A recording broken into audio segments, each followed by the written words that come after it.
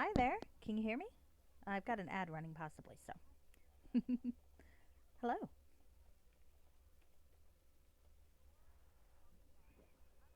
All right. What the hell am I doing?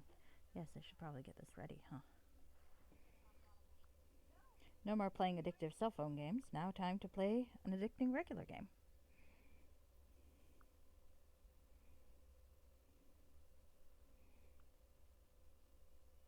I'm actually probably going to have to get rid of this one.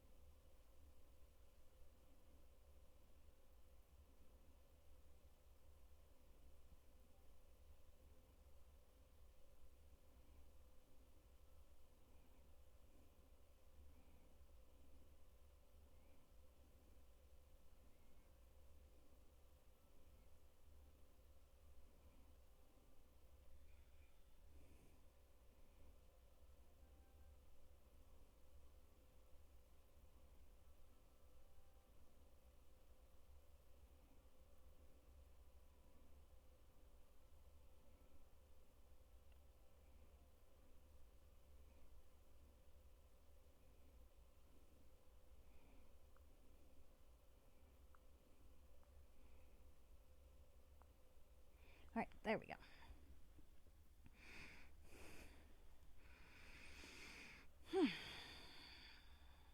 Okay.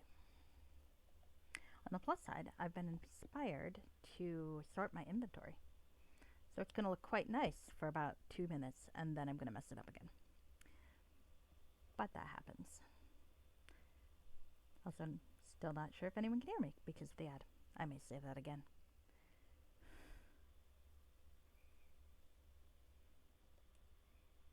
All right.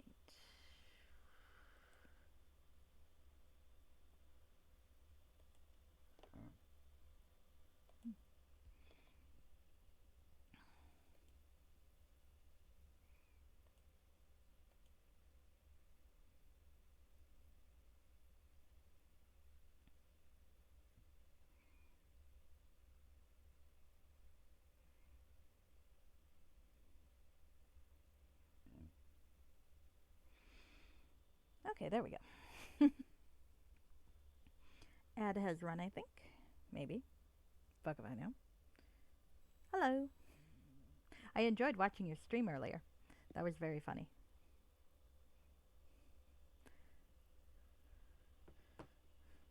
Especially when one of you went all murder hobo. That was very entertaining to me.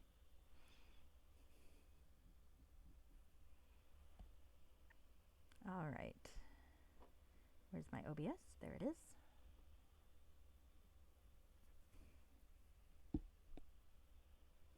And here I am, actually.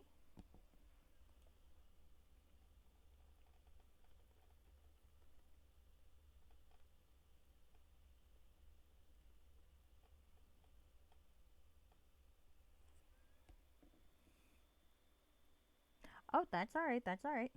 I didn't say much. I was saying that I enjoyed your stream earlier. It was very entertaining, especially when one of you went all murder hobo. I couldn't tell which one, but it was very, very amusing to me. I'm glad. Yes, and that was, what was it? Teamwork Studios was what? Ah, Megs. Gotcha, gotcha. And I was also inspired to sort my inventory. I'm going to show that off pretty soon, too. Oh, looks like my countdown actually counted down. Yes. Now, unfortunately, my inventory is not going to stay sorted forever. It's also probably not very practical because I'm pretty sure, having read some of the reviews of this module, there's going to be a point where there's an item strip, a temporary. But unfortunately, that means I'm probably going to lose half my bags of holding if that bug's still in place. I'm not sure if it is for Enhanced Edition or not.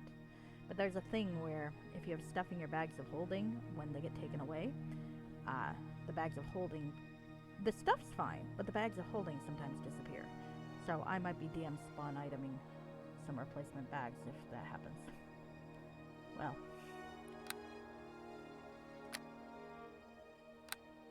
Alright. So, where I left off, jiggle physics. I was meeting up with a paladin of Soon. Outskirts of Silvery Moon, so as part of our, I admire that you can see her cleavage from this far up.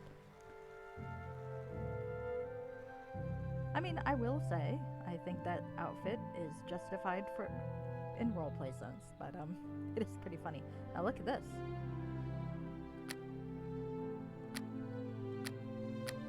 And now everything else is in here. See? Some shields, some swords, some...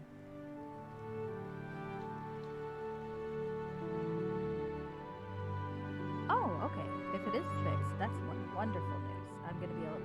I'll just have to remember how many bags of holding I have. Let's see, I have organized. Yeah, this is not gonna last. It's kind of like whenever I clean my office at work. I know it looks beautiful for one day, and then never again. There we go. See, I'm all organized. Yep. Yes. Actually, the best feature of this armor, or whatever. Well, hello there. You noticed something about as I talked to her. Okay, watch this. How is everything? Well enough, I suppose. And dialogue. Yep. That is a nice feature of that armor, I suppose.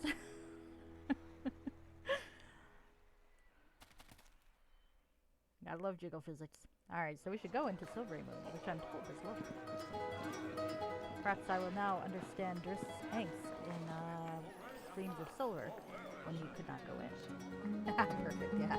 Hello, Mega Curse Ginger, how are you? Alright. Sir Stephen, we arrived nearly at our destination.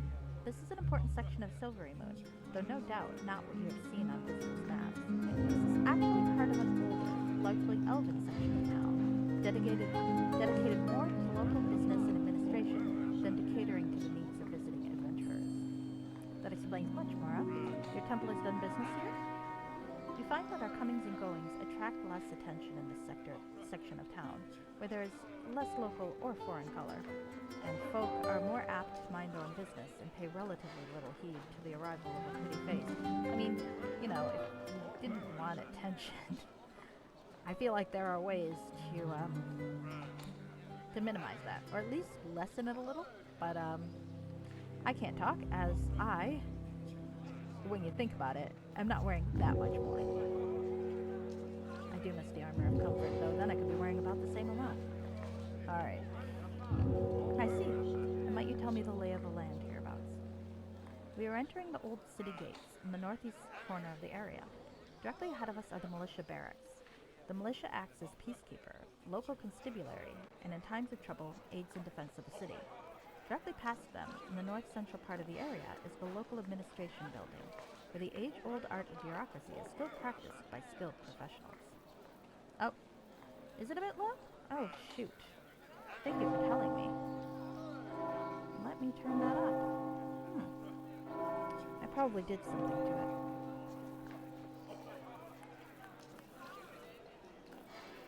it. Is this better?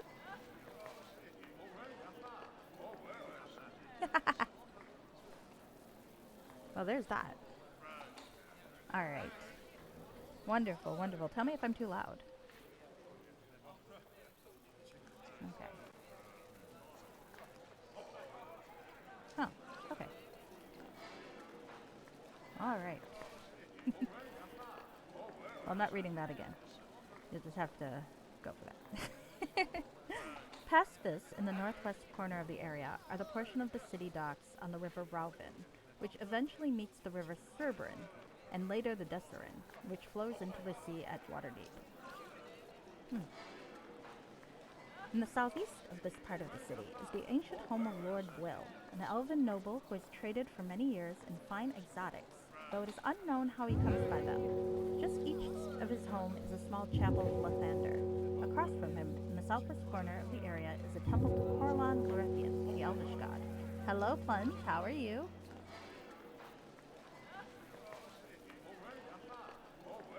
That emote is such a wonderful emote. Thank you for making it for me.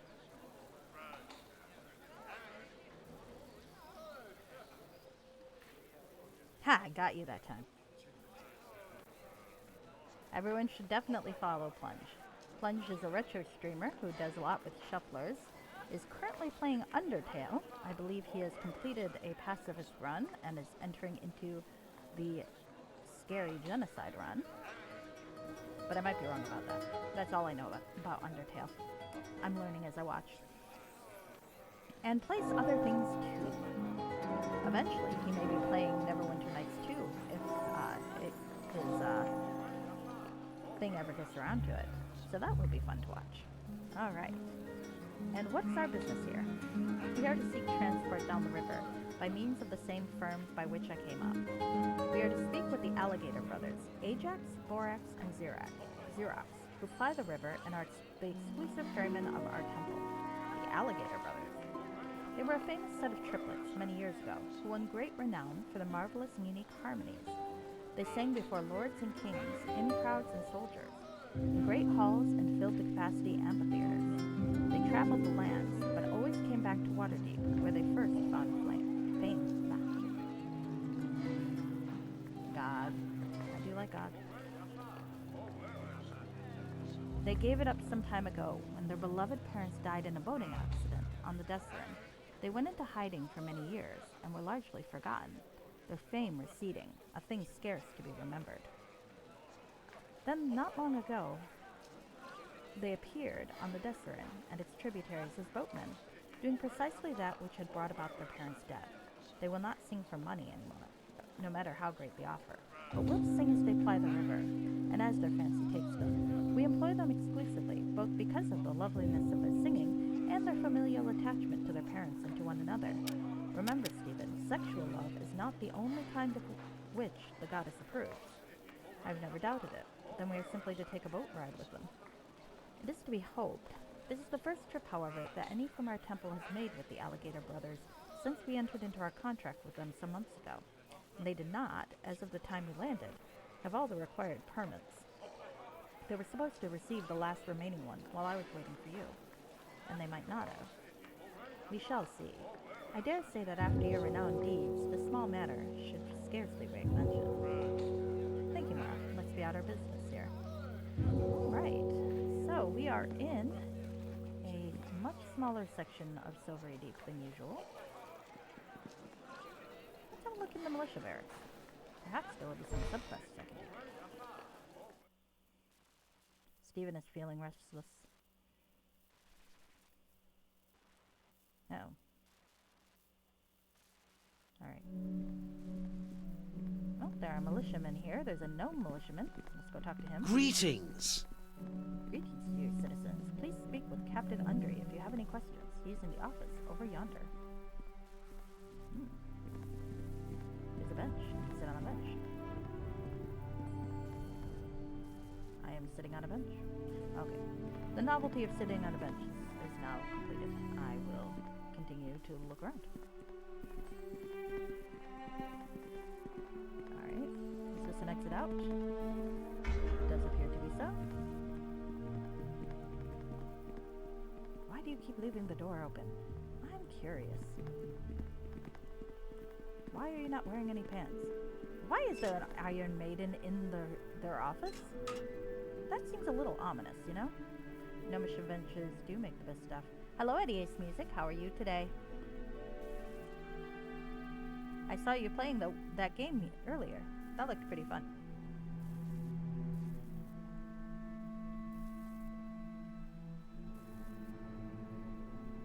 I never recognized most of the games you're playing, but you always make them seem really, really fun. Except Cat Quest. I did recognize that one. Alright. Let's see. Oh. There's a very long table here with high-backed chairs. And I have closed my dialogue window, which is probably not a big deal because there is no dialogue right now. But still. No pants and Iron Maiden sounds like either, hold on a sec. Oh, kinky or like a mosh pit. Yeah, accurate. Well, he is a follower of Ilmater, Wizards of Legend. One of your faves. Very cool. I like the title already. It was fun. Alright. Yes. As a follower of Ilmater, I'm sure that if there is a kinky use for an Iron Maiden, Stephen is well aware of it. Spare a coin, friend? I was framed. Framed! Poor guy. I mean, maybe, maybe not, but these don't seem to be terribly humane jail cells. Well, Faerun. Faerun's legal system has its ups and downs, I think. Half-orc prisoner, let's talk to him. Well met! Also framed, but very jovial.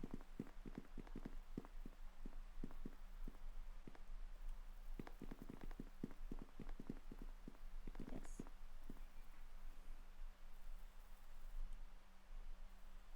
Can I open it? No, I'm sorry. I can't do that. Ah, too bad. Specific keys required.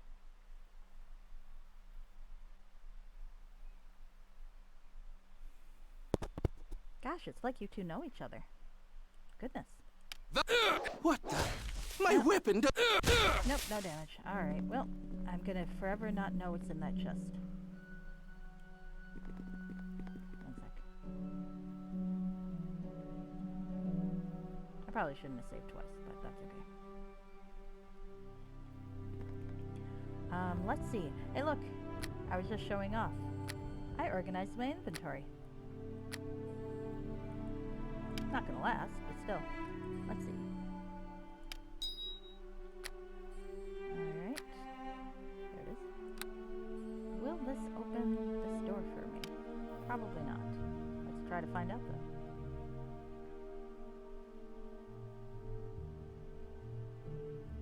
though. No, I'm sorry. I can't do that. Alright, well, I'm not gonna waste a knock spell if I don't need to. Oh, no. Save.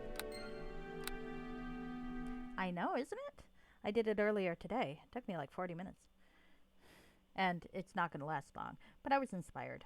I was watching Fixer and his group play, and the viewpoint character had a very beautiful inventory.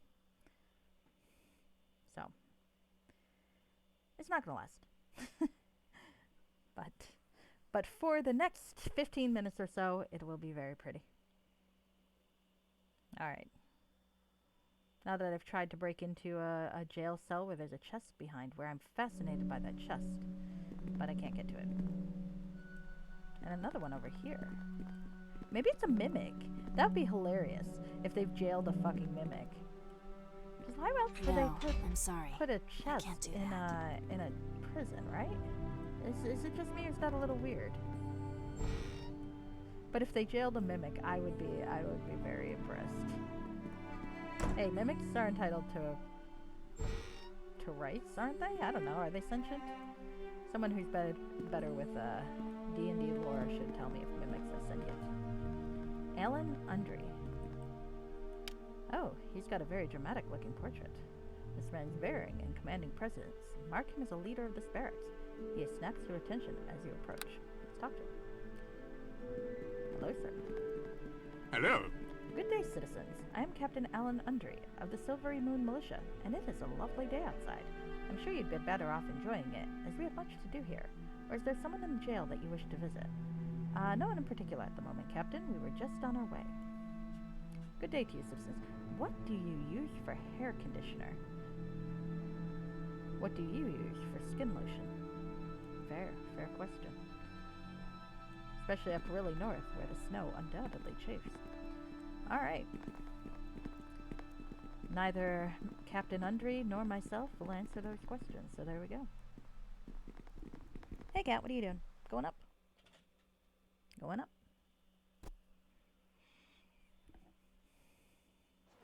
Alright. So I'm feeling that, at some point in the near future, one of my acquaintances is going to go to jail. This is a guess I have, based on the fact that I can visit someone in jail with a guy with a quite dramatic looking portrait to talk to. and as of yet have nothing really to say to him. I mean, he might be there for local color, but I don't know. Let's look around. What are you doing? I don't like putting spots on my map. I could just tell you where everything is. Yeah, but that's not the same.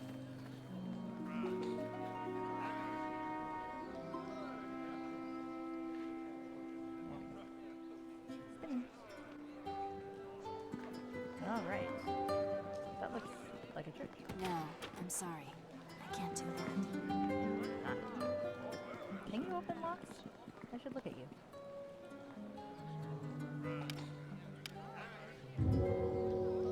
Currently unarmed. Chaotic good.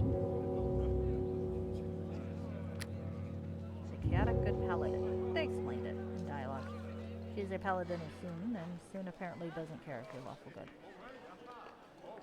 I'm not sure I agree with that choice necessarily, but I guess that's an individual DM's choice, and in this case, the module maker is essentially a DM, so even if I don't entirely agree.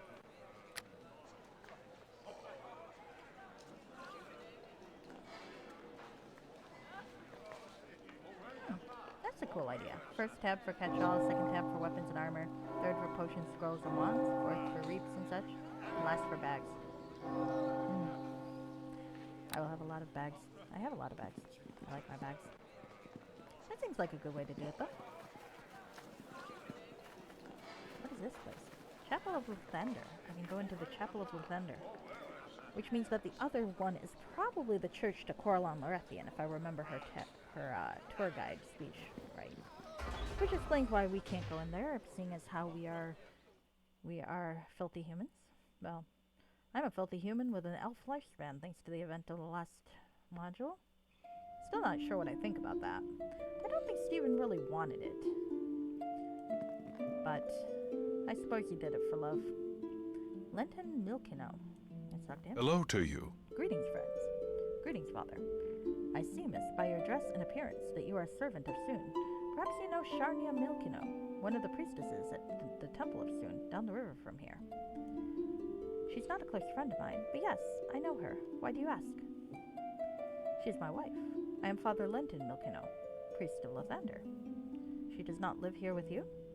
We dwell together when we may, but her calling is to the goddess of beauty. Mine is to the god of light. This results in long times of separation, but our times together are all the more precious and blessed in the eyes of the gods. Well, we will send your regards to your wife. Is there any way I can help you? Do you have any items for sale? Very well. Please let me show you our wares. Oh, good. It's shopkeeper. Doesn't look like anything I particularly need. But I can finally get those fucking two things inventory or identified that I forgot to get last time. They've been bugging me. Dire mace. I do love the look of a dire mace. Oh, cool. I get to be on a projector. Quite like that. Let's see. I don't think I need any resurrection spells. I've got one sufficient. Yeah. No bags of holding. All right. I wanted... Oh, I can't get rid of those fucking ranged weapons. I do love me some caltrops. I've already got a ring of clear thought, so stop that. I'm trying to show off subtly here, and you're fucking me up. By showcasing my incompetence. God damn it. Alright, here we go. What is this thing? Oh, it's a lesser... I was wondering if this was an iron stone. Oh, it increases my charisma by 2 when active. Neat. I remember iron stones from Dungeon Hack. They floated around my head and were quite interesting. So, scarlet and blue increases intelligence. I mean, I'll keep it, but I sincerely don't... I don't think... Let's put it this way. His intelligence is going to be... well... He's the lowest intelligence you can be and still speak in coherent sentences. And that's okay. That's alright. Not everyone has to be intelligent. What are your stats? Are you smarter than I am, or are we a pair of beautiful dunces? She's a little smarter than I am. See? I've got intelligence 0, but wisdom of 16. She has Intelligence 11, wisdom of 14. So she is slightly smarter than I am. But neither of us have any sort of modifiers to speak of, so we are indeed a team of beautiful dunces. Somewhere Aribeth's like, oh no, what are they doing?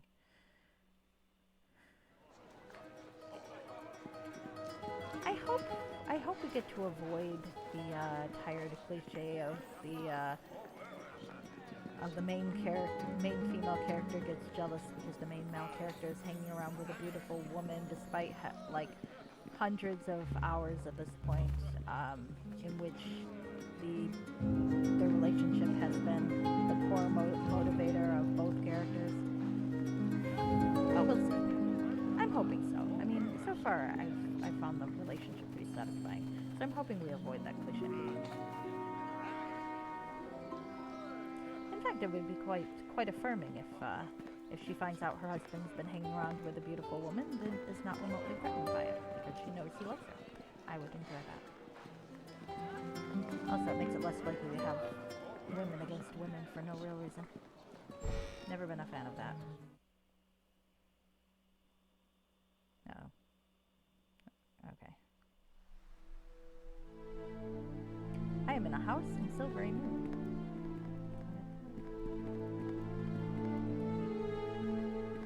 Yes, hello. Welcome to my home. Now please be on your way. Fair enough. I'm just peeking around, lady. I feel like there's a reason I was allowed to come in here. This is not like the original campaign, where you can just pop into every door you want. If I'm here, I feel like I'm here for a reason. Maybe just... Oh, maybe... I still keep hoping it'll be like Chrono Trigger, where you get put on trial for the absent-minded adventurer things you do. He keeps breaking into everybody's houses and stealing their potions. Well, clearly this is an evil man and must be found guilty.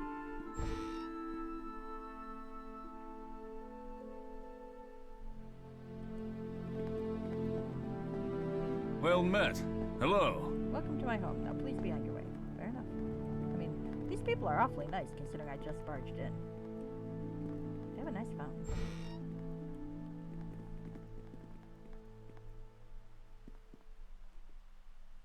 I see that you have a guest room. Or a troubled marriage. One or the other.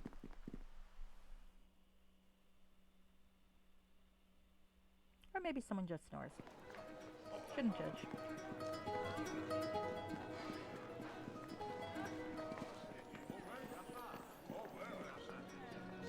I forgot where I'm supposed to go, to be honest with you.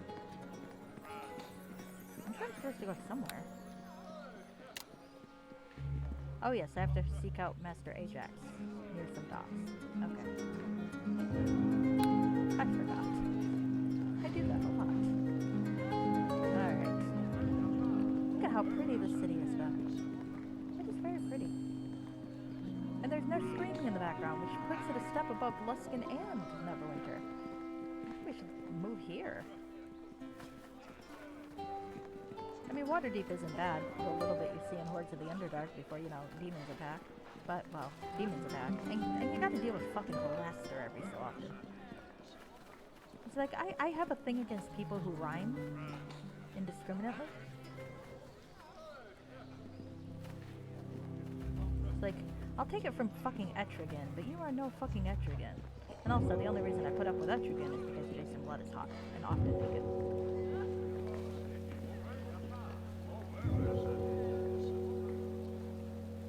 Alright.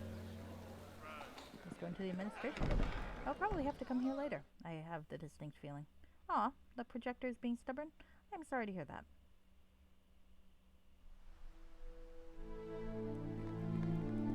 I'm getting to know all the people I am undoubtedly going to need to talk to again to deal with the quest that I sense incoming. Why are we hanging around here? Shh. Getting the lay of the land. Are you planning to steal from here? Yes, if I find anything I can steal. So apparently not. Sorry. Gosh, I pushed her aside. That was rude.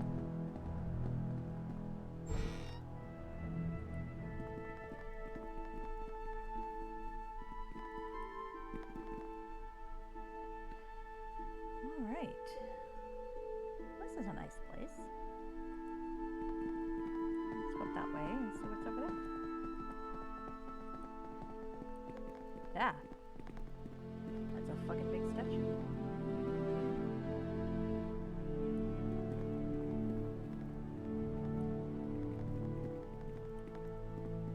who that guy is.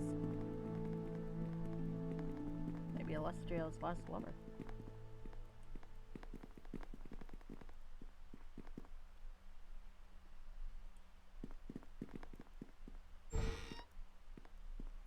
Thea Lanisef.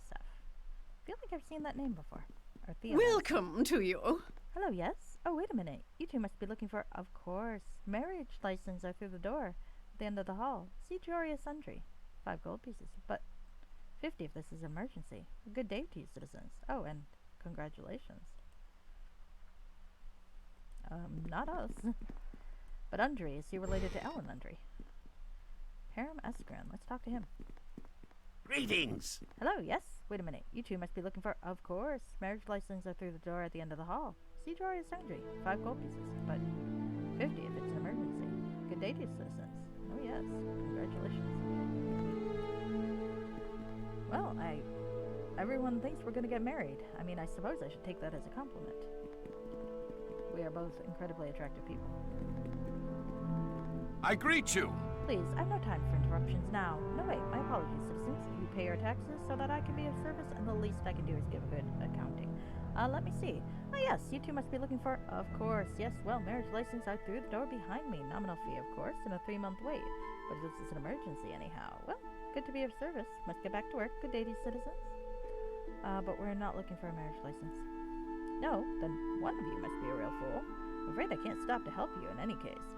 Far, far too much to do. Public service, of course, is surely some reward. Please go through that door behind me. I'm sure that the gentleman will be able to help you. He at least has time for lunching and such matters. I can't spare the time. Good day to you, citizens. Very well, thank you. But what, pray, do you do? Tax-paying citizens surely have a right to an answer. All right, do you really think? The gentleman assumes an air of exaggerated importance. I am the director of the Bureau of State Secrets, Parts, Mines, and Dragon Control. Now, if you excuse me, I have a contingency action plan for the preparation of coordinated forces, agencies, and administrative functionaries against potential violent action, subterfuge, or insurgency by scaled, bat-winged quadrupeds to prepare. Haven't dragons 6 limbs? Only 4 of them are feet. Now, if you'll excuse me, that is fair. But there are no dragons within 500 miles of Silvery Moon. Of what possible use would a Bureau of Dragon Control be? Mora, should you really... Wilson appears nonplussed. You suspect that he's heard this objection before. It is the Bureau of State Secrets, Parts, Mines, and Dragon Control. The unexpected nature of such an attack gives the Bureau all the more reason to be making appropriate preparations. They certainly won't assault the city frontally. I would anticipate an underground attack, likely taking advantage of their shape-changing ability. This rather pompous-looking bureaucrat appears to be trying desperately to look both important and busy, but not seeming to succeed at either. He looks at you with an affectedly harried gaze. I like this guy. Now, if you'll excuse me. Oh, and marriage license are through the door behind me. 5 gold pieces, 50. It's an emergency. Good day to you, citizens. I like that guy.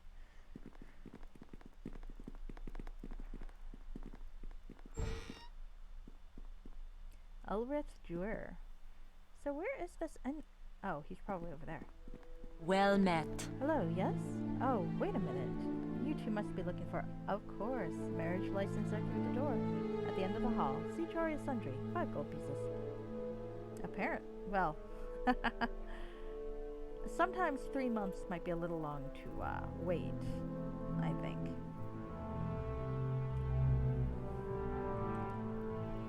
Sometimes folks play the buck. Though technically in most jurisdictions I'm aware of, it's not actually that big of a deal as long as the parents get married afterwards. There is kind of a retroactive legitimacy thing, but we'll leave that aside.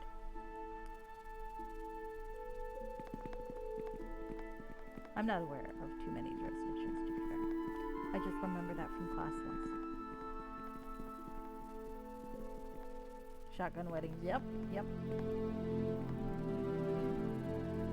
Dry Sundry. This dignified-looking man gives you a harried but confident look. His bearing marks him as leader of the administration building. Let's talk to him. Hello, sir. I greet you. Good day to you. If you're looking for a marriage license, you'll have to come back. I'm far too busy at the moment. But we're not. Please, your ardor for one another is quite understandable. God, it seems like everyone wants to fuck them.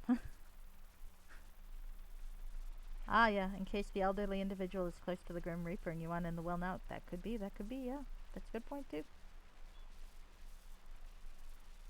Of course, I don't think they're assuming that for us, too. But I must insist, next Tuesday would be much better for me, and you'll have plenty of time to plan the wedding. Good day to you both, end dialogue. I feel like everyone just looks at us because we are beautiful and has decided that we must be fucking each other. As long as Aribeth doesn't think that, I will be a little bit annoyed if she does. It's like, yes, I gave up pretty much everything to follow you around. I'm totally cheating on you now. But who knows? I mean, the module's been really good so far, so I should show a little more faith. How is Claribeth doing? She is currently involved in her studies at the temple and thus can't accompany me. She's getting used to her new job. Seems to be enjoying it though. But as yet, I don't get to team with her. Instead, I'm teaming with this Lady of Soon, this Paladin of Soon, who has definitely a rather interesting animation feature. I'm not sure if you saw it yesterday, but if you did, she definitely embodies the principle of jiggle physics. Let's put it that way. No, I'm sorry. Oh, I can't go in here? do Too bad. What's this building? The Hold of the Forgotten Flower. What is that? Is it a that. brothel? Well, hello there. Can you please explain the layout of here, just so you can appreciate the animation. Please explain the layout. Okay, there's the administration building, controlled bureaucracy, militia barracks. We've got the docks. That's where we're heading. Southeast is the ancient home of Lord Gwyll. And just east of his home is the chapel of... Oh, that's the place that was locked. And then the southwest corner is the temple to Corlan Lorethian. Oh, okay, that's the house I burgled. Okay, thank you. Let's be about our business. Ah, the camera moved. I feel cheated. The camera moved. I feel like the module author realized the perverted nature of why I keep talking to her.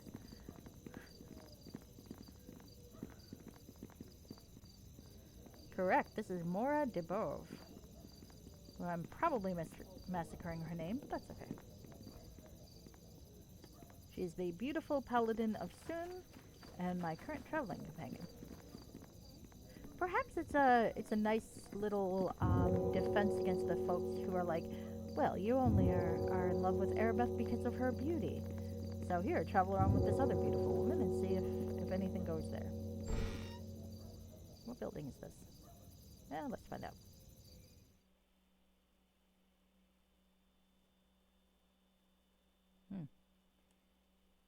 The Golden Sun. Someone's always got to earn a good eyeful. Correct. Oh, there are people with names, and there are people without names. Let's talk to these people. Hello. Busy night tonight. They've had wonderful entertainment here late. Any, Greetings to you. welcome to the Golden Sun. It's mostly elves here, but everyone's welcome.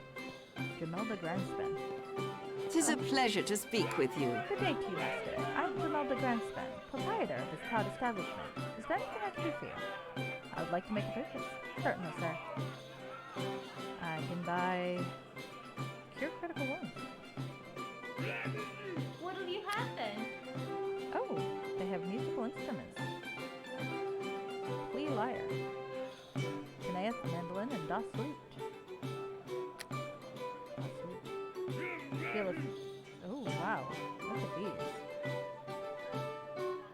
Carry up to wisdom. I can't afford that, but man, that's a nice carry up to wisdom. What'll you have then? And this lady's got a surprisingly nice array of rings here.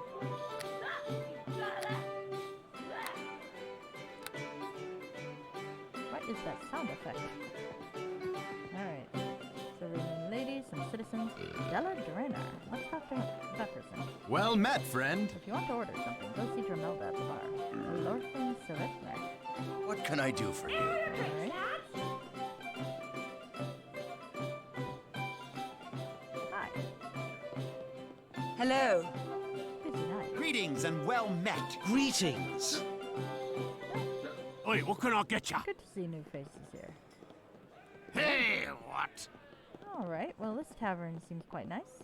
Don't know if I have any real reason to be here. There doesn't seem to be any quests for me yet. Perhaps later.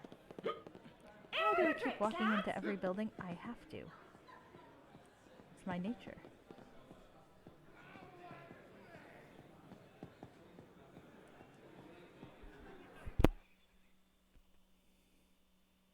I'm really a transformed Kender. Don't tell anyone.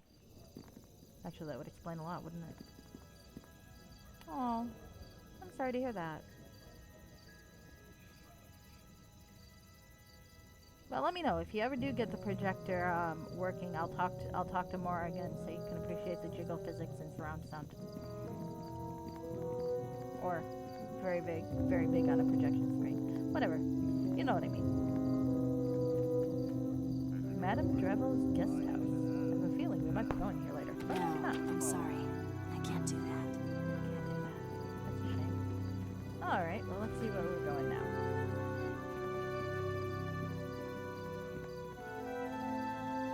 Well, those look like docks. Oh shit, there's an empty spot in my map. Time to go north. Why? Because there's an empty spot in my map. I can't have that. Alright. So this looks like a dock. Oh, there's a Borax alligator, so I'm gonna come back to that when I'm done exploring everything else. Oh, it's not a blank spot in my map, it's just a weird thing. Okay. We'll come back.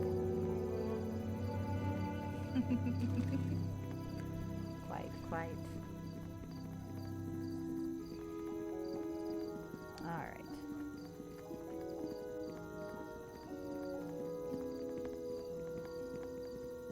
I'm not sure if this is a game that can be played multiplayer. I doubt it, but that could be really fucking funny. We're all romancing Aribeth.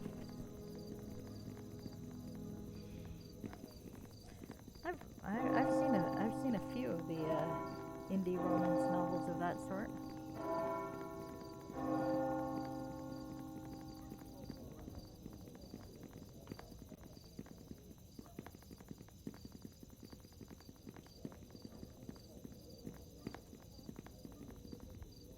Ah, that's the Temple of Corlon Lorthian. So the other locked place might be the noble's house. Or the noble's house was where we accidentally walked into. One or the other.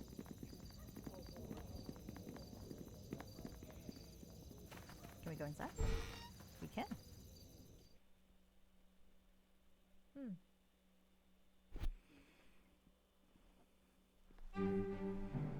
Just like a campaign with the host seen as the main character?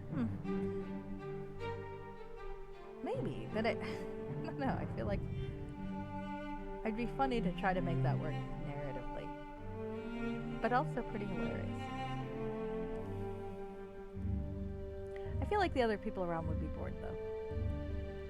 Can I move? Oh, I'm paused. Dipshit. Alright, let's talk to Glendwyll Tirinalian. Yeah. Oh, it's old Fenthic picture, not the hot Fenthic picture. Glendwyll Tirinaliana. Fenthic is one who got an upgrade when they switched the portraits. Be a Neverwinter Night dating game show, that would be fun. Or, like I said, one of those I'm in love with 3 alphas and they're in love with me, and things get really, really graphic. Indie romance novels. Or romance in quotation marks, possibly. Alright. Greetings in the name of the first of the Seldarine.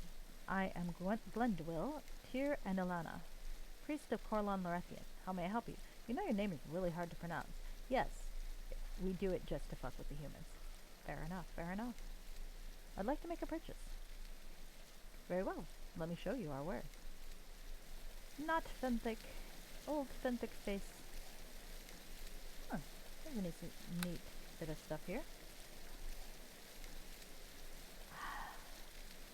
I can't afford it and I can't wear it, but I just kind of, I wish I could buy it just to see what that would look like on just, that looks like it would be very entertainingly worn.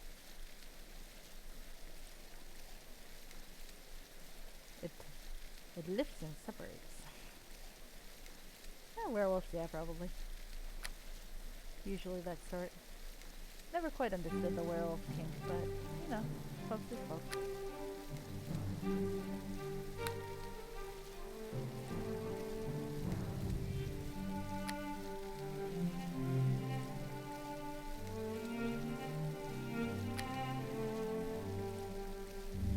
Alright, nothing useful. Thank you, sir. You seem like a very nice person. Elven priest bears a look of stern yet warm wisdom. I do like that outfit, though. Look at that outfit. That's like a toga. I want an outfit like that. That looks comfy. I mean, I want it for Steven. I don't personally like wearing dresses, but I think Steven would look fabulous in it.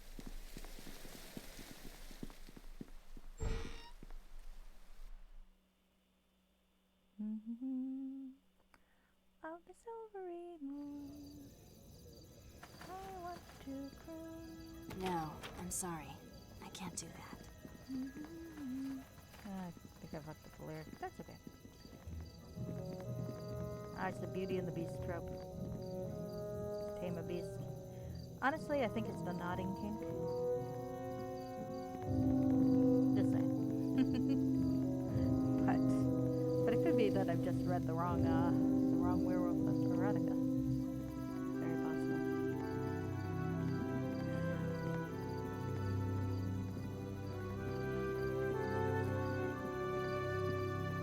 Well, I get it afterwards, but it's like the folks who say that the beast was hotter when he was a beast. It's like, yeah, maybe, but he could also bite your face off, and I'm not sure that should be a turn on. But you know what? I shouldn't judge.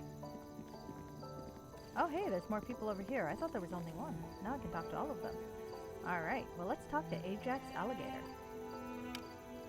Clad in a colorful seafarer's tunic, this dwarf gazes at you impassively. Alright, well, let's talk to him. Hello, sir. Steven, no, please not him.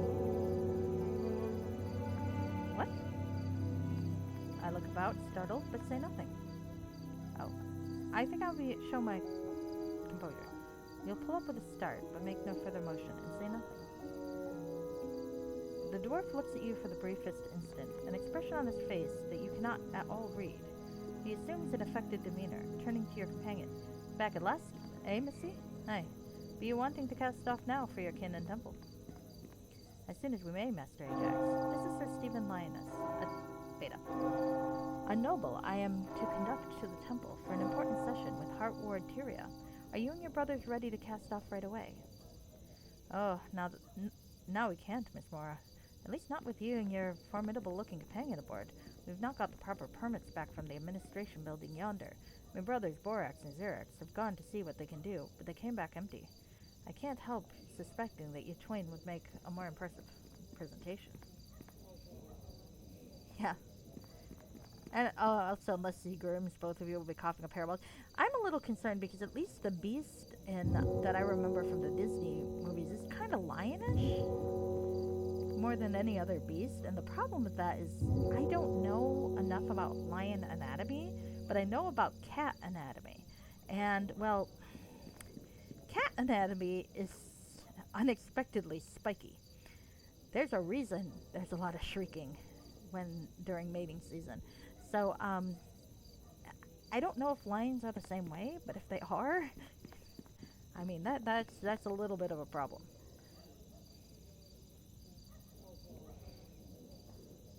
You and your brothers would not be able to leave here at all without that permit? Not at all. We can haul all the cargo we fancy, and one odd poker at that administration building give us a permit to hunt dragons. No, we can't haul passengers, that's all. Permit should have been in hand some hours ago. Shall we see what we can do to help? I suppose we have little choice. Oh dear, I was looking forward to get to know you better on that boat ride. Instead, we'll have to plunge into the dreary romance of procedures, codes, and forms in triplicate. I think I'm swooning from the thrill of it already. Then on we go. We shall return with your permit presently, Mr. Ajax. You know what? I'm feeling a little skeptical about all this. I am going to... Let's see.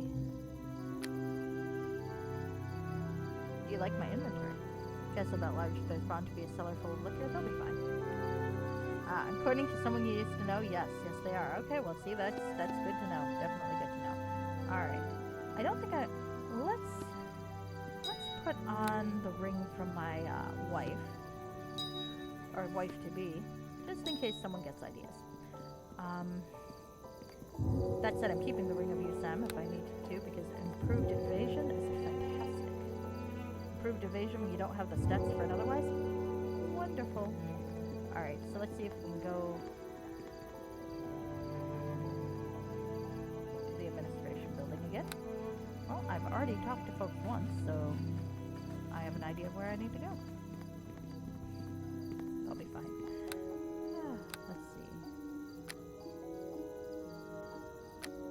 Cave of Doom is metaphorical when we're talking about bureaucracy, but I feel like it still suits. Hello, how are you?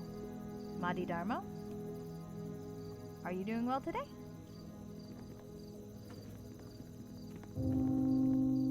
I am off to thwart bureaucracy with a lady who is not my wife.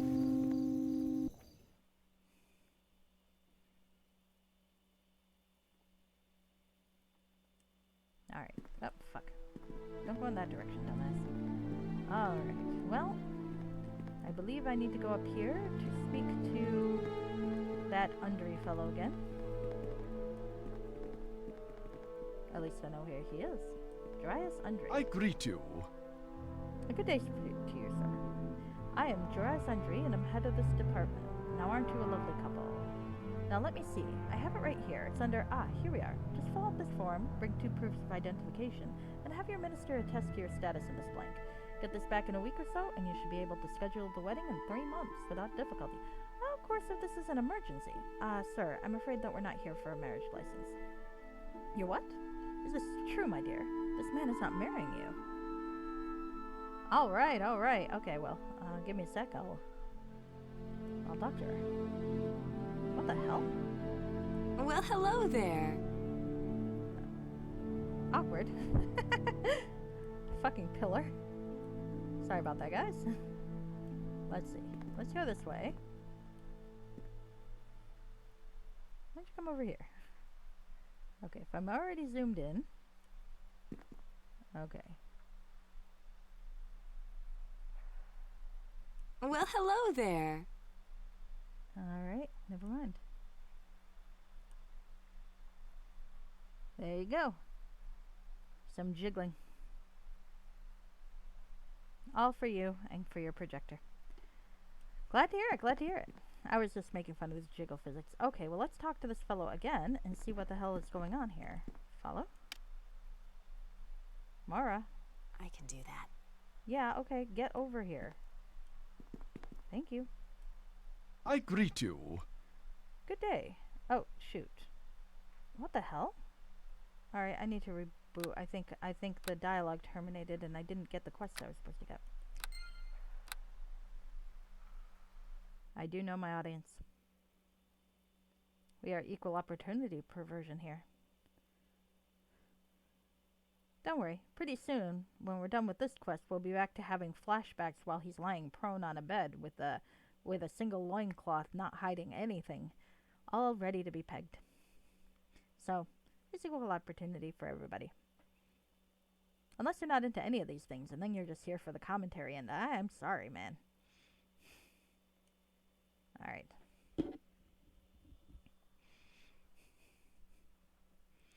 Alright, here we go. Alright, we gotta... I think I wasn't close enough to trigger whatever it is I needed to trigger, because that was a problem.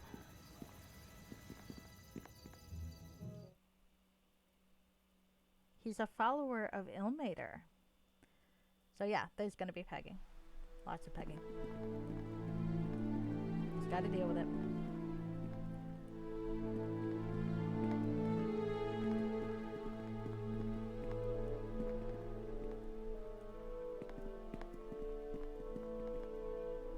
opportunity. There we go. I'm sure they do it normally too. Actually, is it judgmental to refer to pegging as not normal? Yeah, it probably is. Well, I'm sure they do it in the more conventional style.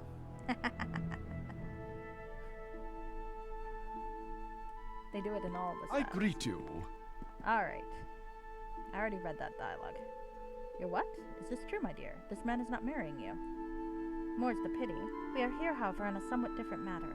I am Mora de Bove, a paladin of Soon, and this gentleman is Stephen Lioness, and he is aiding me in conducting some important official business for my temple. In order to carry it out, I must return thence down the river. Heartward Tyria, chief priestess of our temple, contracted with a certain boatman to ferry me thither, but he is alas without a permit to carry passengers from Silvery Moon. I see, and does this river captain have a name? Ajax Alligator. Ah, of course, the Alligator Brothers. I had quite forgotten them. Well, who hasn't since they stopped singing? They were something in their day, though. I remember hearing them here in Silvery Moon when I was a lad. Their harmonies were amazing. Yes, I do recall receiving a permit application. Oh, where is it? Ah, here we are. A few more records to check, and I can have it done in a week or so. Is there any possibility of getting this permit issued any sooner? The lady is in rather a hurry. Well, now, I might be able to help you there. I have the authority to speed this matter through, and were I to give it my complete attention, I'm quite certain the two of you should be on your way by this evening. I sense a quest coming on. I do too, but, and the caveat? My brother is a senior officer with the militia. As you may be aware, the militia here aids not only with the city of defense... that got garbled. My brother is a senior officer with the militia. As you may be aware, the militia here aids not only with the defense of the city from external threats, it is also charged with the investigation of crimes within the city, as well as the capture and incarceration of offenders. As there is a festival in preparation, his men are spread particularly thin at the moment, and there's a matter he wishes investigated. I cannot tell you its nature. You will need to go to the militia barracks next door and ask him yourself. If you agree, I will take you at your word and expedite this permit for the Alligator Brothers. Do you agree? We do. Well, we would aid your brother regardless and need no incentive. But we do agree. Fair enough. Alright. My thanks. I will have the permit ready once you return. Have you other questions for me? We met a gentleman in the other room who said something about a dragon attack? Oh, poor old Wilson, you mean? Yes, well, he's quite harmless, but then he's also quite insane. We've scarcely ever gotten a lick of useful work out of him, but then we couldn't bring ourselves to simply let him go either. The man has a family, after all. So you put him in charge of dragon control. I believe his title involves state secrets. He's a spanking good file clerk. Parks, keeps them spotless and well pleased. Mines, well, sewers actually, but they've never been so free of clogs.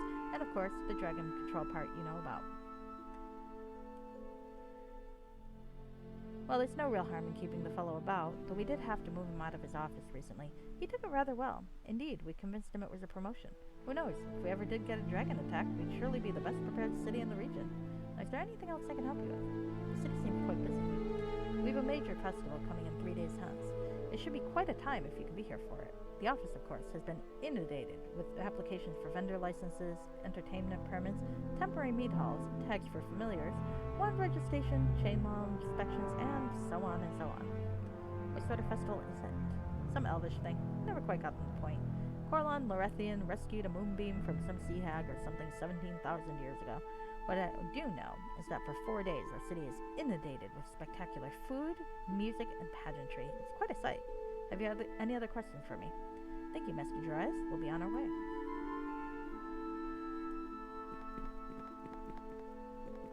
I could go for a party.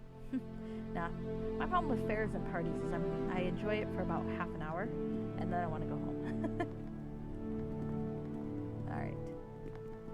And unfortunately, these things tend to take longer than half an hour.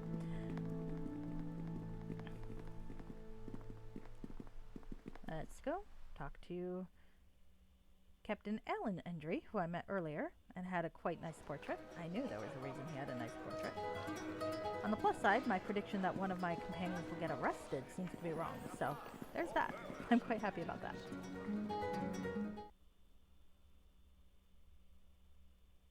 Remember that you cannot sell items when you're shapeshifted. That seems rude. I want to sell items when I'm shapeshifted.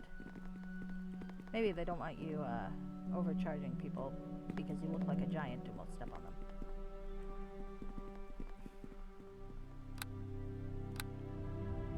Alright. Yeah, go back to this Cave of Doom. It's the metaphorical Cave of Doom.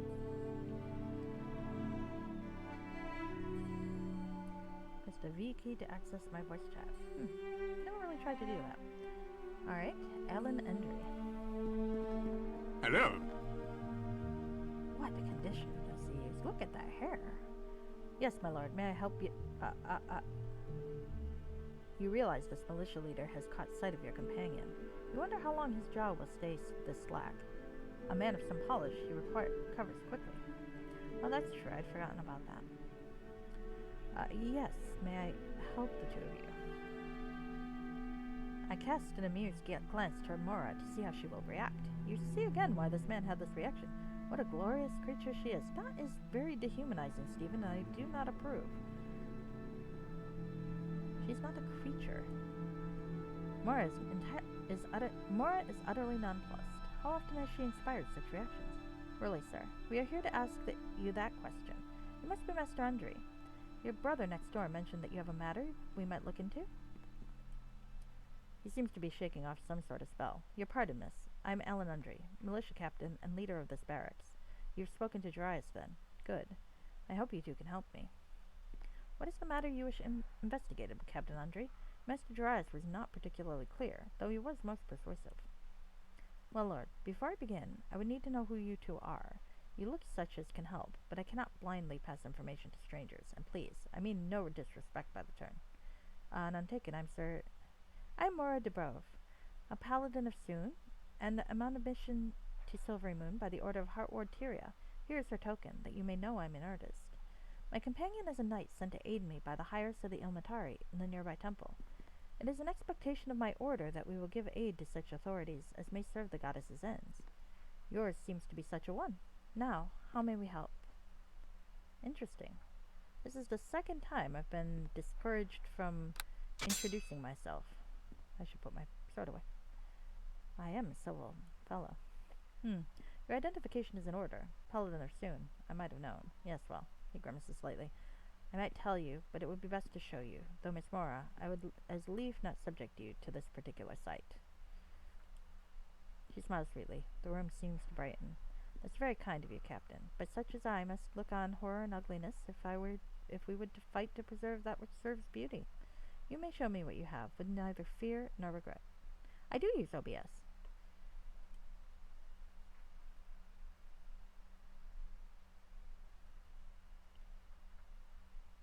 Hopefully everything's going okay. Apparently, it has dropped quite a few frames today. Wonder if I've got a setting fucked up. No, I'll have to find it later. Very well. He picks up a bucket and folds back the covering cloth. A faint but foul odor emits.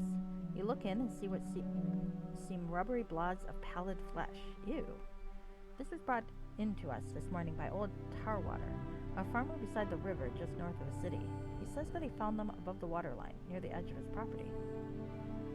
Oh, good, thank you. These look like faces cut from their owners and cooked. Ew! How do I know this? My lord, boiled. They're certainly humanoid, and I would guess human from the size, though they might be dwarven, or some of them might. There are 3 of them. We do not know if they were victims of cannibalism, though this does not look the work of orcs, or some bizarre religious ritual. It is said that there are cults that sacrifice persons and boil their flesh for the god.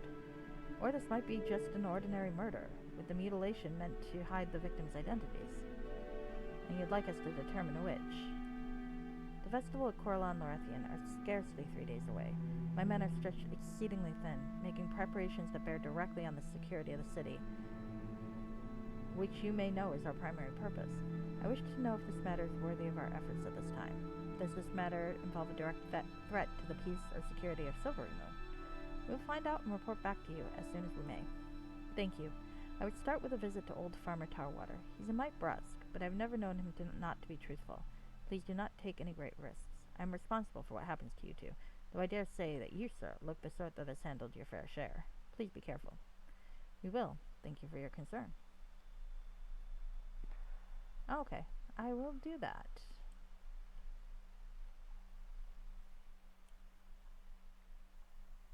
Huh.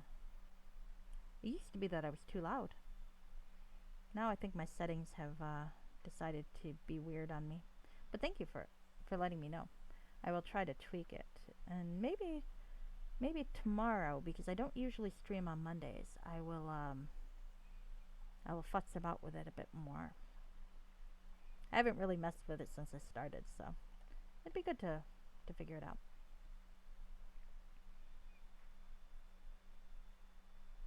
Oh, I see. Yeah, that's a balance I'm going to have to figure. Because I also don't want to drown out the music, which is also a problem. Well, we'll see, we'll see. Okay, here we go. We will. Thank you for your concern. Oh, and if you find more body parts there, I must charge both of you solemnly not to disturb the remains. If there's anything for us to investigate, it must be left as undisturbed as possible. Oh crap, I can't click on corpses. We promise not to disturb any remains if we find them. Right, Maura? Then shall we be on our way? Very well, says Stephen. Farewell, Captain. A fiendish crime. You are Sir Stephen Linus. I might have known. Please, Miss Maura, I will not give him away. People are really worried about my security. Interesting. You need not worry about having told me his name. I see that, if he is with you, your mission must be an important one. Indeed, I feel a fool sending so great a man on so small an errand, but much the better knowing to whom it is that I have entrusted this matter. I look forward to seeing you, both of you, soon. We should be back shortly. I feel like Aribeth should be here for this, you know? Because I feel like this is going to be a service to a city, and she should get to take part in this.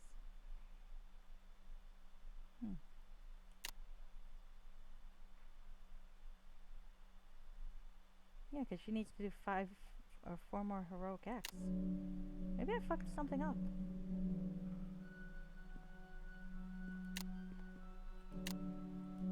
Or maybe she'll come in as a cavalry.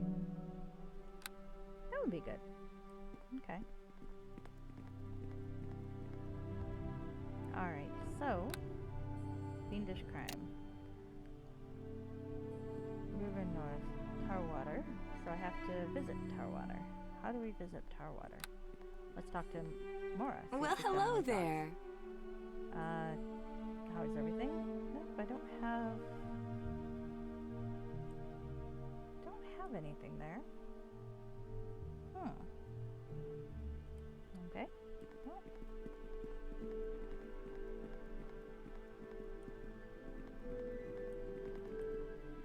On the plus side, a murder mystery is quite fun. Right? Okay, there you are.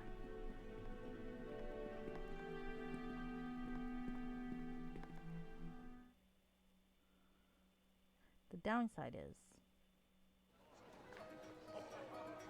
that she's not going to be able to keep up with me.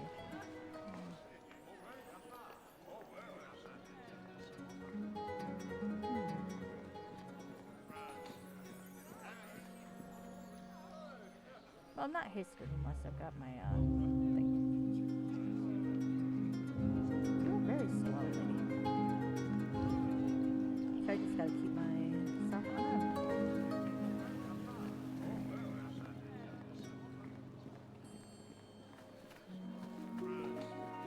So I guess maybe I go upriver? Or the Golden Sun maybe here? No, I don't think he's there. I think I'm supposed to visit the guy. Well, let's find out. Go this way?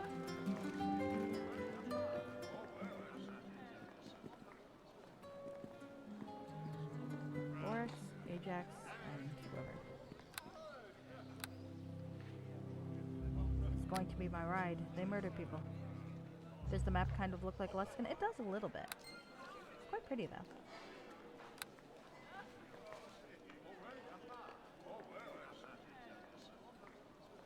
Setting the caps lock.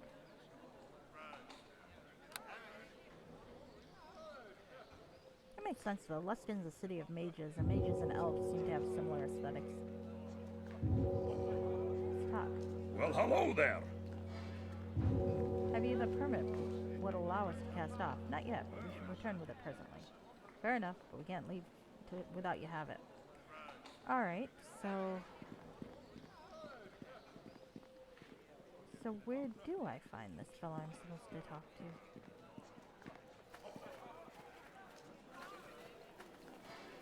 I'm a little perplexed. I don't want to cheat. They set up the river, but I can't go up the river without that. Am I supposed to talk to the administrator first?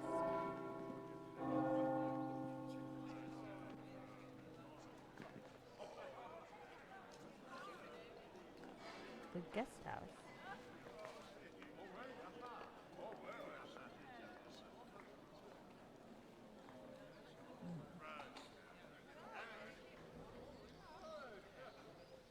Maybe up here? I'm still a little confused. Found along the river north. Do I leave the building? Do I leave the city? No?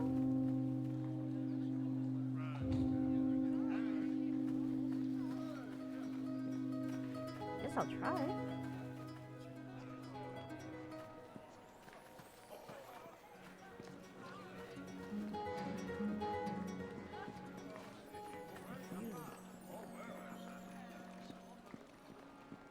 Let's go out this way and see what there's to find. There. Hello.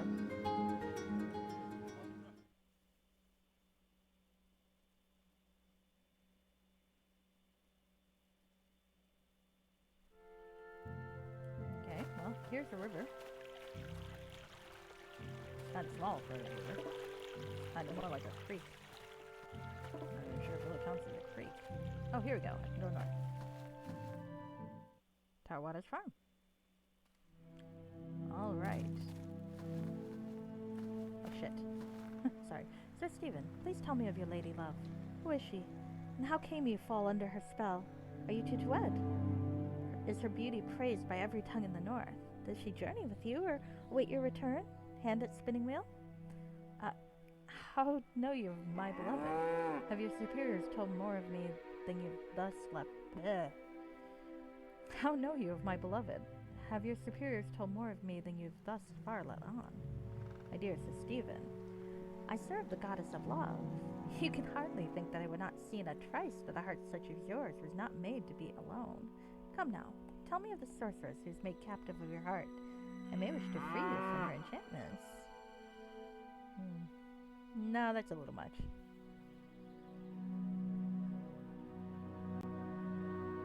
One and three are a little too much. I must go. No mortal may do that, I fear, for I have chosen this bewitchment freely. That I see you have. Though perhaps I bear the faintest whiff of disappointment, yet your words make me glad. I have not misjudged you, Sir Stephen. And that I think you have not, for I love and love very deeply, which you can no doubt discern if you truly have the gift of seeing into men's hearts. That, alas, I can, but I must know the man for some time, and make careful study of him. It is a gift not unknown to worshippers of Soon, but few have the discipline and take the time to develop it. I have known not a few men in my brief life, says Stephen, and have undertaken to see into many hearts, and have been disappointed many times. Yet beauty I have seen, and thus far I behold little else in yours. But it says that it is given, and I would like to know to whom. Come now, one whom you love with such depth of ardor can hardly be an embarrassment to you. Please give me her name at least. Okay, let's see. I can be very, very effusive about it.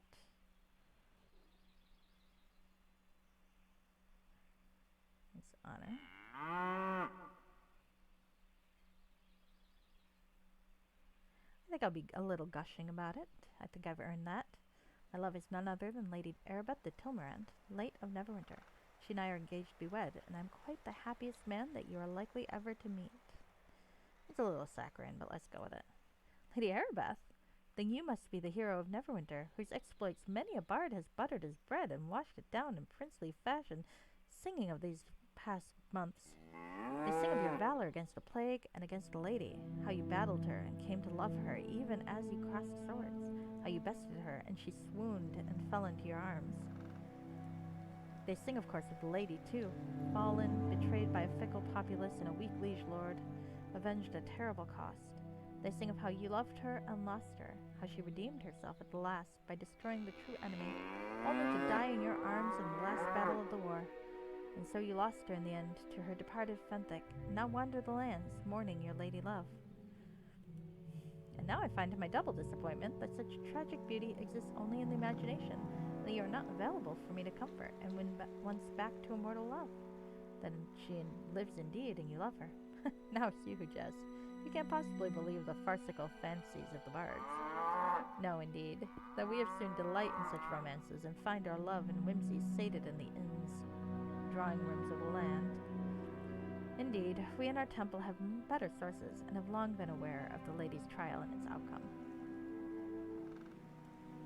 I'm surprised, though, to meet you. I now see that I have been right to feel shy in your presence. You have achieved a greatness that I could only dream of. Slight contradiction here, because the mayor already the captain already identified me, but that's okay. We were not aware of your identity, save by name and physical description, and had not put your name together. Oh, there we go. And had not put your name together with the hero we had heard reports of regarding the plague, the war, and the trial. How did you hear the trial? If the bards are selling the romantic nonsense you describe, the actual events must not be generally known. Oh, people can know the truth of a matter and still pay dearly to delight in a romanticized fiction, if it's done well enough. I must say I prefer romantic truth. After all, you did save the lady, and you did fall in love with her, and you are engaged to be wed.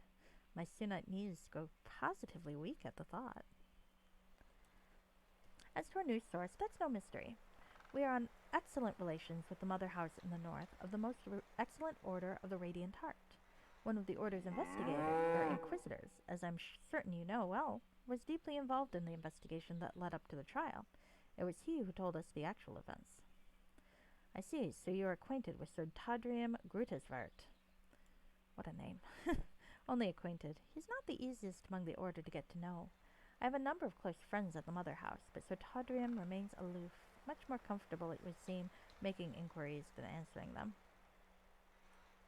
However that may be, he told us of the trial and the outcome. Apparently it was open to the public, or he would never have revealed what he knew. Even then, he no doubt limited his recounting solely to public facts. I wonder, though, how they managed to put on a trial such that the whole city could see it. They broadcast it magically, via fountains throughout the city. I see. And he was banished and is to be considered dead by the Neverwinters, and an enemy of the church and membership of the Lord's Alliance, and you two wander the lands as virtual outcasts, doing good and sowing seeds of valor, known only to the gods, for men have cast the two of you adrift. Now you begin to sound like the bards, Mora. Lady Aribeth has been restored to the church, and will soon be carrying out a series of heroic deeds that will see her accepted once again as a genuine heroine by the Alliance.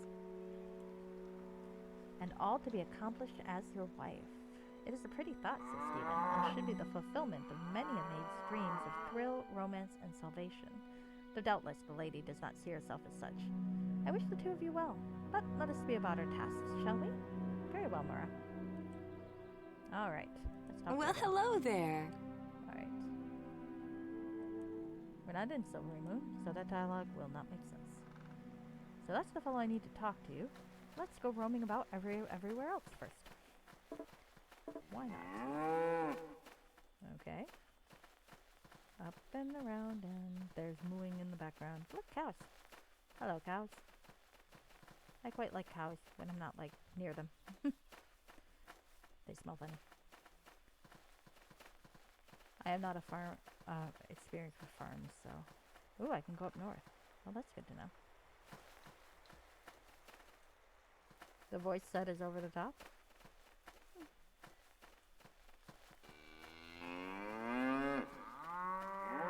Moo.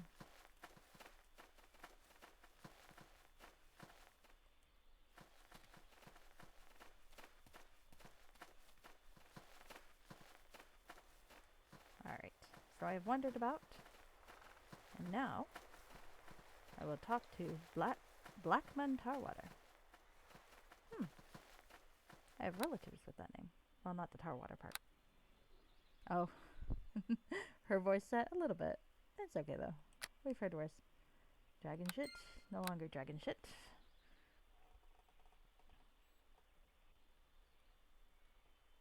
Murder 2. Which sounds like, I'm charging them with murder 2. Depraved indifference, I believe, is murder 2. Like, if you do an action that is so outside of, like, the scope of what a sane person would do, that would likely result in somebody's death and then someone dies, I think. It's been a long time. Blackman Tarwater, let's talk to him. Greetings. Greetings. Good day to you. Good day to you. You're a farmer Tarwater, I presume. Did I say dragon shit? I did say dragon shit. That was an earlier save.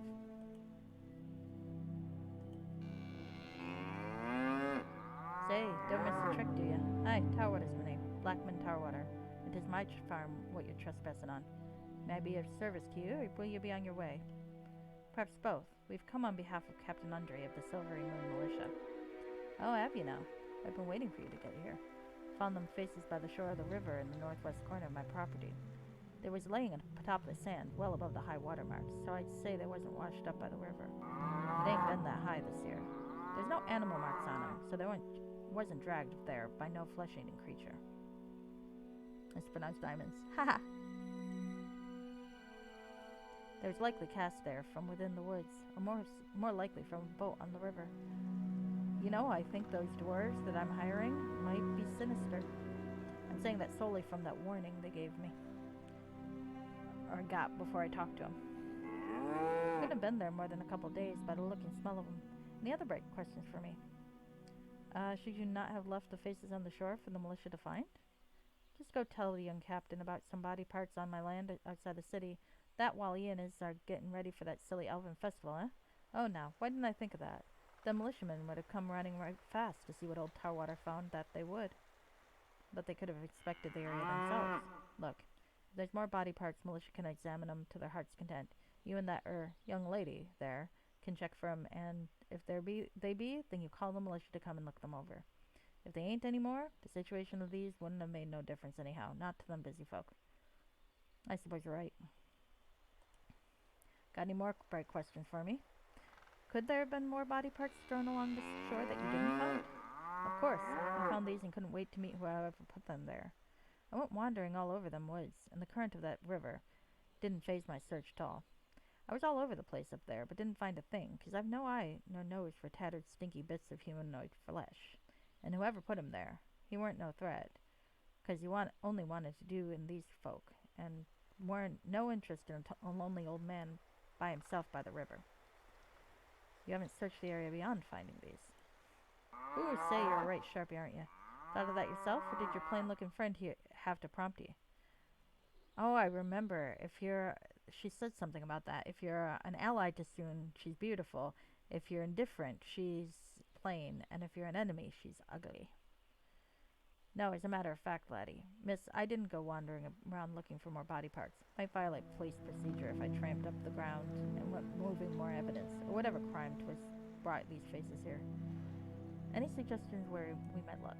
Well, I did tell you that I found them faces around the northwest corner of the property, nigh to the river and near the woods. You might look along the river, and you might go check around Port Last. You might pass through them woods and see what the river's edge holds on the other side, and you might go looking in Chult. And maybe you'll figure it out, and maybe you'll keep asking me to do your job for you. I think we'll manage our affairs. Got any more bright questions for me? Have you any idea of who might have placed the body parts around in the vicinity? Now I'm just saying this to be obnoxious. Well, now you've asked a good question at last. I thought I have, though I'd hope not to say. No, now what murder seemed to have been done? I can't just keep on hoping they'll leave me and mine alone. That I can't. There's a temple, what's under construction through the trees yonder, north of my property. They say they're druids, but if that they are, then my old bossy in yonder pasture's a tavern wench. A temple under construction? There an echo hereabouts? Yeah, a temple, laddie. Ever hear of one? Well, this is some cult of evil or other. Umberley would be my guess, seeing as how we're so near the river. But who knows? I haven't worried about having them so close. Even though even thought of putting in a libation to whatever god it is, if it'll be of help to the farm. You don't fear being so near an evil temple? Your friend's not much to look at, lad, but she's polite, that I'll say. No, Missy, I don't worry about living so near such a place. Being so near a city of goody-goodies as Silvery Moon, these folks will want to keep to themselves as notable. These folks will want to keep themselves as unnoticeable as they could, as long as they're at a disadvantage. Killing local farmers might not be so very conducive to such an end, you might say. But now you worry they might not be such good neighbors as you'd initially presumed. The thought of them priests or whatever they are cutting off folks' faces and boiling them, that don't seem the most attractive prospect for one what lives but a stone's throw to the south. If victims ever get scarce, desperation might get the better of their desire to lay low from Silvery Moon law. I have no great yen to become a victim myself. Can't blame you there, Mr. Tarwater. We'll go examine the area. Thank you. Yeah, sure. Good day to you then. A fiendish crime has been updated. Anything new? Alright, in the north and along the river in the adjoining area. So I did see the area transition up there, so I think that's where we will go. Though, maybe I'll pop along this side for a bit and just see if there's anything to see on this part of the shoreline. Because I would feel silly if I missed something. Should I be putting detect mode on, I wonder?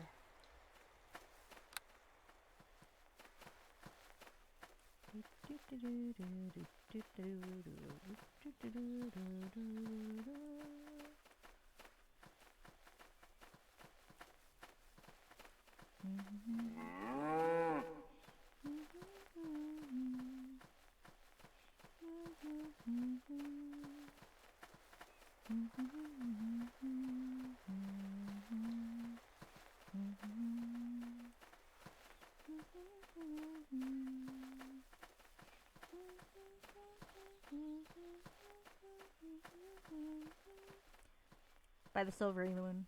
I don't know what the actual title is. I learned it as a kid. Goes something like By the Light of the Silvery Moon. So every time I hear Silvery Moon, this town, it reminds me of the song. But I don't know what the name of it is. Hold on a sec. Google can probably tell me.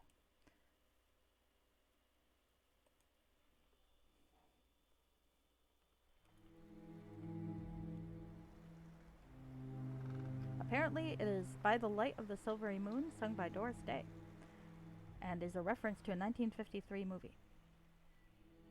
How I know the song? Fuck if I know. I think it's from when I was in a summer program / after school program at the local Catholic church when I was 7 or 8 years old. They liked to teach us all really old jingles like that. Yep. So, you know, every time I see Silvery Moon, I think By the Light of the Silvery Moon. Oh, I think I see a thing there. Alright, maybe I will stop. There are bones. I suppose I should not disturb them, huh? Let's save. I'll save it as murder in my murder 2 file.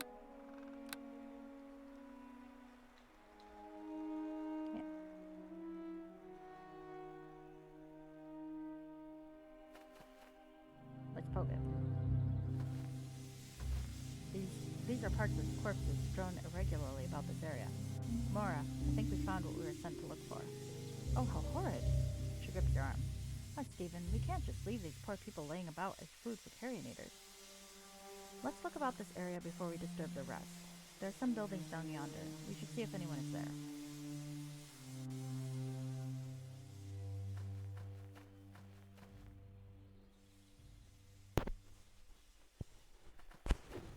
So we found corpses. Ow. It is murder. Alright. Up here we are pretty well set.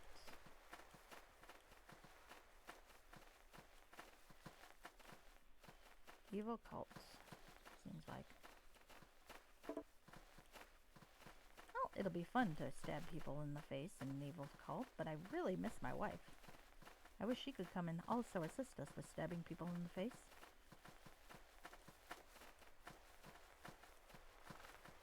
I know we're not married yet, but it's more fun to say wife than fiance.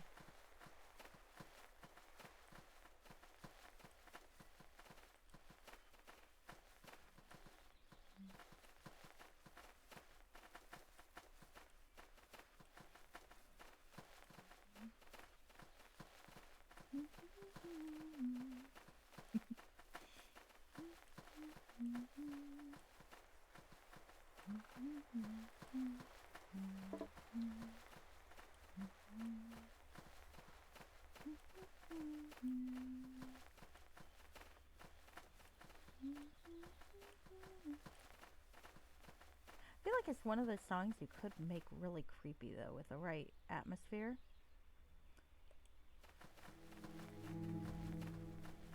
Like that. If I were a better musician, I'd sing it up here and then go down here and let it smooth into the eerie music. Go a little minor key, something like that. I think that would be really funny.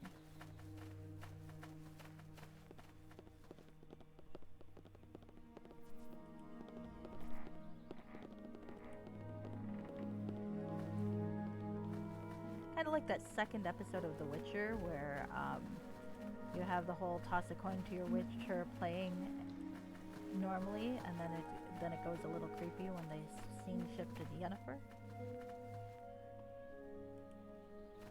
I always like that bit.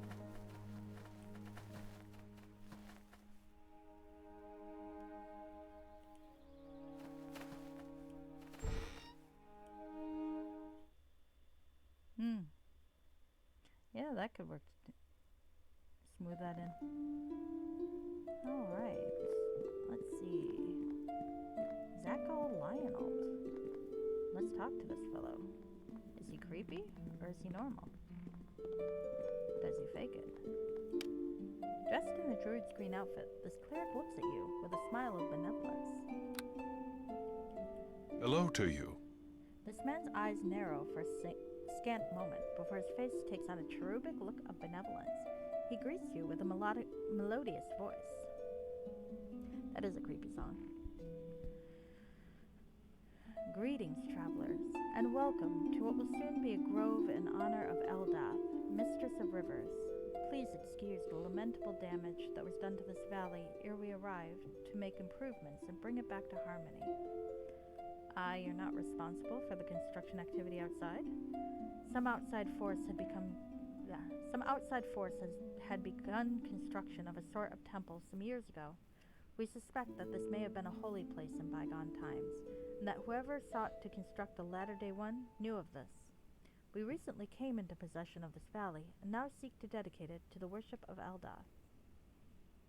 As she blesses growing things, this should be good news to the farmers of the area. You no doubt wish to make them aware of your efforts. Alas, those of our faith are often objects of suspicion to country folk, who often suspect us of wishing to preserve the natural harmony to their detriment.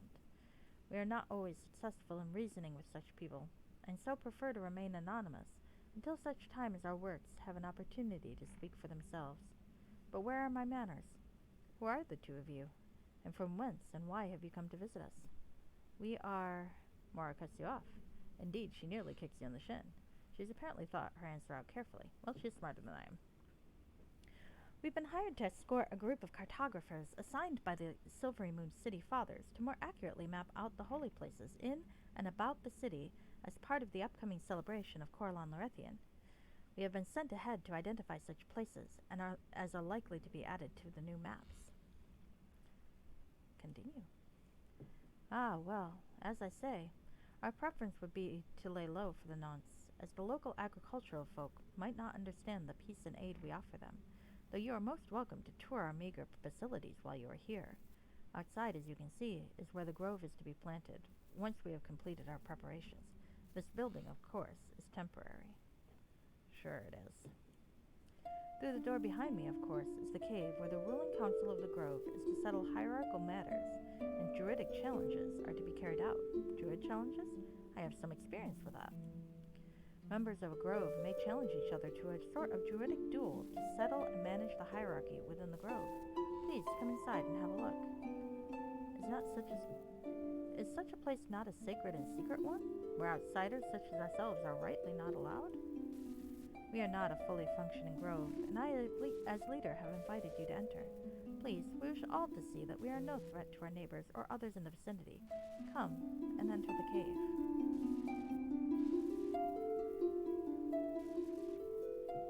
We appreciate your hospitality, but cannot transgress a place so sacred to this faith, even with so...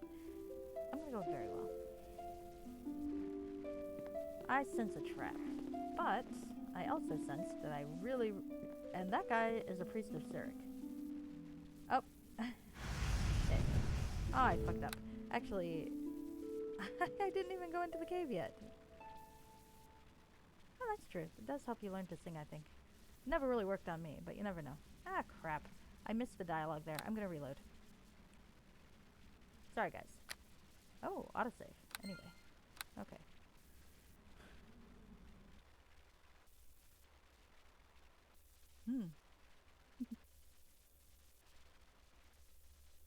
How's a coin song and others?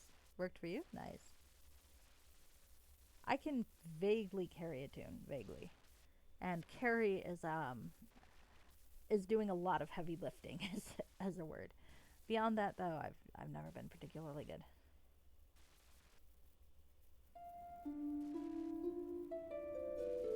Oh, that's okay. I restarted because I missed a line of dialogue. So, you didn't miss much. We're talking to the druid here. And I noticed behind me, because I was heading this way. Oh, there isn't anyone yet. Okay, that's good. I was wondering if the surprise was blown. I started heading this way and saw a fellow here that was a priest of a very different god. But let's see. Hello to you. Yes. Alright, well I think I read this dialogue already, so I'm not going to read it again. They claim to be priests of Eldath, and they've invited me in to their druidic challenge circle in the cave beyond them. And... yes. Come, enter the cave. Go very well, which is what I picked last time, but I apparently hesitated too much anyway. So, let's go with it. We appreciate your hospitality, but cannot transgress a place so sacred to this faith, even with so kind an invitation. I like that line. Oh, that makes sense. Keeping up with singing, you don't need an instrument and can you do it anywhere. That's a good plan. No, I simply must insist. You are made to understand that we are not a threat to you, the city, or anyone hereabouts. Then we'll enter. Eventually. Alright, when I went this way, they went a little mad. So do I want to enter? Do I want to spring their trap? I kind of want to spring their trap. Let's spring their trap.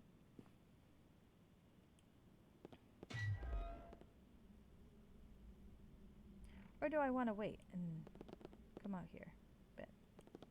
Let's see. I don't know. I think maybe we'll leave, because that's what I started to do before. Oh, and here are some priests of Cyric. Oh, very well. Since you won't do it the easy way, I shall have to deal with you out here. Fortunately, your willingness to heed that druidic drivel gave my priests enough time to begin the incantation. I sense that you are carrying some sort of holy relic that may be of use to our god. After we have slaughtered you, we shall pry it from your cold, dead fingers. I wonder what sort of thing it is, Well, we shall soon find out. Alright, well, let's kill this guy. Ah, and here's the dark spirit now. Being a priest of Cyric is so satisfying when he sees fit to honor your request.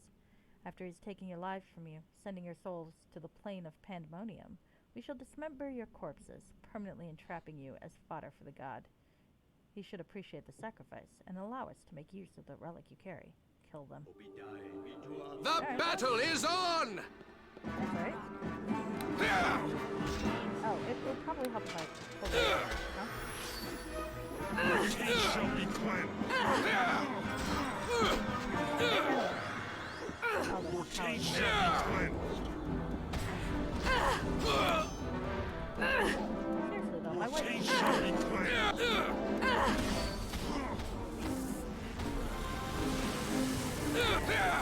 Fucking Your hell. taste shall Your taste shall be cleansed. Oh, that's funny.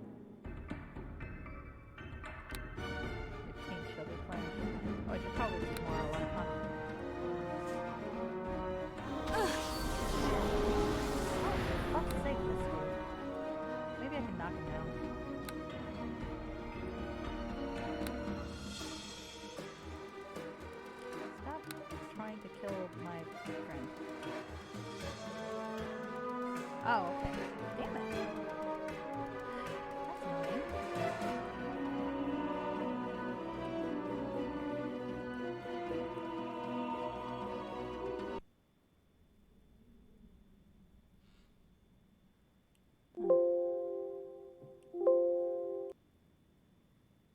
Alright. Wonder what the hell I did to this to fuck up with my settings here. Can you hear me okay now? Or is it still too loud?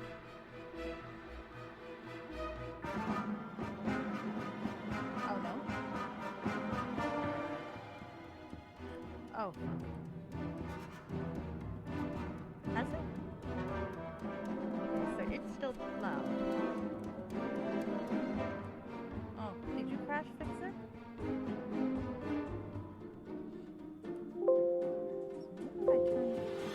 Maybe if I just turn the speakers down.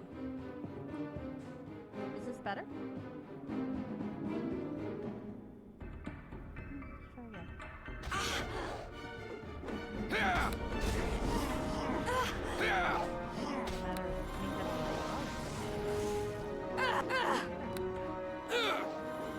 probably. How about readjust it?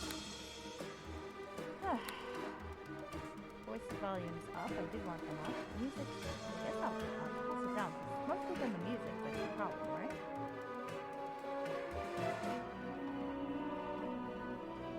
Is this better?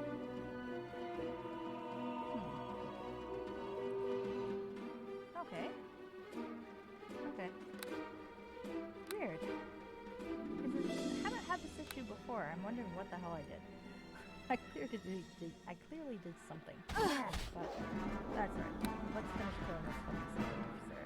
This seems to be near death. Oh, priest officer.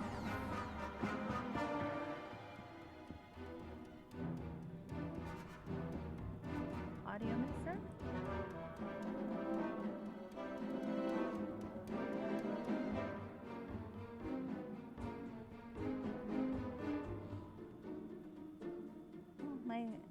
My desktop audio is actually at negative 6.2.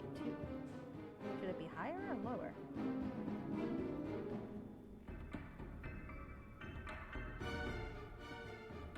Okay, let's try that lower. We'll try this higher. Oh, I see how that works. Okay. I was looking at it from the wrong direction. OBS, yes. Okay. Alright, is that better? Let's see. Oh, let's murder this guy. Hopefully it's doing a little better. Weird. Oh. Like I said, probably fucked up my own settings system. That's funny. He tried to heal himself. Better but not great. Ah.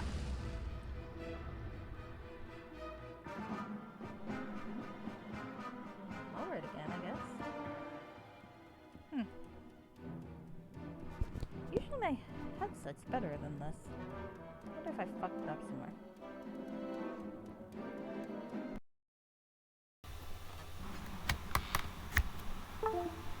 Okay.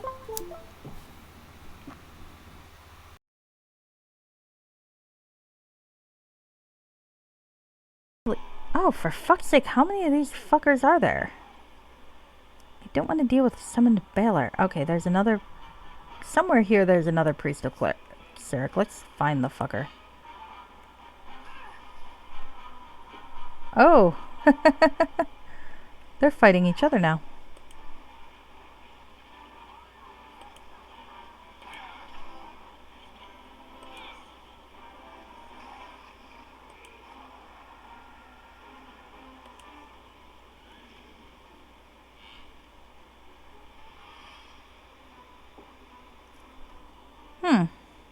Now the volume sounds like it's coming through the mic and not OBS.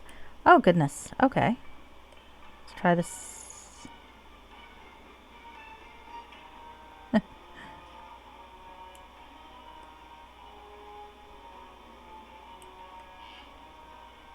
Okay.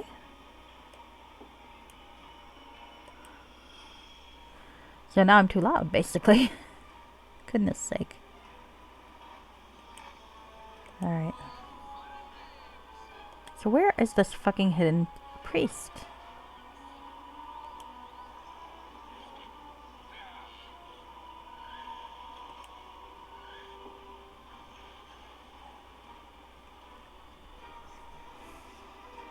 There he is.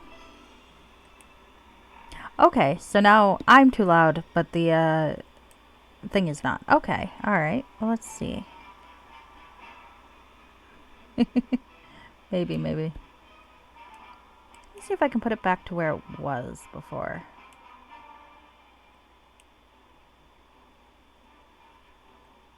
Okay. Let's try this for a bit. And yeah, I'll finish the fight.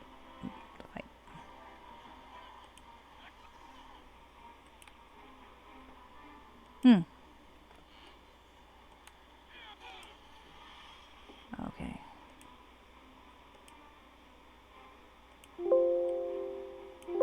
Noisy. Probably should also not die.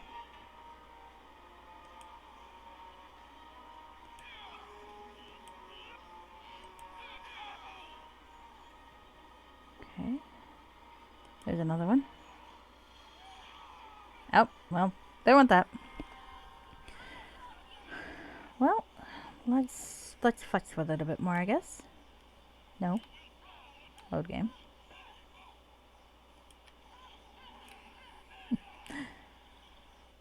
Wonder what would have happened if I did go into the cave.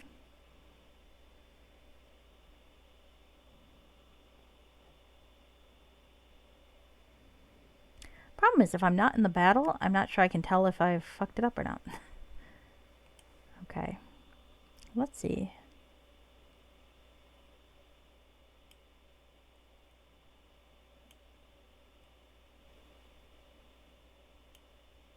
Okay.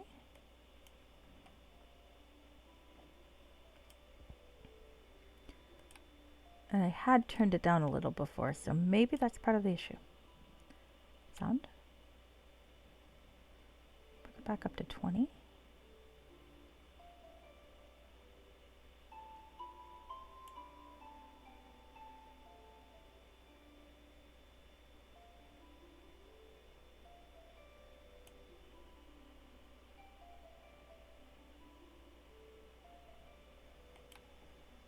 Okay. Can you hear the music okay?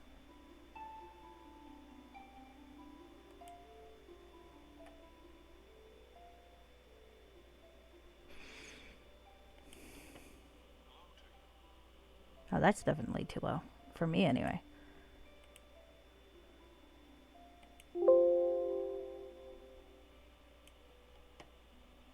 Alright.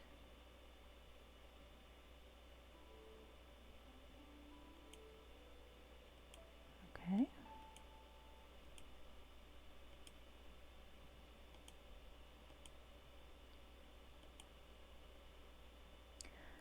Alright. So I got very well. Character voice volume does seem to be low. Huh. Okay. Troubleshooting on the fly. Let's turn that up a little. Let's go. Don't like that. Let's go into sound. Put the voices higher.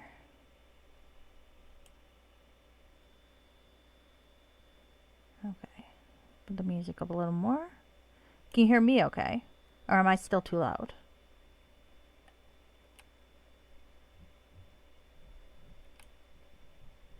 Okay.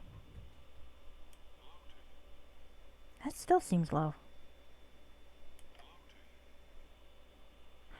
Okay, for some reason it sounds like it's coming through my desktop and not my headphones at all. That's weird. Yeah. Shoot. Alright, let's try this again. Let's switch back.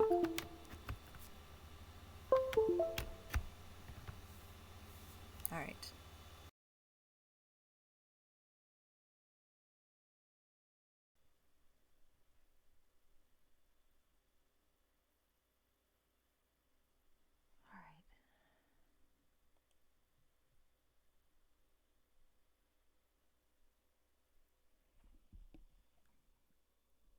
this thing even on?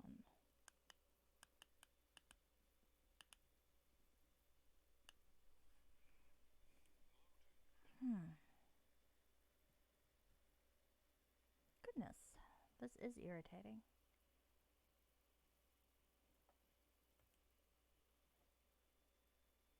It's like it's not going through my.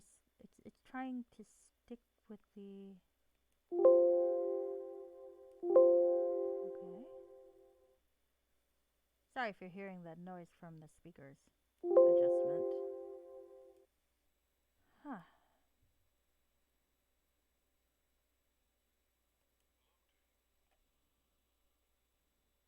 It is definitely low. You know, maybe I'll just exit the game and see if I can restart it again.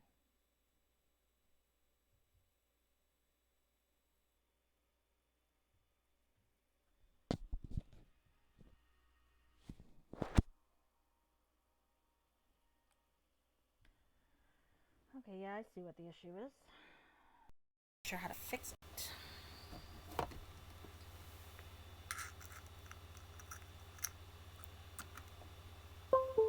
Let's try it over here.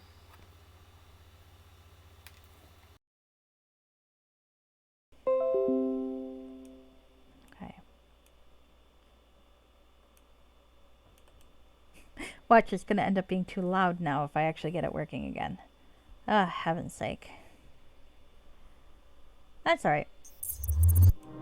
Well, that definitely sounds loud to me. So that might be good. Hold on.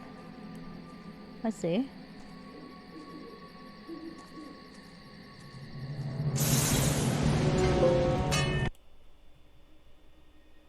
Okay.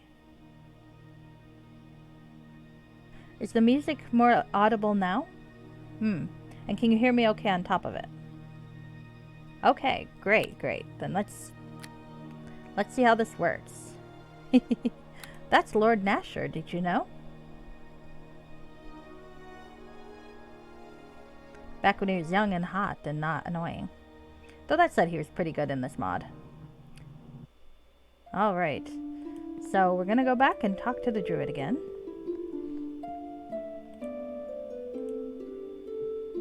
Nice. That makes me happy. That really does. I think maybe the...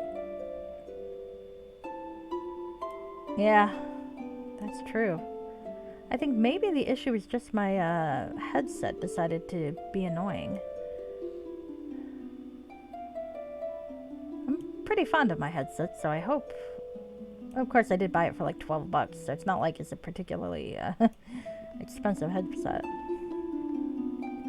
Got it from Jeff Bezos. Alright, so here we go. Hello to you. I can hear him. Yay! Alright. I've already gone through these. Now, my first conversational effort, I said very well. But I had gone this way a little bit, and apparently these fellows are impatient. Which makes sense, because they're Cyric worshippers, and Cyric's a fucking moron. Ah, here we are. Since you won't do this the easy way, I shall have to deal with you out here. Fortunately, your willingness to heed that druidic drivel gave my priests enough time to begin the incantation. I sense that you are carrying some kind of holy relic that may be of use to our god. After we have slaughtered you, we shall pry it from your cold, dead fingers. Wonder what sort of thing it is, Well, we shall soon find out. I think I should kill the priests first. Ah, here is the god's servant now. Being a priest of Circus is so satisfying when he sees fit to honor your request. After he has taken your lives from you, sending your souls to the plane of pandemonium, we shall dismember your corpses, permanently entrapping you as fodder for the god. You should appreciate the sacrifice, and allow us to make use of that relic you carry. Kill them. Alright. You know what? I'm gonna fuck this guy up. Oh, not her. Stop trying to kill her.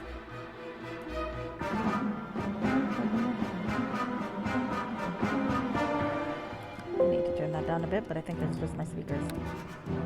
Alright. We are gonna knock your ass down. Hello. Nice. Fucking cleric, no fucking discipline. To be fair, I feel like taking discipline as a skill would be bad role playing for a cleric of Zurich. I'm just saying, I read the fucking Avatar trilogy. Alright, touch on the loud side. Well, I did turn it up, so.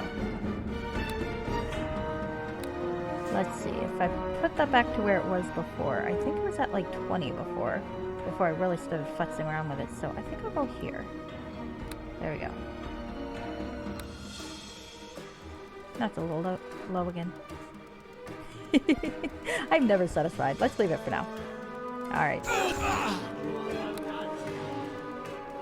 Thank you for helping me troubleshoot, guys. I do appreciate it. Alright. Let's knock this fucker to the ground. Because I know those clerics were the ones casting heal. So. She didn't really need that heal spell yet, but okay. Here we go. Oh, fucker. I should have knocked him down harder. Fucking heal. Alright, let's get him down. Mora, do you not have knockdown yourself? You are a paladin, aren't you? Oh, well, that's a waste of a lay on hands. Alright, well, fuck it.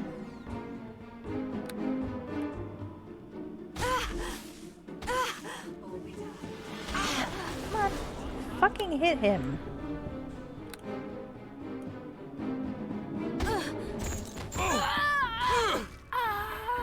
Oh, there I lose my fucking paladin. Alright, we're gonna try this again. You mean, totally exploit the pause menu just for the fuck of it? Yeah.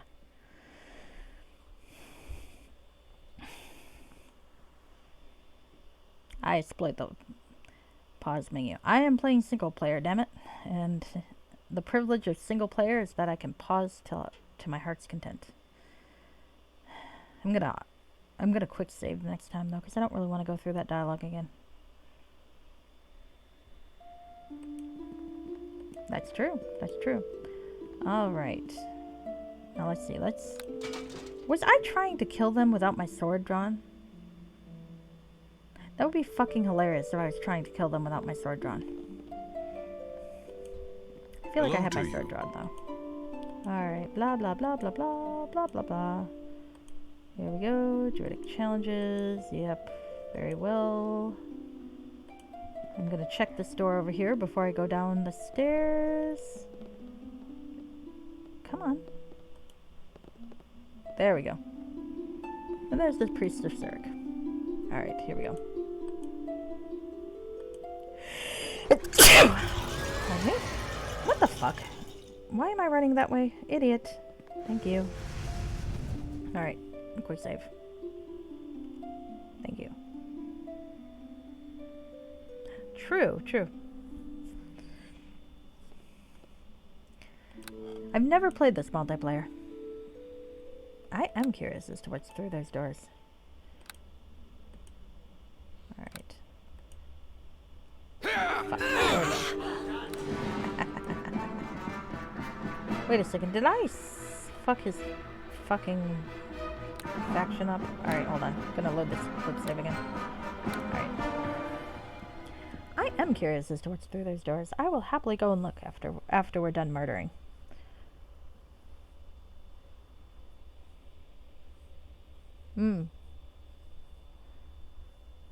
I've never done the persistent world or multiplayer thing. It always seemed fun, but I'm always a little worried I'll get too addicted, and that has its own issues.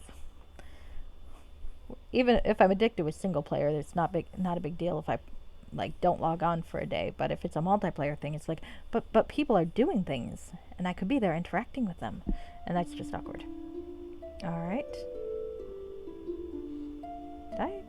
I might have fucked this up. Okay. Hello to you. All right, there we go. Kill them. All right, there we go. All right, now they're all nice and hostile. I bet. I used to play much. All fun and games. My freshman year of college, that was like all I did. It was very fun. And then my character died of old age, but still. never quite got the same passion back though.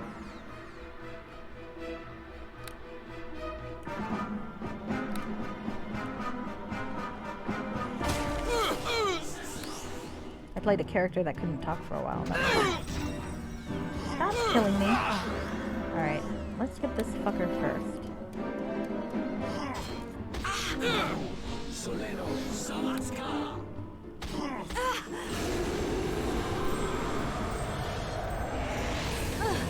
You're gonna have to use your heal spell, lady.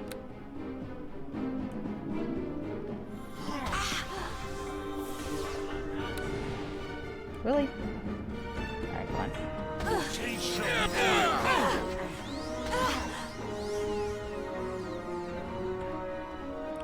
I'm gonna have to shove a healing potion down her throat. There we go.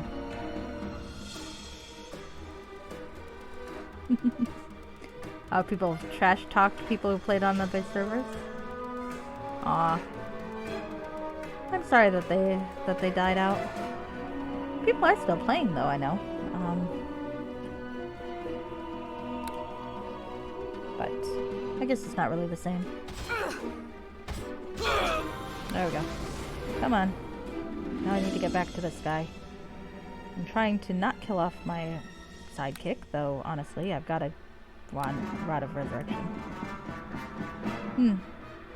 Oh, that makes sense. That makes sense. That's a way to look at it. Because you all have to be available. There we go. Okay. I'll put you in your place. There we go. Fuck. I keep losing this. My fucking... You know, fuck it. She can stay dead for a bit. Oh, nope. Except I died too. Never mind. Alright. Sorry guys, you're gonna have to see me keep losing this for a while. Maybe if I kill the other priest first, and then... What's his name? Or maybe if I just go in the fucking cave.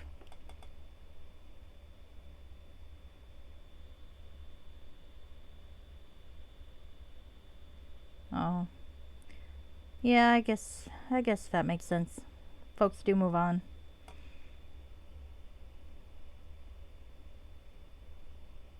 Alright. This is an oddly difficult fight. I think it's because I'm not doing it well. Alright, so there's a servant of Cyric, a priest of Cyric, and a priest of Cyric. So, let's talk to him. Hello to you. Continue. Fuck. End dialogue. Let's kill the nameless priests first. Because they all have annoying powers, but these guys shouldn't have nearly as much health. Amora, you're just gonna have to try to live. Okay.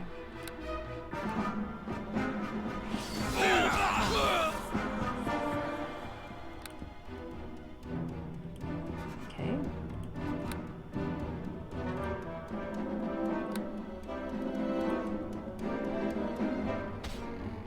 I shall turn you to dust. Nice. Alright, there we go. Come on, kill him.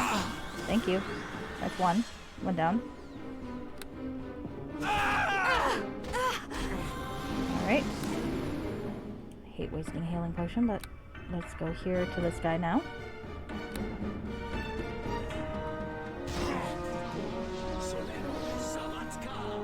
Oh, that's true. The mod packs that let you get to level 60 in the sub races, those are fun. Or at least I've always thought they looked fun. I've never actually played with them. But they're fun ideas. Alright, let's get that asshole. Someone got to Great Cave.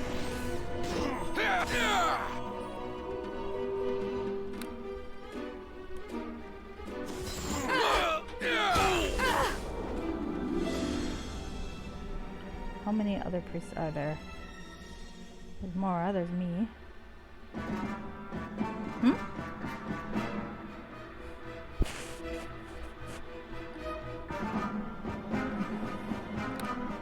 There are mod packs that let you get to level 60. It's pretty cool. I've never tried to hook it up because I've not played a single player module that really got that far. They're pretty cool. I bet. Alright, let's see. Unfortunately, I think the third priest is invisible. Oh, that one's dead. Okay. Oh, here's one. And I think there's one other. Who's over here. Nice try, fucker.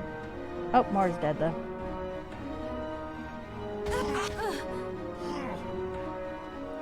Well, I'm gonna have to resurrect her. Assuming I live.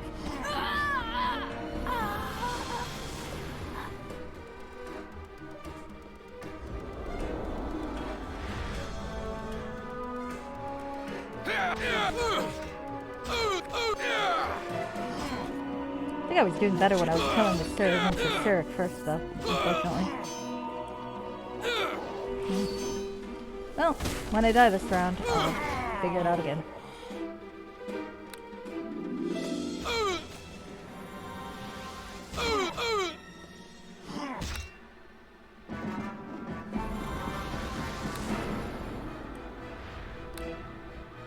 Come on, you.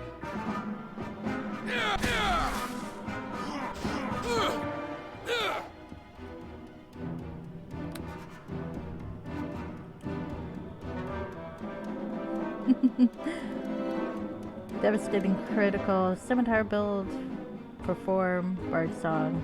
Yeah, I think that would be pretty scary.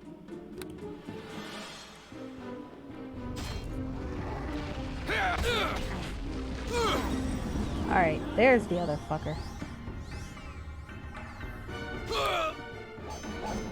Come on. Alright, so I think next round it'll be servants first, then priests, then Zachary fucker.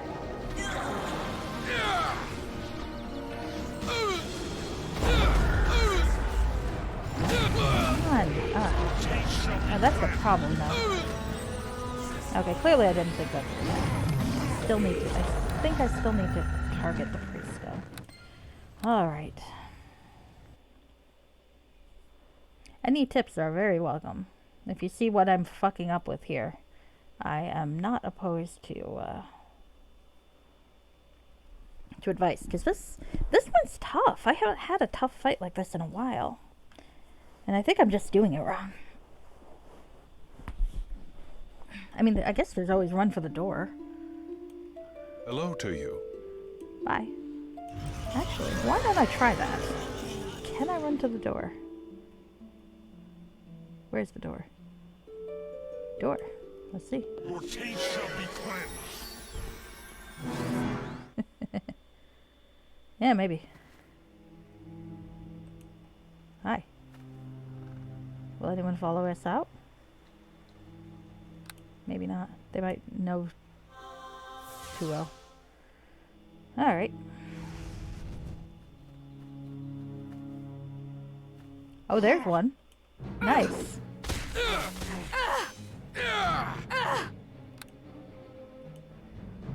It went out the other door. That's pretty cool. I like that.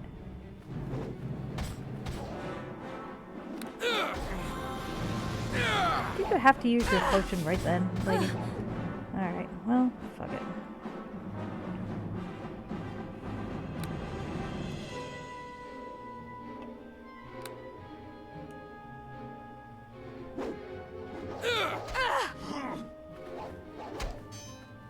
Why are you keep missing in there? It's not that hard, though.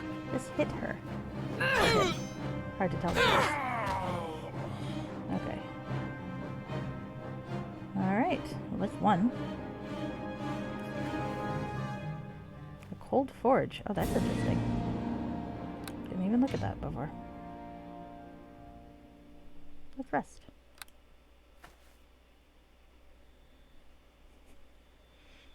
One down. A personal bust.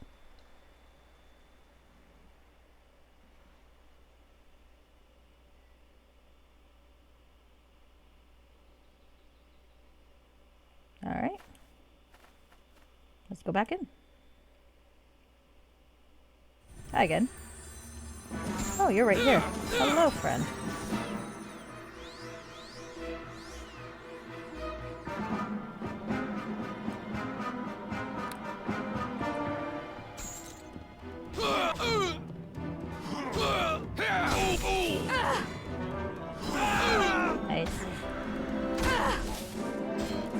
fellow.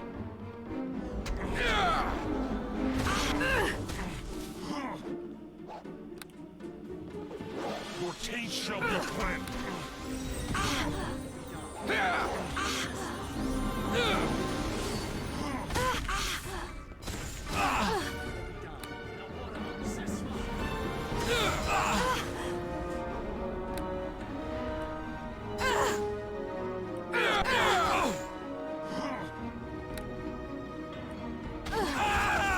There we go.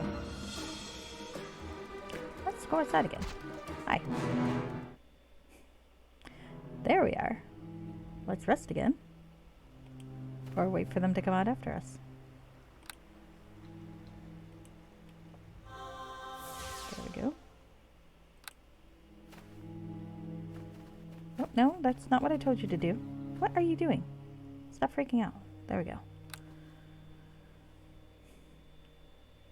Hey, I'm living. It's kind of cheap tactics, but I'm living so far.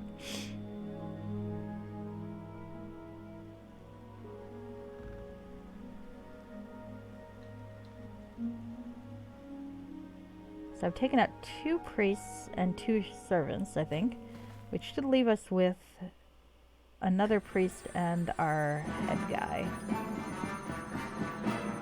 And there's the 3rd priest. So let's go get that asshole. So he can't help his friend.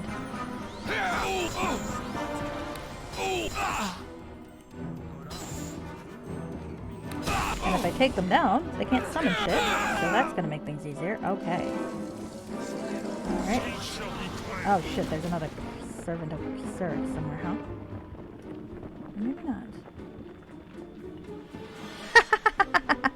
Well, I mean, to be fair, it's not like Sirik's the smartest egg in the fucking basket. I remember that fucking trilogy. That said, Crucible, The Trial of Sirik the Mad, is really good. And he's actually somewhat formidable in that. So.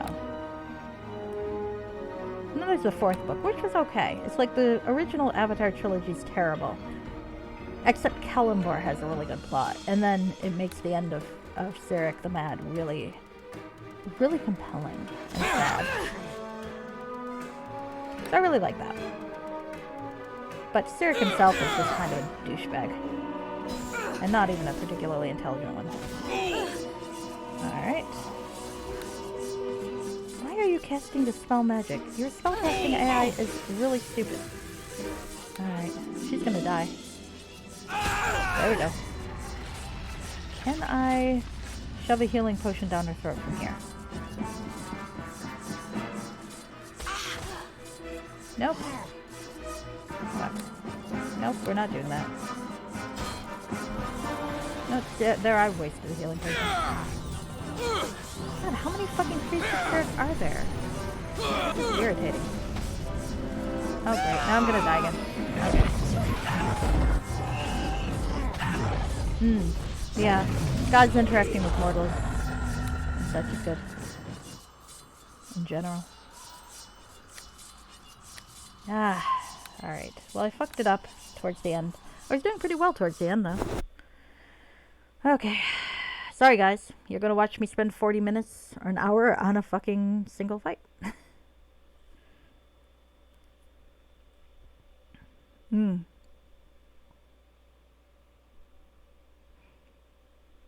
I read a lot of little things in the Dragonlance universe, and I feel like I read the first trilogy. And some of the Raceland stuff, except I found Raceland really fucking irritating, so I don't think I read very much of it. I could imagine that in the later books. I think Hello to you. And then there's a whole Fizzben thing.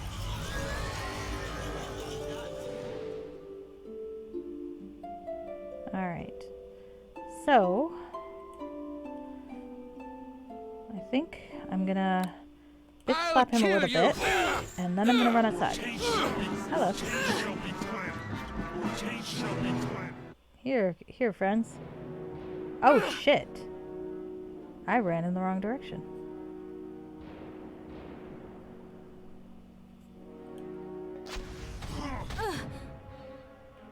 Okay, well. Your taste shall be cleansed.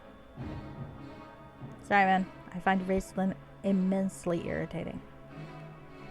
Immensely. You're welcome to him.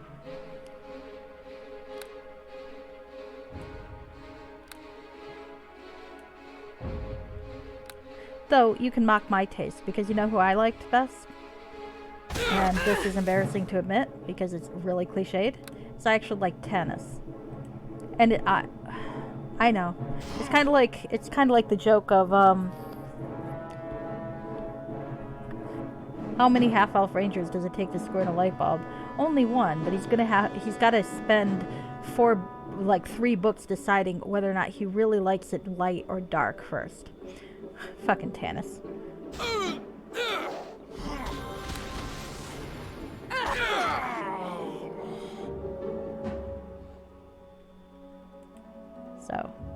So yeah, you can mock my taste all you like. Uh-oh. Shit. Was it? I'm hoping it wasn't hacked, because that's awful. I had something like that happen once. Thankfully, my bank's really good and fixed it, but... Welcome back. I hope your mom's doing okay. Okay, here we go. I was dissing Raceland, and Batshine was mad at me.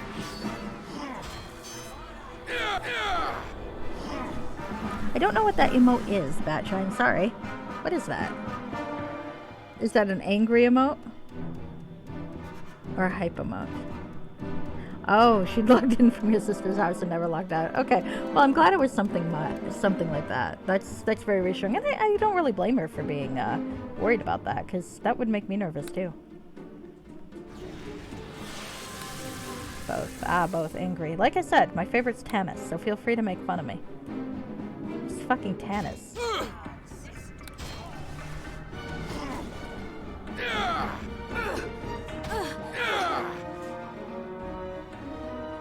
Yeah.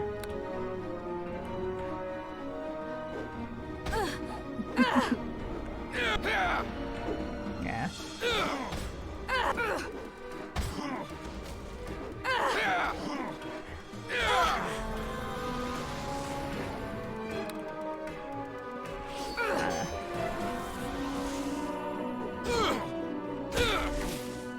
I think Raceling's just one of those characters you either really like or you really don't like, and there's no real middle ground for him.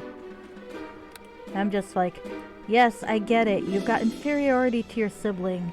Oh yes, the test, they got you by pretending your sibling had magic and you kind of freaked out about it. It's like, whatever, dude. Oh yes, you have eyes that everything looks like it's aging and dying in front of you. Get the fuck over yourself. Yep, we're gonna have to fight. We're gonna have to fight. Because I think he needs to get his shit together.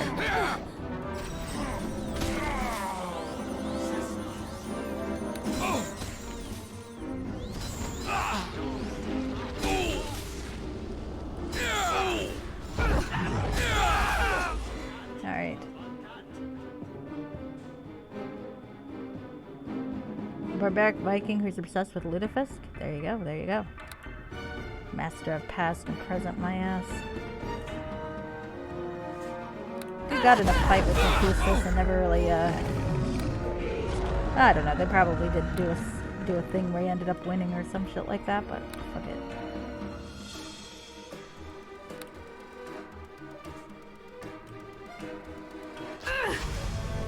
I don't actually remember that much about my endeavors reading Dragonlance. I just remember that. If it helps, I'm much meaner to Drist than I am to Raceland. Because I'm I'm reviewing the Drist books for my book review blog, and I am mean to Drist. I am so mean to Drist. Hey, I'm living, sort of. Not dead yet. You click.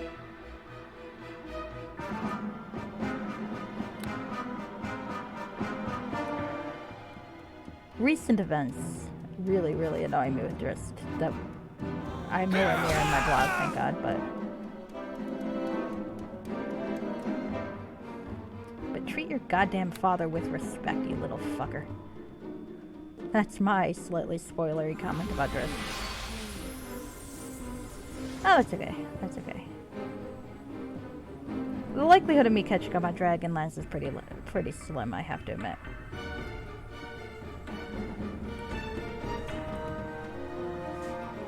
I don't dislike Margaret Weiss, but I But if I were going to read Margaret Weiss, I'd probably just reread the Deathgate cycle. Though, I have to admit, I kind of thought the ending faltered there. It's like, it was great for 6 of 7 books, or 7 of 8 books, and then the ending was just kind of like, eh. Really? Alright. If you say so. Where's this random girl character coming in? Not that I mind a random girl character, but it's like, if you're gonna introduce a romantic option, introduce it before the last fucking book. Yeah, I mean, Drizzt has a lot of cool factors to him, and I think he's a very well-developed character. It's just he's a character that developed in a way that annoys the fucking shit out of me. Pompous little fucking son of a bitch. But that's just my personal taste.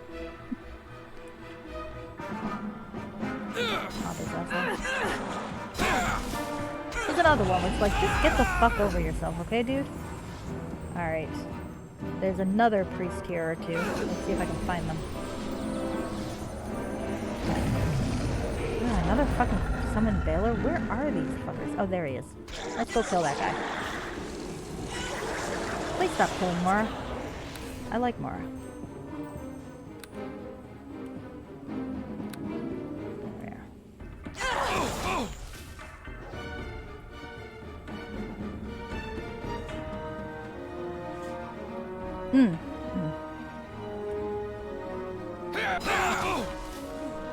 Not sure I get the reference, Fixer. I've always... Sorry. I guess she's going to kill someone else. That's nice. Okay. Get down, you asshole. Alright, so there's at least one other priest I gotta figure out where he is and kill. Alright. Lots of dead bodies to loot once I get there. Alright. Where the fuck? Oh, good job killing the Baylor, at least. Okay. There he is. Fuck you, dude. You are going down. I did not spend God knows how long going through this level, or going through this fight, for you to fuck me up now. Thank you. Alright, so what do we got here? Ooh. At least I got some potions out of the deal. Oh shit. Okay, hold on. I have been organizing my fucking files, so... Hey, it fit.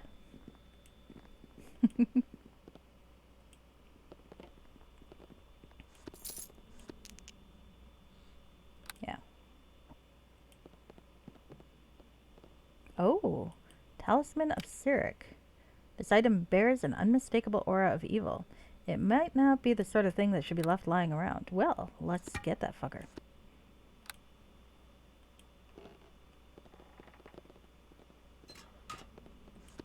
Check it out, I lived, guys. I lived. Oh, Avatar: The Last Air... Oh, that's true. That's true. I did like the arcs in Avatar: The Last Airbender.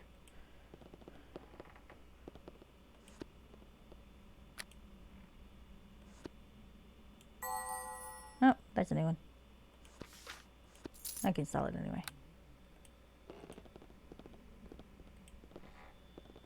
Thank you, thank you. That took for fucking ever, didn't it?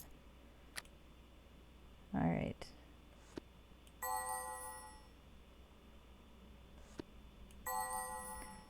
7 left. Alright, we'll shove it over here. Nope. Here? No. Come on, you fucker.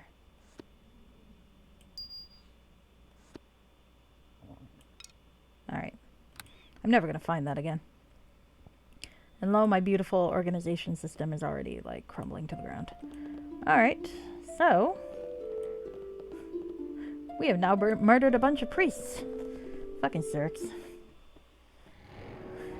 What pissed me off was when you fought the cult of Cirque in the original campaign, and Smite Evil didn't work on him. It's like, really? You really think a neutral person is following Cirque? Really? I got a bridge in fucking I don't know. I kind of lost my metaphor there. For you. Huh? Must have filled up on raised dead potions.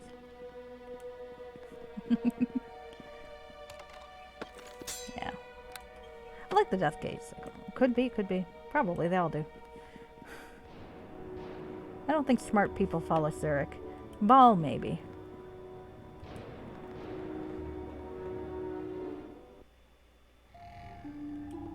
Alright, here we go. Let's save.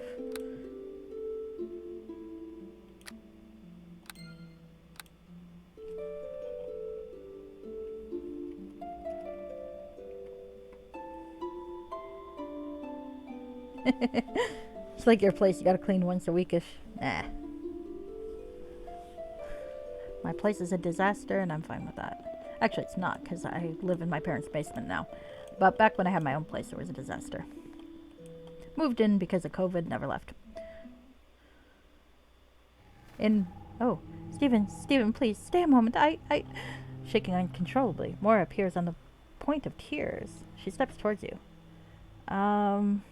Let's go with a hand on the shoulder. Well, you saw the context. Mora, what's the matter? She lays her hand upon yours. You feel her trembling. Stephen, please hold me. I seem to be overcome. Alright, I'll put my arms around her. She lays her lovely head on your shoulder and quietly sobs for some time. She looks up at you, flashing a wan smile. The tears make her lovelier than you've seen her before. I have not fought such a foe before, Stephen. Such callous cruelty. Such evil.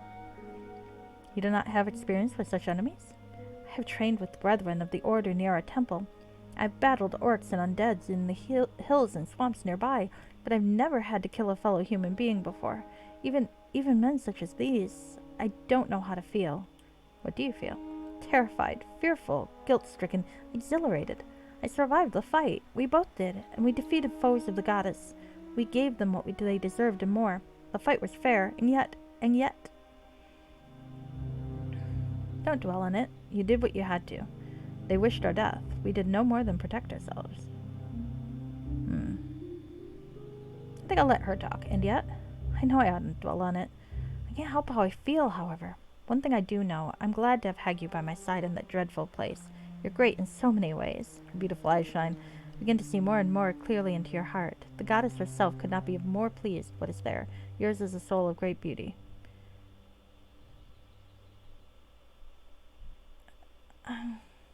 You know, I'm not going to read too much into it. I'm going to say that's very kind of you to say. I merely speak the truth, Sir Stephen. Come now, can there be any doubt that these vile folk are responsible for the deaths we have been sent here to investigate? They surely threaten to do as much to us. You're probably correct, but I cannot help wondering. Wondering what? Why cast their bodies on the shore of the river? Surely that's what they threaten to do to us. Kill us in their vile temples so as to send our soul to Sirt's plane, and dismember our bodies so as to entrap them there. Cannot help wondering. Why were their faces the only parts boiled? Surely this was part of the evil ceremony they had in mind for us. They planned to kill and dismember us, to entrap our souls on the plane of their god. The face is the window of the soul. By desecrating the face, they sought to entrap our souls. Okay, we already did that. I'm not so sure, but cannot say why. I feel like it's not them.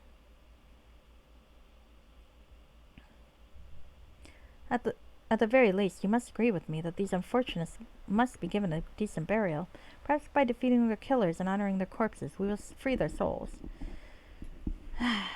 No, I'm going to go with this. Perhaps you're right. However, we promised Captain Undry that we would not do such a thing. They will no doubt be buried with honor after the investigation is complete. Oh, Stephen, must you be so uncreative? I cannot think that this would please the goddess, but I suppose that we must do as we have been asked.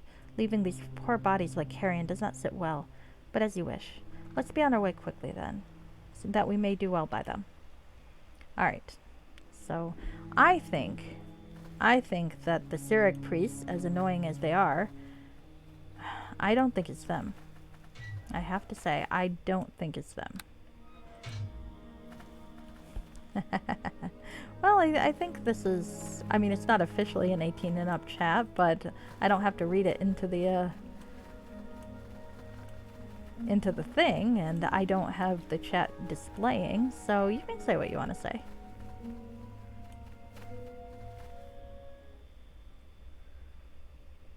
Alright. So let's head back and report as quickly as possible. See, my worry is I think it might be the rivermen. The alligator? I don't know. Something stopped me from introducing myself to them, and I follow... That was notable. So I'm feeling like it might be them.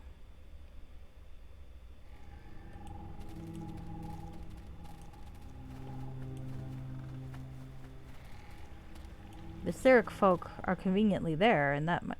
Uh-oh. What the hell is that? But I think they might be easy scapegoats.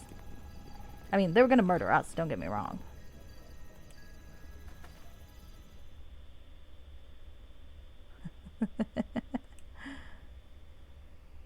The point. Way above quota, huh? Well, you can wash that off, you know.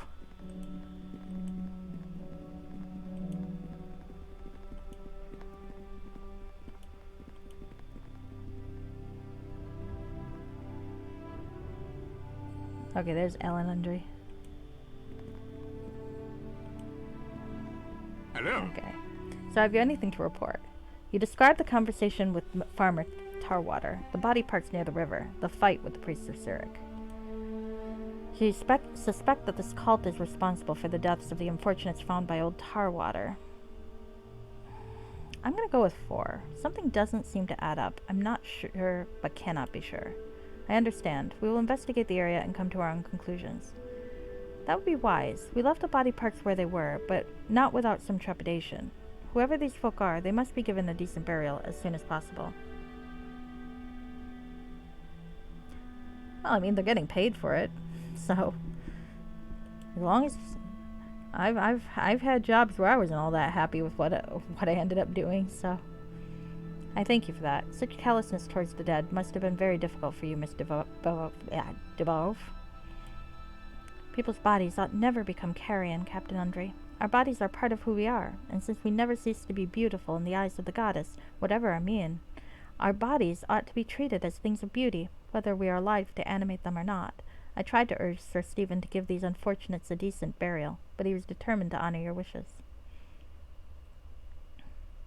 I'm going to go with Mora is no doubt right, but I could not betray a promise.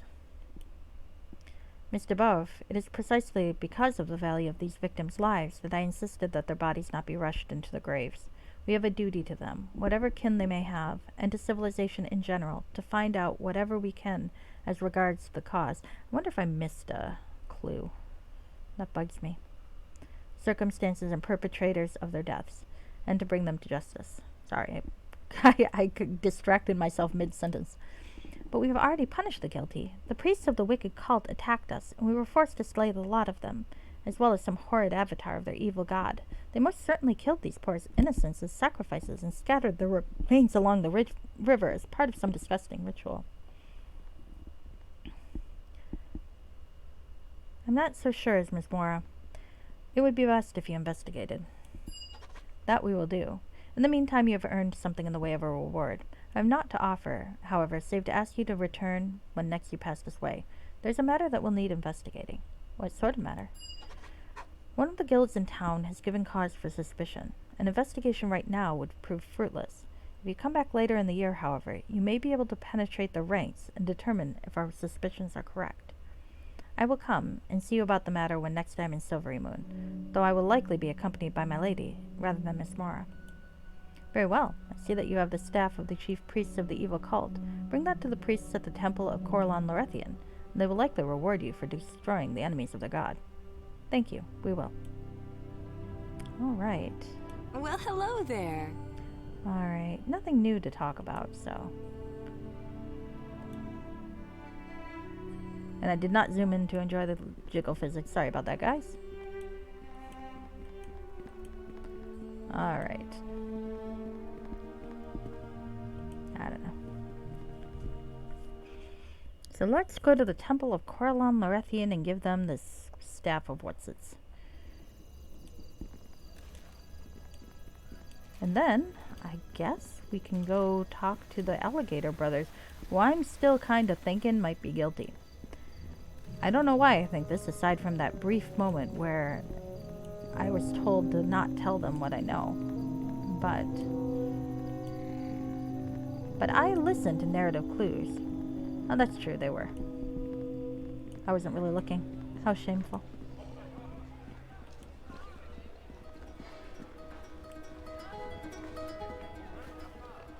Alright. This is a pretty temple. I like the architecture. The folks who did these placeables did a good job. I think they might be CEP placeables. No, it's quite alright. I'm not judging you for looking. Well Someone met. worked really hard to animate that, I think. Alright. We were told to bring this to you. You show him the talisman of Sirik and tell him of the temple's fate at your hands. A temple of Sirik? Just outside the city of Silvery Moon? That is a monstrous and jolting surprise. We had no idea that any such thing was taking shape in these environs. Surely the rise and expansion of the city has caused us not to be able to detect such things as cleanly as we ought. What advantage such folk hope to gain, I can scarcely guess. We will send a group of priests to investigate at once.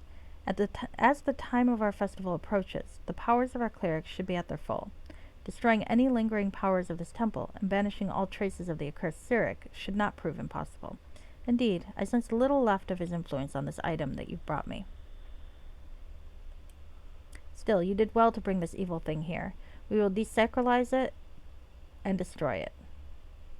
I don't know what that word means. I'm going to have to look it up later. You did even better dispatching his evil servants. They must have been formidable indeed if they could contrive to bring a horror of the plane of pandemonium here. Their destruction was no mean feat. My congratulations. Thank you, Gwendol. Or Glendwell. There are indeed few hereabouts who can manage such a task. I deem you must be Sir Stephen Lioness, of whom the Hieress Anadriel has spoken to me, and this rare beauty must be a servant of Soon. I am indeed Stephen Lioness, and I am pleased to make your acquaintance, Glendwell. I am even more pleased that we could be of help to you. And I am Mara de Beauve, Paladin of Soon. We have been asked to investigate some mysterious body parts that were found not far from the Temple of Sirik. It turns out that the unfortunate owners have been murdered and mutilated by the priests of Sirik. It is indeed gratifying to have punished the perpetrator of such hideous crimes. I'm still going with 3. I'm still confused. Ah, nice. Thanks for looking it up. It means to divest, according to Batshine, who looked it up for me, it means to divest of sacred or religious significance. There are some vocabulary words in here that I've only encountered in certain contests, or not at all. It's quite educational. I'm not sure that Mara here is not making unwarranted conclusions. The evidence was not entirely convincing. I see. However it may be, you have earned some reward at least. Though you are not elvish, I sense that you have been granted the grace of the elves. That is a rare honor, particularly for one of your kind. This would be the Hieress's doing, unless I'm much mistaken. That being the case, I can reward you as if you were one of our race. This part of the city was largely settled by elven kind. Indeed, this temple, which once stood in an open glade, and even now stands open to the sky, has gradually been incorporated into the city as it has grown over the centuries. Many elves dwell hereabouts, and we have established a number of elvish establishments in the vicinity. One of these establishments is the Hold of the Forgotten Flower, near the administration building, east of the Golden Sun Tavern. Here is a pass token that will enable you to enter. We have some sales establishments herein, and a magic forge. Though the cost is quite high, you may be able to obtain weapons upgrades from the smith. Thank you, Glenville. We will go there presently. Oh, cool, I can finally upgrade Aribeth's weapon. You may bring the young lady here as a guest, since she is a servant of Soon, an ally of our god, but not all of her race will be welcome. Now, is there anything else we can help you with? Please tell us of the upcoming festival. This is not a time of the crescent moon, when the god would normally be celebrated. I see you're not ignorant of our gods, Sir Stephen. No, this festival is unique to the city.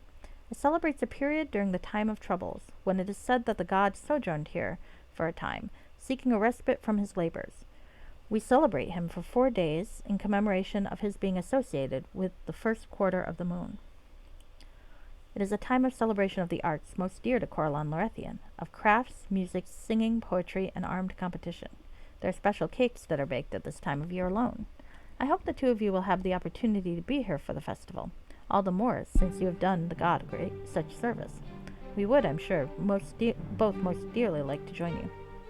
However, we have other business that we must not delay any longer. Sir Stephen must accompany me to my own temple down the river, there to meet with our chief priestess, Heartward Tyria. And perhaps he and I will have other matters to attend to as well. I sense that you bear a holy object. Please do not be alarmed. It may have been for the sake of this thing that you were attacked by the Cyric priests. I will certainly not do as they did, and I will not probe further into what this thing is. Since Sir Stephen bears it, I must assume that the Hyress is involved, and as she has seen fit not to inform me of the nature, I must assume that there is sufficient reason not to be curious. Is there anything else I can help you with? Thank you.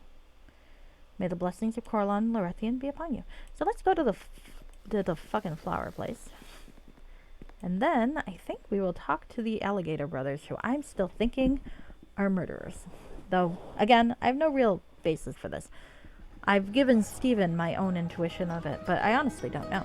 I have not read anything to spoil that.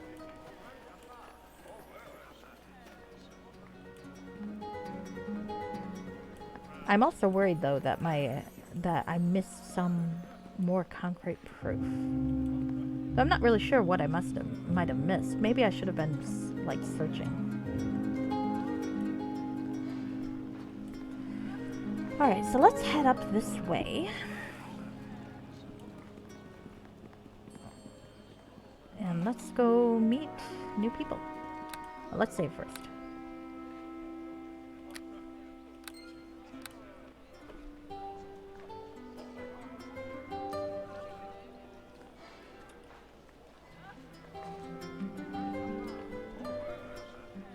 We're going into the Floofy Elf hangout.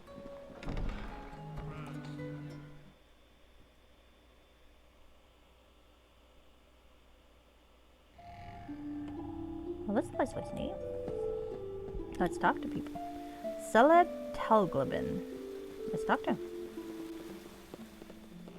Greetings of the fair folk to you.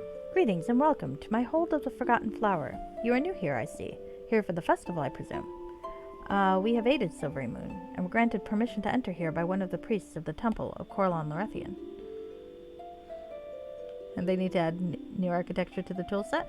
Well, I mean, some of this is newer. Like, I think a lot of this is CEP stuff, like the carpets, and I think the harp and the temple outside the structures there. So, but yeah, I mean, I'd love to see more. Never disliked seeing more. Jiggle physics are still there. Well, that's its own thing. We have aided Silvery Moon and were granted permission to enter. Yeah, I already said that. Ah, I see. That explains why non-elvish folk would be in this place. I see that you have received the grace of the elves, a most singular honor for one of humankind. You are most welcome here. Thank you. Please tell me, what is the purpose of this place? Hello, kitten. What are you doing? Eating? Good.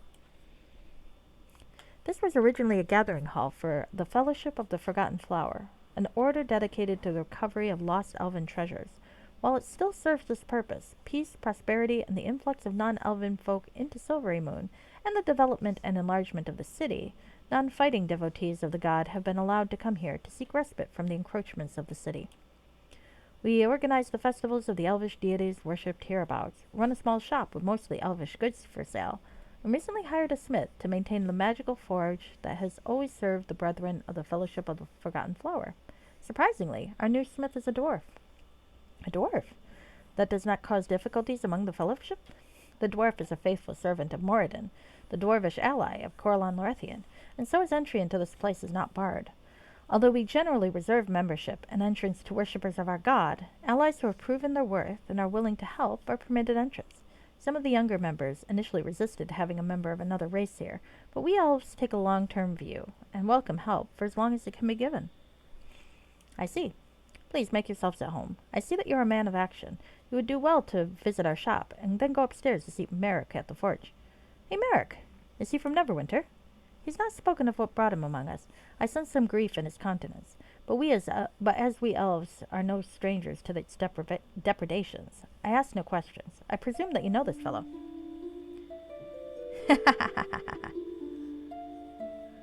Goodbye, Jigglefizz. I did say change the name of the safe. It's alright. He lost a friend during the late war in Neverwinter. I'm glad to see that he has found a place to continue his work. Thank you, and good day. A good day to you, and the blessings of Corlon Lorethian be upon you. And I look. Alright. So I've talked to this dude. Let's look at the harp. Apparently, I am not terrible at the harp.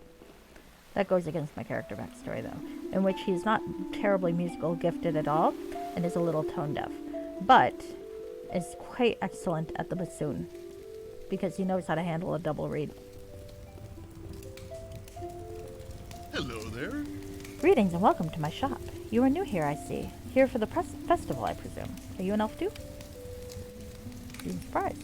We evaded Silvery Moon and were granted permission to enter here by one of the priests of the Temple of Coral and Lorethian. No, Steven's a little defensive about that. That the friend he lost in the war was to jiggle physics? Very possibly so.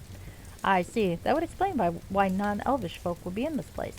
I see that you have received the grace of the god elves. Can everybody see this? A most singular honor for one of humankind. You are most welcome here. Now, would you like to see what we have in stock?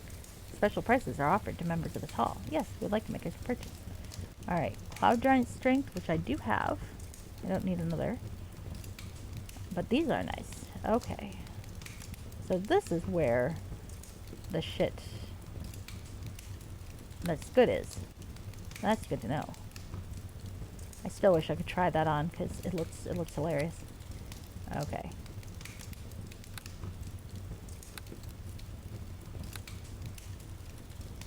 Blessings of the Day Star, Longsword +5. Probably am gonna want to fuck around with Aribeth's sword, but I'm leery of doing that because I don't know what weapons proficiency she might have now. I bet it is. Okay, so Batshine, you have redeemed a PC backstory fact. Now, what kind of backstory fact are you looking to hear?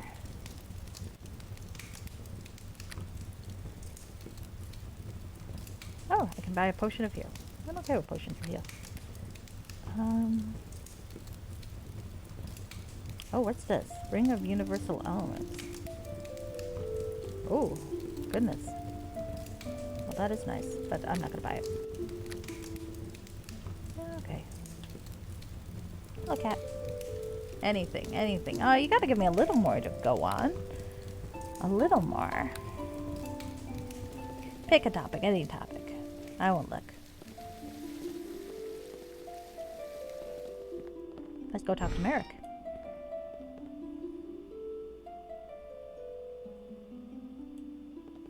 Hail to ye! Hail to ye.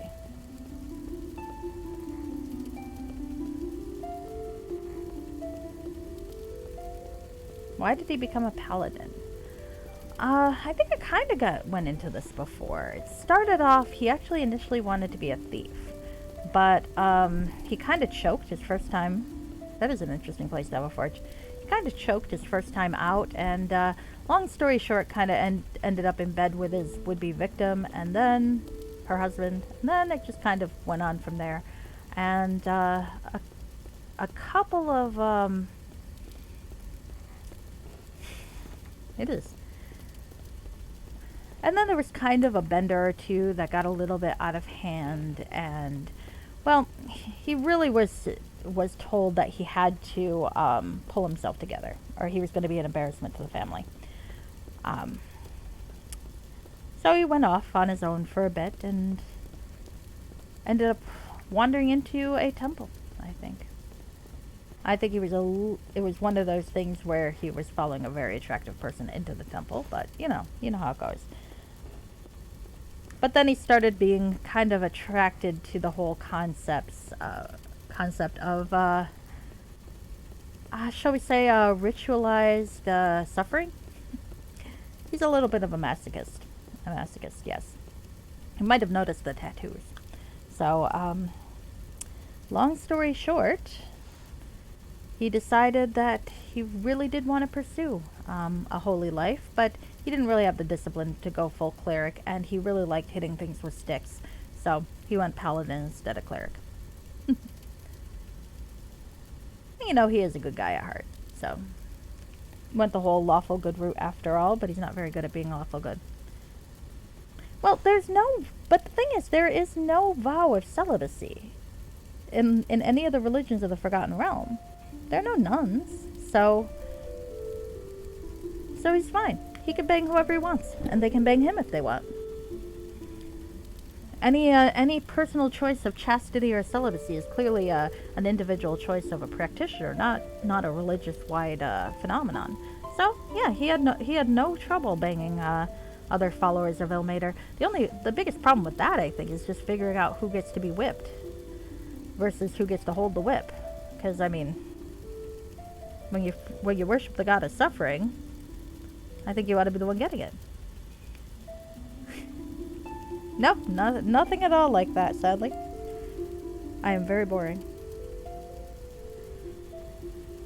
But you can read into whatever you like as you will.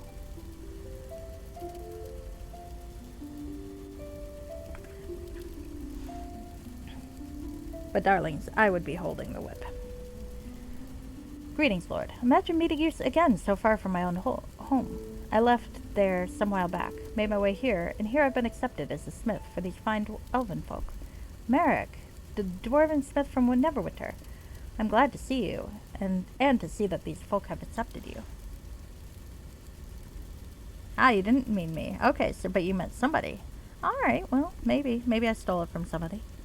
Don't think I did. Maybe I did. As a servant of the dwarvish god Moradin, a close ally of Corlan Lorethian, I'm easily accepted by the elves of this place.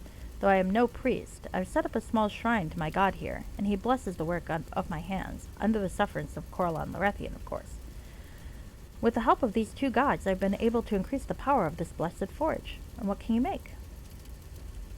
Well, Lord, the best I can do for you is to improve your weapon. I can make your weapon keen. Done that. Oh, shit. Make it a Holy Avenger. Add +1 to its enchantment. Make it regenerating or permanently haste you. The gods require a sacrifice, I presume. Since the power of both gods is required to make the changes I offer, this sacrifice is twice what you have paid elsewhere. The first enhancement will cost 100,000 gold pieces. Each succeeding one will cost the number of enchantments I have made times 100,000.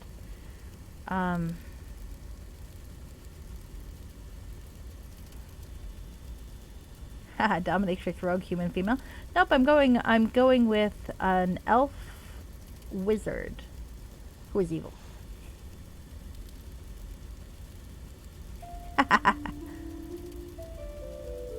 Whip and Winton, but I might consider that for another one though. That would be fun. But no, the next thing's gonna be Shadows of Undertide, and I've already figured out who I'm gonna have for a character for that. I'm pretty sure it's gonna be an elf wizard. I considered halfling briefly, but I'm gonna go with elf, I think, for that. Mostly because I want fucking dark vision. Praise be to our Lord and glitchier, Todd Howard. Be careful, he'll figure out a way to re-release Skyrim on our eyeballs. Alright, yes, Merrick, here's my main weapon. I do want that. Alright, give me a +1, please. O powerful Moradin and valiant Corlan Lorethian, I pray ye add to the virtue of this item, that it be the scourge of both your enemies for your righteousness' sake. Alright.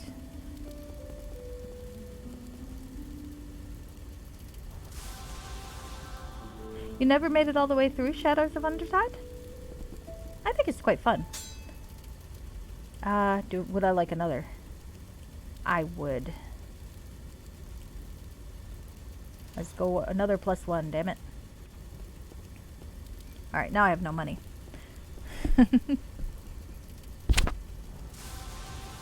Considering it just because of the story? You should play that character though. Stop buying it then. I mean, I bought it for the Switch, so I'm not gonna judge. What the hell? Okay. I'm done with. Thank you. So I can't judge. I did buy it for the Switch. I thought it'd be interesting to play it without mods. Of course, I do intend to play it the Anniversary Edition, so it's got some mods, but all the built-in ones. Because the only version of Skyrim I've ever played is like modded all to hell. Hello there. So, shut up and take my money. There you go. There you go. I mean, we mock, but it's fun. The white robe of the Magi. Well, that's pretty. I'm gonna sell it, but it's pretty. All right. Nameless light. Ooh. Okay, I'm gonna keep this maybe for Aribeth, because she uses bastard swords. Legend states that the warrior Alicia brought the nameless light from the stars, although other tales claim it was forged by a grieving father, or as the weapon of a virtuous paladin. In truth, several such blades exist. They were created with the blessings of the harbors, and each has had many stories from any number of owners. Perhaps that is their true power. They compel people to craft heroes of their own. Yeah, I think that would be... I don't know if Cleric Aribeth will still use bastard swords, though, so I'm a little concerned about that. But... that said, I mean, worst case scenario, I'll just sell it then. Oh, that would be fun, playing Morrowind to Skyrim. How will you justify your character surviving the 100... well, I guess the never whatever the hell you are supposed to be in Morrowind. That could theoretically come with a lifespan, right? I mean, I think you could make the argument that... what am I thinking? That being the Dragonborn means you've got an enhanced lifespan that a dragon would have. Are the stats again? I can show you the stats again. Right. She had the exotic weapons feat when she was a paladin. I'm just not sure because she's being rebuilt to be a cleric. I'm just not sure she'll still have that. I hope she does. Yep, it's damage bonus versus evil 1d6 electrical. Damage bonus versus evil +5 and default enhancement bonus +2. True. Dunmer and elves can live for centuries. I thought there was something about that though. Some sort of thing where they couldn't anymore, but maybe I'm getting my continuities mixed up. Yeah. So don't mind me. I'm always vaguely puzzled, so I'm probably just mixed up about elf lifespans.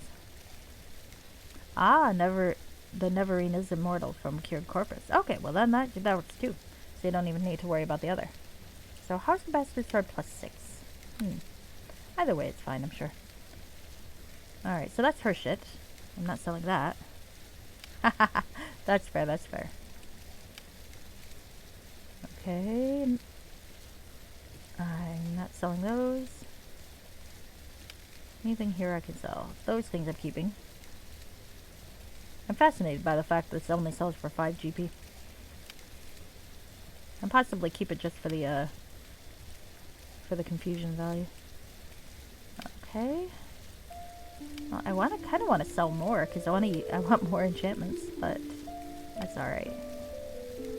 That's Aribeth's original sword, so okay.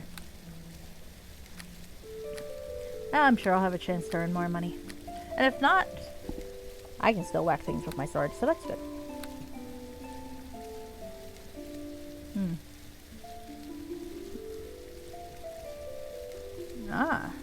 So technically, yeah, I've forgotten about that. So theoretically, when you meet Sheogorath in Skyrim, you're meeting your old player character, huh?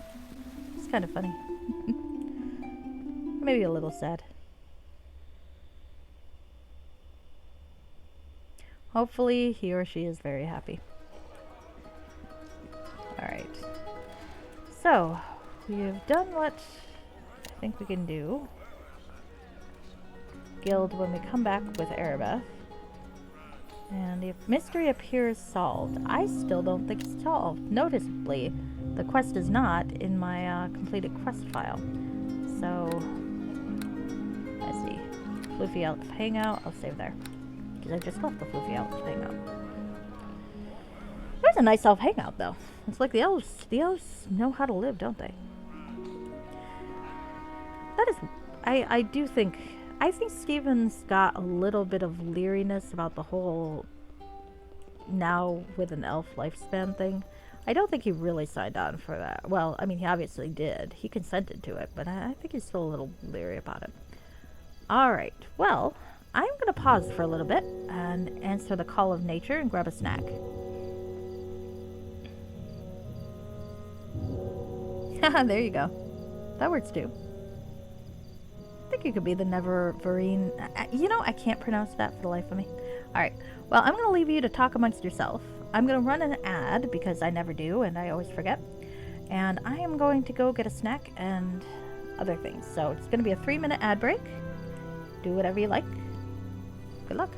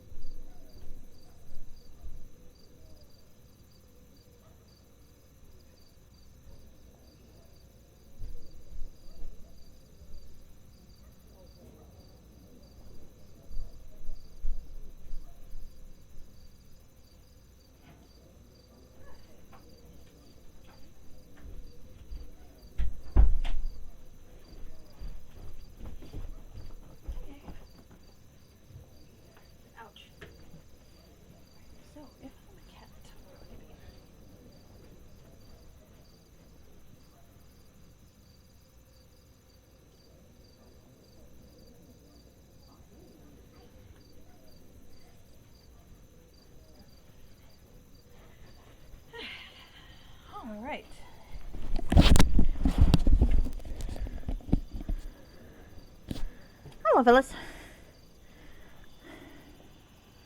Ooh.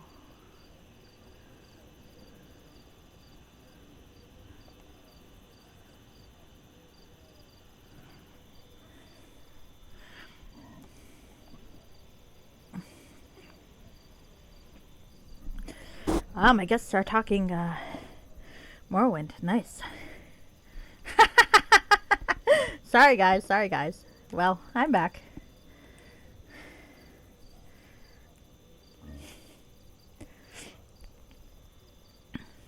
I always thought it would be fun to play each game with the savior character as one of the oppressed races. So, like an Argonian, whatever the fuck it is in Morrowind, and say a Dunmer and Dragonborn. Well, thank you. Alright, so let's talk to Ajax Alligator. You guys can continue to talk Morrowind, though. It's fun to read. Well, hello there. Oh, I should probably get that permit then. Shit. I thought... Well, it's not like the Dunmer have much of a land anymore since it all went kapfloof. So... might be a little bit of karma there. Just a bit.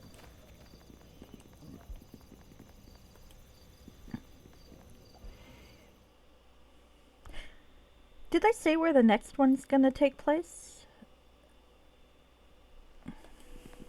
I figured it'd probably be the Bosmer or the Khajiit homeland, but I can't remember. I think they said, I just don't remember. Alright, so let's go talk to, what's his name? And get the fucking pass. Hello, bureaucrat. Oh, they think I'll level Hammerfell? Oh, I didn't think about Hammerfell, but that would be fun. That is the sound the Red Mountain made. Alright. Good day, Mr. Bove. Master Linus. Have you been able to assist my brother? We've investigated the matter for your brother. Yes, I received word from him that you two have been very helpful. Very good, thank you. Please remember to bring the symbol of the priests of Cyric to the priests of Corlan Lorethian here in Silvery Moon, in the southwest part of this area, if you have not already. Ah! Or was that Fallout? We still have need of it, and we'll deliver it to him on your behalf. Yes, you've upheld your end of the bargain, and now uphold mine. Here's the permit as promised. A good day to you. Alright, and to you, Mr. Juris. Master Juris. Alright, so I've got the pass.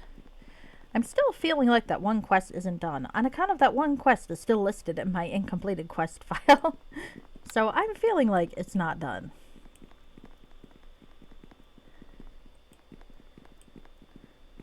I think the Redguard's country in Tamriel proper is Hammerfell, but they did have their homeland that sunk into the ocean. Maybe it didn't, though. That would be cool.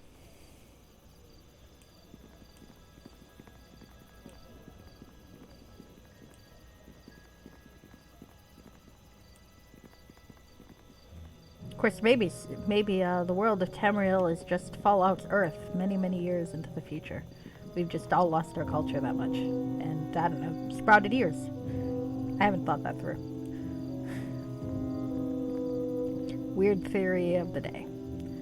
Alright, so let's talk to Ajax Alligator, who I'm still thinking is going to try to murder us. Well, hello there. Have you the permit? What'll allow us to cast off? Here it is, Mr. Ajax, though it took us longer than anticipated. Right, and I'm glad I am to see it, and glad to see both of you. I'll be gathering my brothers, and we'll be off with the current. Do you make for the Temple of Soon now? Indeed, let's be on our way. There's a theory. Really? Oh, it has become a running theory. Darn it, I thought I made up something silly. Too bad. Alright. Oh, I guess they didn't try to kill us. Okay, nice. So, Stephen, we arrive at last. An uneventful trip, to be sure, for which I suppose we can be both grateful? Though perhaps you'd have preferred more... for which I suppose we can both be grateful, though perhaps you'd have preferred more excitement. My theory is wrong. I wronged the dwarves. They're perfectly nice. All right. So that's too flirty. I am a soon-to-be married man.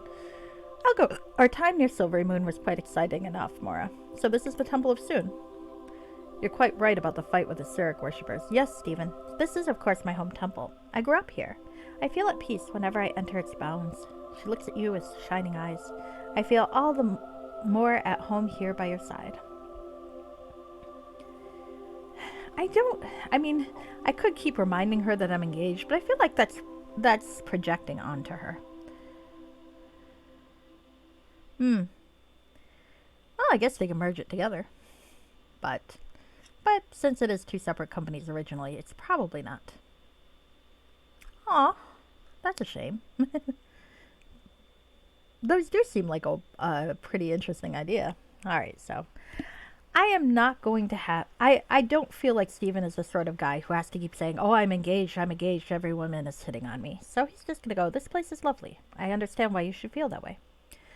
I have looked into your heart, Stephen, and well, here is Heartguard Tyria. We should go and speak to her. The end of our quest. I shall be glad to put the mirror to rest, protected here by the goddess herself, and by you, and the priests and priestesses of Soon. Let me look at the mirror again. I haven't looked in a mirror in a while. If I could figure out where I put the fucking thing. My inventory is still very pretty. I don't think she's trying to get into my pantsless pants. I don't. I think she's just being nice.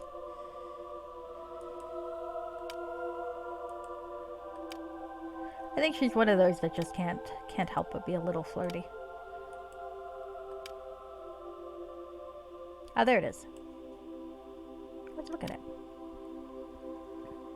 You gaze at this mirror, seeking in vain for some sign of great virtue. Your reflection stares back, seemingly without effect. Then again, perhaps you see some depth in your reflection. Alright, I'm actually going to put this here. Let's put all the weapons in one bag. Okay. There's Ajax. I don't know. I still not sure I trust him. Maybe it's just the name Alligator. Something about that doesn't seem right. But let's talk to him. Well, hello there. Okay. If you need conveying, just inquire of the Alligator Brothers. Perhaps I haven't done the right service. Tyria Nes Wheaters. I guess. I don't know. I've seen that portrait before. That's a very nice portrait. This elegant beauty carries herself with a commanding, gentle, yet flirtatious bearing. She looks at you as if you were the only man in the world.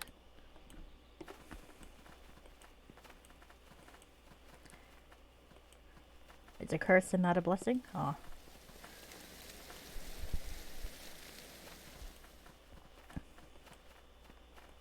I have had folks assume I was flirting with them when I wasn't really, so I'm going to give Mora the benefit of the doubt.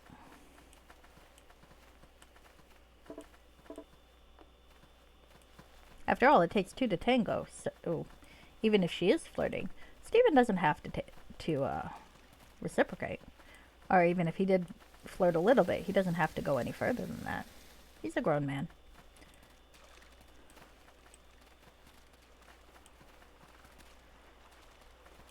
Even if his balls are as blue as the moon at night. Wandering.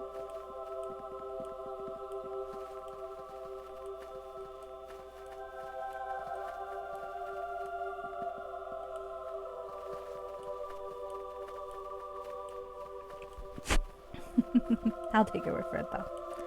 Alright, let's see where we are going now. I'm going to go talk to that lovely lady. With a very nice portrait. Which reminds me, I gotta find a portrait for my Shadows of Undertide character. He needs to learn to release after a great battle. I'm fairly certain he could take himself well in hand. He is quite expert with a sword. Go Cape of Doom. Keep that there. this new metaphorical Cave of Doom. The Cave of Doom is what she calls the lady parts. Why, hello there. Or Pleased cis to lady meet parts. you. I should be more inclusive. Greetings, Mora. It is a great pleasure to see you again, and in such fine company. Who, pray, is this lovely young fellow? This is Sir Stephen Lioness, Heartward. He is one whose praises the bards sing in every tavern, one who has succeeded where so many others have not. The hero of Neverwinter, betrothed of the great Lady Aribeth herself, whom alone the Hierarchs of the Ilmatari entrusted our task, to whom I owe my very life, for we fell in among the most wicked of priests, and he saved me. I think Mora exaggerates. Ah, Stephen Lioness, you arrive at last. I am Heartward Tyria, and glad I am to greet you, and gladder still to see that you have kept young Mora safe from the perils that no doubt assailed you at every turn. And most glad am I to sense that you bear that the goddess's looking glass. That you bear the goddess's looking glass. Your valor, though praised from every housetop, yet is still undervalued. And your beauty, Heartward Tyria, though extolled from River Rauven's every quay, surpasses all mortal praise. Cave of Wonders, Cave of Doom. Ah, good night, Fixer. Have a good sleep. I'll let you know if you missed anything terribly fun. Actually, I probably won't let you know. Yeah, my phone censored that one, Batshine. If you suck, it wasn't wonderful, but it does leave one filled with doom. I like it, I like it. She looks quite pleased. And would you serve the goddess? I see that you already have. If you are ready to part with the burden you have carried, I will see to it that it is kept safe. And I shall be pleased to place it in the keeping of its true owners. And I shall have to see you later. She looks at you very intensely. Her beauty seems to wash over you. Later, Stephen, in the garden west of here, across the small bridge yonder, you must come see me when you are done with Mother. I have matters that I would discuss with you in private. Until later. Oh dear. Maybe you're right. Very well, Mara. Until then. She's quite a young lady, is she not, Sir Stephen? In some ways, she almost reminds me of my Lady Aribeth. I like that. There are few among the servants of Soon who are like our Mora. She sees into hearts, which is both a rare gift and a painful curse, at least for one so young. I would not have it wished on her, yet I will not gainsay the will of the goddess. I should have thought it a great advantage to one who serves the goddess. Indeed it is, Sir Stephen, eventually. Yet for now, Mora is quite innocent and unfamiliar with the ways of your sex. She sees the desires of a young man's heart, how ardent passion, visual stimulation, and prurient desire conjoin in so potent a mixture, and she is unnerved. Her desires are no less complex, and no more high-minded, but they are different, in a way that she does not yet understand. Oh, okay. Well, I will probably pop into the Discord. That sounds like fun. Good night. Alright. She's found men disappointing. How's surprising. Sorry. That was a little misandrous out of me. Sorry about that, guys. She would hardly be alone among womankind in that regard. Yet we serve the goddess of love, and she is necessarily neither a long memory for such difficulties, nor room for the death of hope. There is great beauty in unrequited love, as there is in that which blooms anew. Soonites are known to be fickle. That's insulting, Stephen. I would not apply such epithet to our Mora. Yet there are surely those in the flock here to whom the term might well be applied. Beauty can be found in the song of the moment, in the response to the sudden stirring of the heart, in the pursuit of the fleeting whim. There is great joy to be found in the pleasures of the moment, for time meets eternity neither in the future nor the past, but only in the present instant. And yet there is another beauty, that of the steadfast quest, the unwavering valor of the dauntless lover, the unchanging loyalty of the faithful servant. There is grace and depth of solidity in that which endures to the end. Do not think that lovers of beauty are necessarily devoted only to the ephemeral. I think you would make a fine servant of the goddess, precisely because you bear such qualities. Does not your attachment to the Lady Aribeth flow from and show forth all the qualities of loyalty, duty, fealty, and long-suffering faithfulness that I have limed? Limed?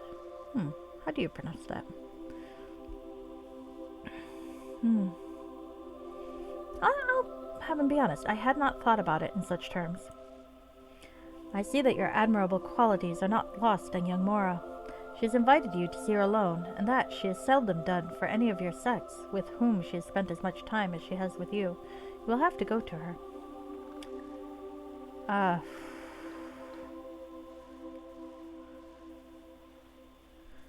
will go to the first one. I am surprised by her invitation. She knows that I am engaged. Remember that she is a Sunite, Sir Stephen. She seeks beauty, whether of the fleeting, ephemeral kind, or of the stolid, enduring kind. She may well seek both, for momentary joys can become long-lived delights, even if only in memory. And a beautiful memory is still a lovely thing. I shall long delight in the memory of our first meeting. As will I, Heartward. Good night to you. And to you, Sir Stephen. Mora is waiting for you in the garden east of here, to the left as you face the temple from the river. That's helpful. I get easily lost. So over the bridge and over here.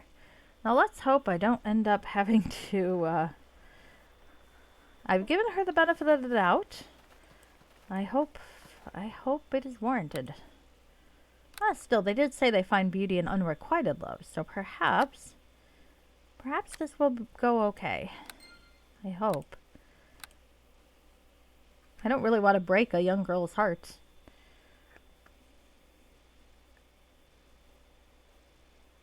That reminds me of the difficulty I had with the end of Mass Effect 2, because I was unattached and I'd gotten close to quite a few characters, and well, I was playing my shepherd as gay, and so I was trying to avoid romantic entanglements with ladies, and I accidentally got to the point where Jack was either going to be a yes or a very antagonistic no, and I had to avoid her for the rest of the game to make sure we'd be friends in the next one.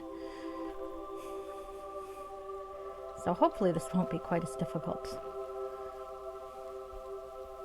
It worked out though. We were friends, and I did get to save her, and I got to romance my love interest, so I was quite happy. Mora de Beauf. Let's talk to her. Well, hello there. Stephen, I'm glad you are here. I can't imagine why I should stammer and blush so in your presence. We have walked and fought and faced danger together. I should not feel shy with you. Mora, why are you troubled? I've known many men, Stephen. I have cared for some, been hurt by others. As I've said, the goddess has graced me with a limited ability to see into men's hearts. I have too often seen things that make me blanch at the thought of looking yet again. Your sex is so appealing in so many ways. The way you smell, the way you feel, the stern kindness of a good man's voice. Stern? But always I've seen underneath such grotesquerie of desire, such earthen crudeness. But you, I don't suffer from these things? I think she's got me on a pedestal. I don't know, but if you do, you have buried it more deeply than the men I've encountered. Not a few of whom are members of the Order of the Radiant Heart. But you have such firmness of purpose, such tenderness behind that impenetrable valor. I have not seen the like. The servants of the goddess are known for their gifts of flattery. You serve her well. I would. We are servants of beauty, we Sinites. There are many kinds and gradations of that which pleases the goddess, the beauties of sight and smell, of all the senses. There are beauties of nobility, of kindness, of piety. There are beauties of sense, of passion, of feel. The headstrong embrace of raw carnality. Oh. Well, continue. And any of these may become beautiful memories. I wish to make a beautiful memory with you tonight, Stephen. I wish to lie with you, to embrace the glories of your body with my own, to burst forth in that rapture which is the goddess's special gift to the creatures of the Overfather, bound together in the sensual, carnal world. Mora, Her eyes seem to bore right through you. I am a servant of beauty, not a harlot, Stephen. I do not ask you to do anything which you would later regret. There's no beauty in a life of guilt. If you can take me into your arms for the sharing of a blissful moment and the making of a delightful and cherished memory, I would glory to have you. If you cannot accept me without ruining it later, then you would serve the goddess best by not having me at all. I will not be responsible for you grasping a moment's joy only to bury it in a lifetime of regret. I would not have you embrace ugliness in the name of beauty. And can the two be so easily separated? We Sunites are convinced that it is so. I would lie with you, and feel no pang of grief later. I would cherish the memory of your body, the feel of your touch, the joy of your embrace, but I would know no regret. Were I to meet your Aribeth, I would feel no betrayer. I would have grasped a lifetime of joy, if only in memory, and know that in a way she and I share in a unique loveliness. Would she see it so, I wonder? I serve the goddess. She has ordained that beauty and love reign in the hearts of her servants. I cannot control what reigns in the hearts of others. Yeah, I think this is not. Okay. Therefore, I make no attempt to seduce you, though there are surely those in the temple yonder who would. I offer myself bodily, but only for beauty, and would not gain loveliness for myself, the cost of inflicting ugliness on you. You must decide if you can come with me utterly without regret, and if not, do otherwise. I will not suffer if you refuse me.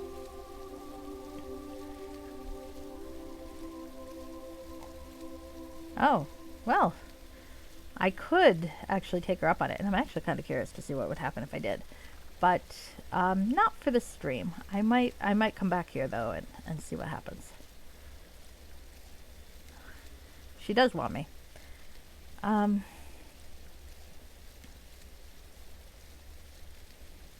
Yeah, see, Steven's on board with premarital sex in general, and did indeed go to the brothel way back when. If you see my first streams, he did go, and he quite enjoyed himself.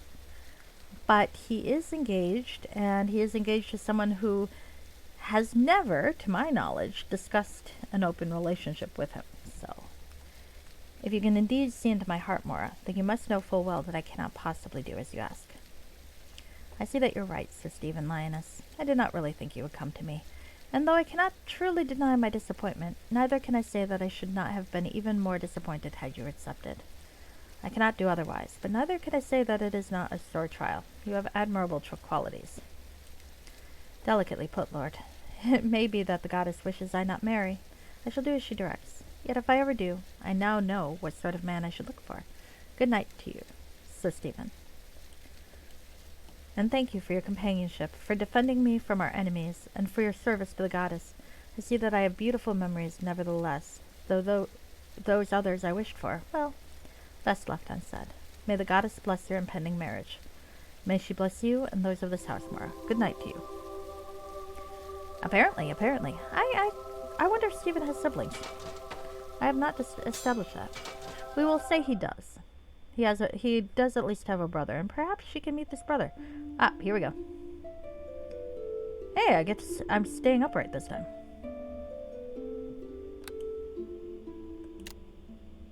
Okay.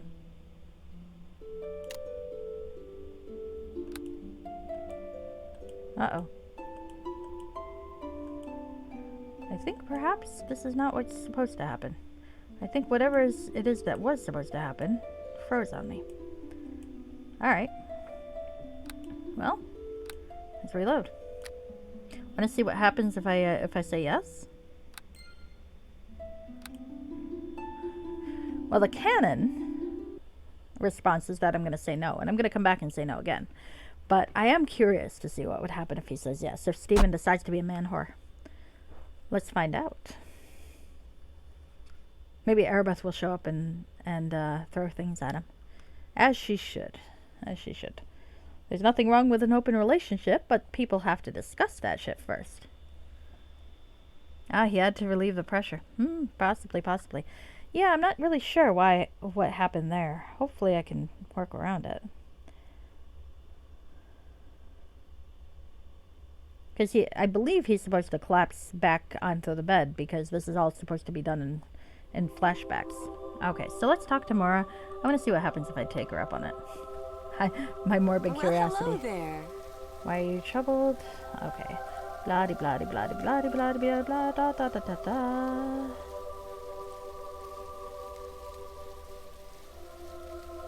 I see. Okay.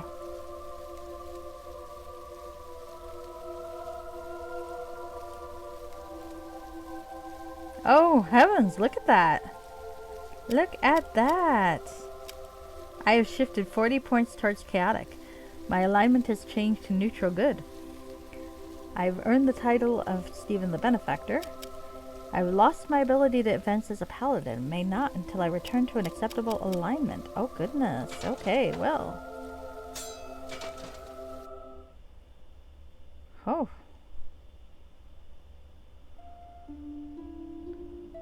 Still stuck. That's not good. I'm not really sure what to do to proceed with the quest. Alright, so that's what happens. Alright, so I did bang her in that continuity. Now I'm going to go back and turn her down, but that's a problem. I think I'm going to go to the web page and see if anyone else has had this issue real quick. Okay.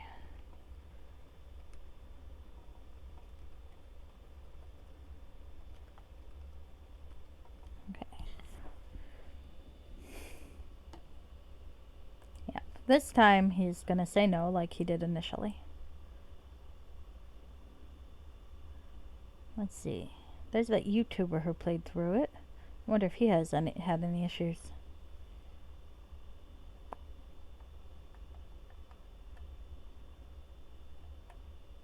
Okay.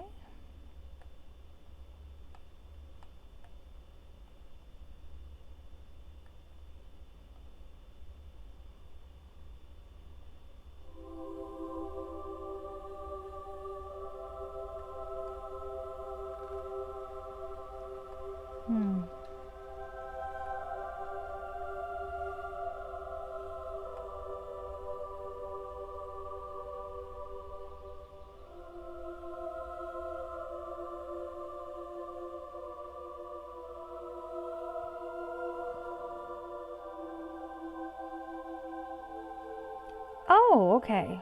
Someone did have a similar issue.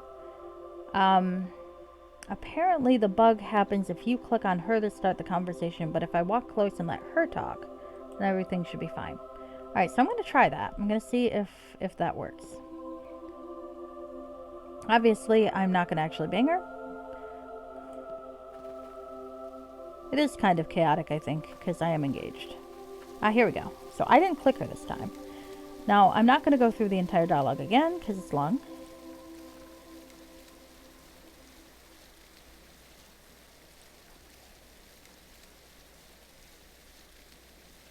Alright, I'm going to go with the first one. Oh, 2 points towards lawful. Okay. Alright. I didn't notice that last time. Okay. Good night to you.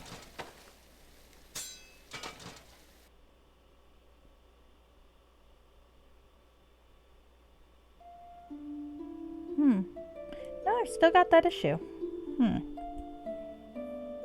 That's not good. Oh wait, inner thoughts. Click to the pillow. Ah, here we go. Nice. Alright, so it looks like that's a little bit of a fix that got entered, if just in case it didn't proceed. So he really should be out cold, but that's beside the point.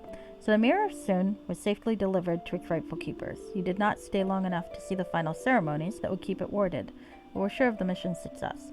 The Heart Ward and her servants, particularly Mora, would keep it safe. Over the next few weeks, you found ways to keep yourself occupied. As the wedding approached, these intensified. You performed a number of duties for the Hieress, worked to keep the peace between the temples, particularly the Helmites and others, and managed such preparations for the wedding as time permitted, and Lady Aribeth would allow. At last, the day arrived. Oh, we got a marriage. A wedding chapel. Well, okay.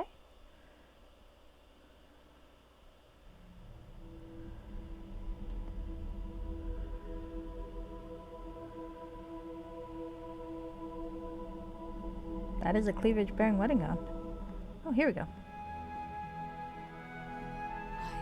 I do.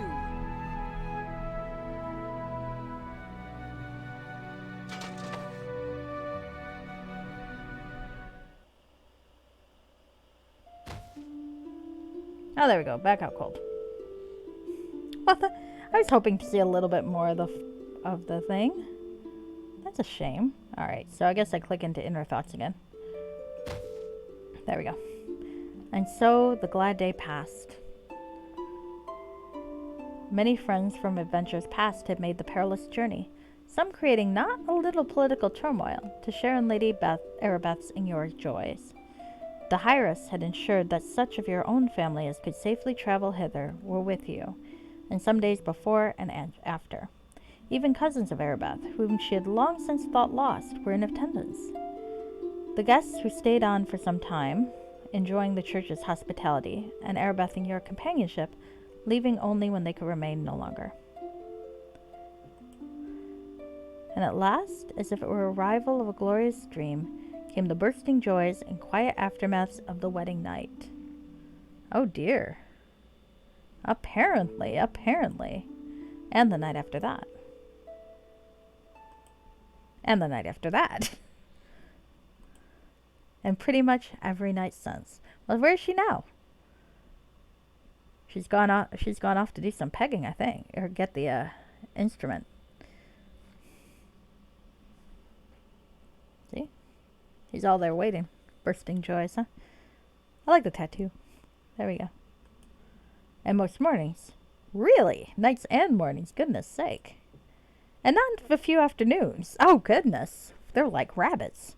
When your lady could slip away from her studies and you were not off on some errand for the church or the Alliance. After some weeks, Aribeth announced that she would be finishing her studies with the Church of Helm by spending 3 days on retreat in the mountains. That was now 3 days ago, and you were awakening on the morning of her departure from this place, her training complete. Let's see.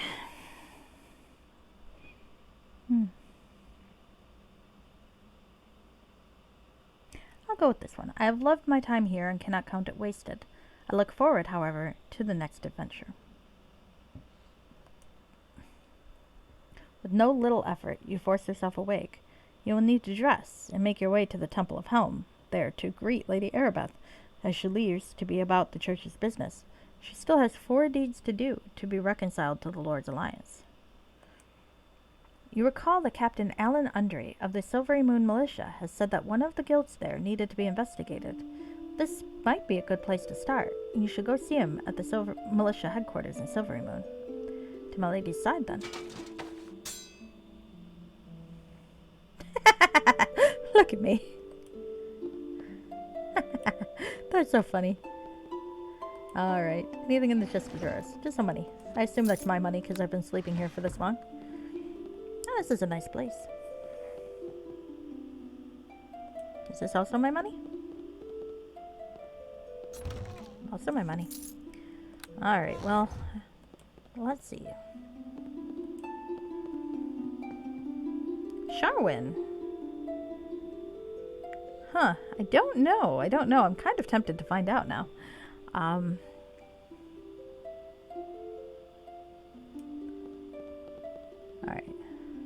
I do like that you can click the pillow and move on with the plot. I think that's a bug fix the fellow put in. Alright. Well, good morning at last, my sleepyhead. I thought you might never rouse yourself. I'm afraid all this domestic bliss must be making you soft, Stephen. I arrived here much later than you last night, slept in the spare room, and have been up for some time.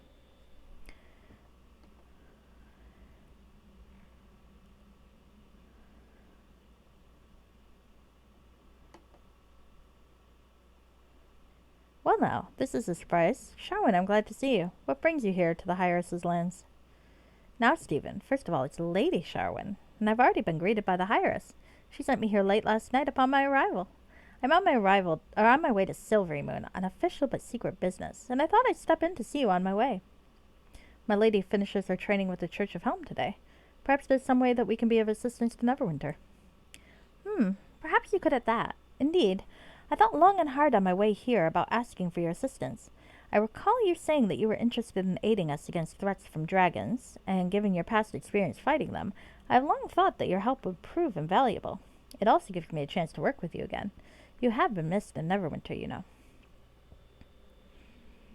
I'm glad to hear it. Dragons, you say?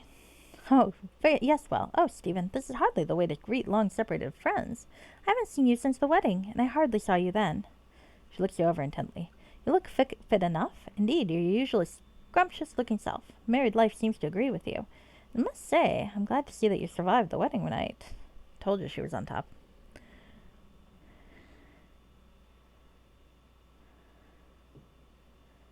You consider that dangerous compared with my earlier adventure? Stephen, please. Slaying dragons, demi-liches, and ancient lizard queens is one thing, but bearing the full brunt of the unchaining of 100 years' worth of virginity on the part of a woman is... Well, I don't know. She could have had experience. As formidable as our beloved Aribeth, I scarcely think that there are a dozen living members of your sex who could survive it. She's making assumptions here.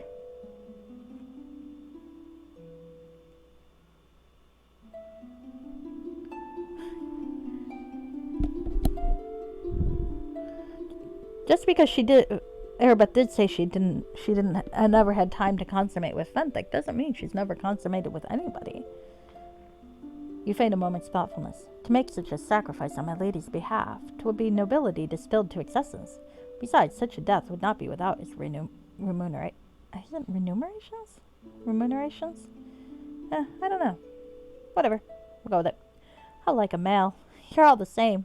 When it comes to sex, you men are all like baby birds waiting for mama to regurgitate. Inelegantly put, my dear lady. Is something troubling you? For the first time, she does not greet your gaze with her own. Oh, it's nothing, really. I have a mission to do here. At last, she meets her look with one that combines defiance with pleading. I must be on my way. Sharwin, you were never much of a liar, at least not on things that mattered to you. Tell me, is there something amiss between you and Sir Aaron? Has he wronged you in some way? Aaron? No, the poor man's been an absolute peach. He's asked me to marry him more than once. And you haven't... Stephen, please, as I say, I'm here on Neverwinter business. I'd like your help. And I wish to help, but I also wish to meddle. Please tell me what's the matter. Not... Oh, very well. It's that... I mean, he's so... Oh, dash it all. Mother died. Things were fine until then. Well, not really fine, Mother being Mother. You'd think she had enough to do with her own wedding and all. She remarried? Come off it, Stephen. Plague and war has left behind a city awash with rich widowers. I doubt she could have helped herself.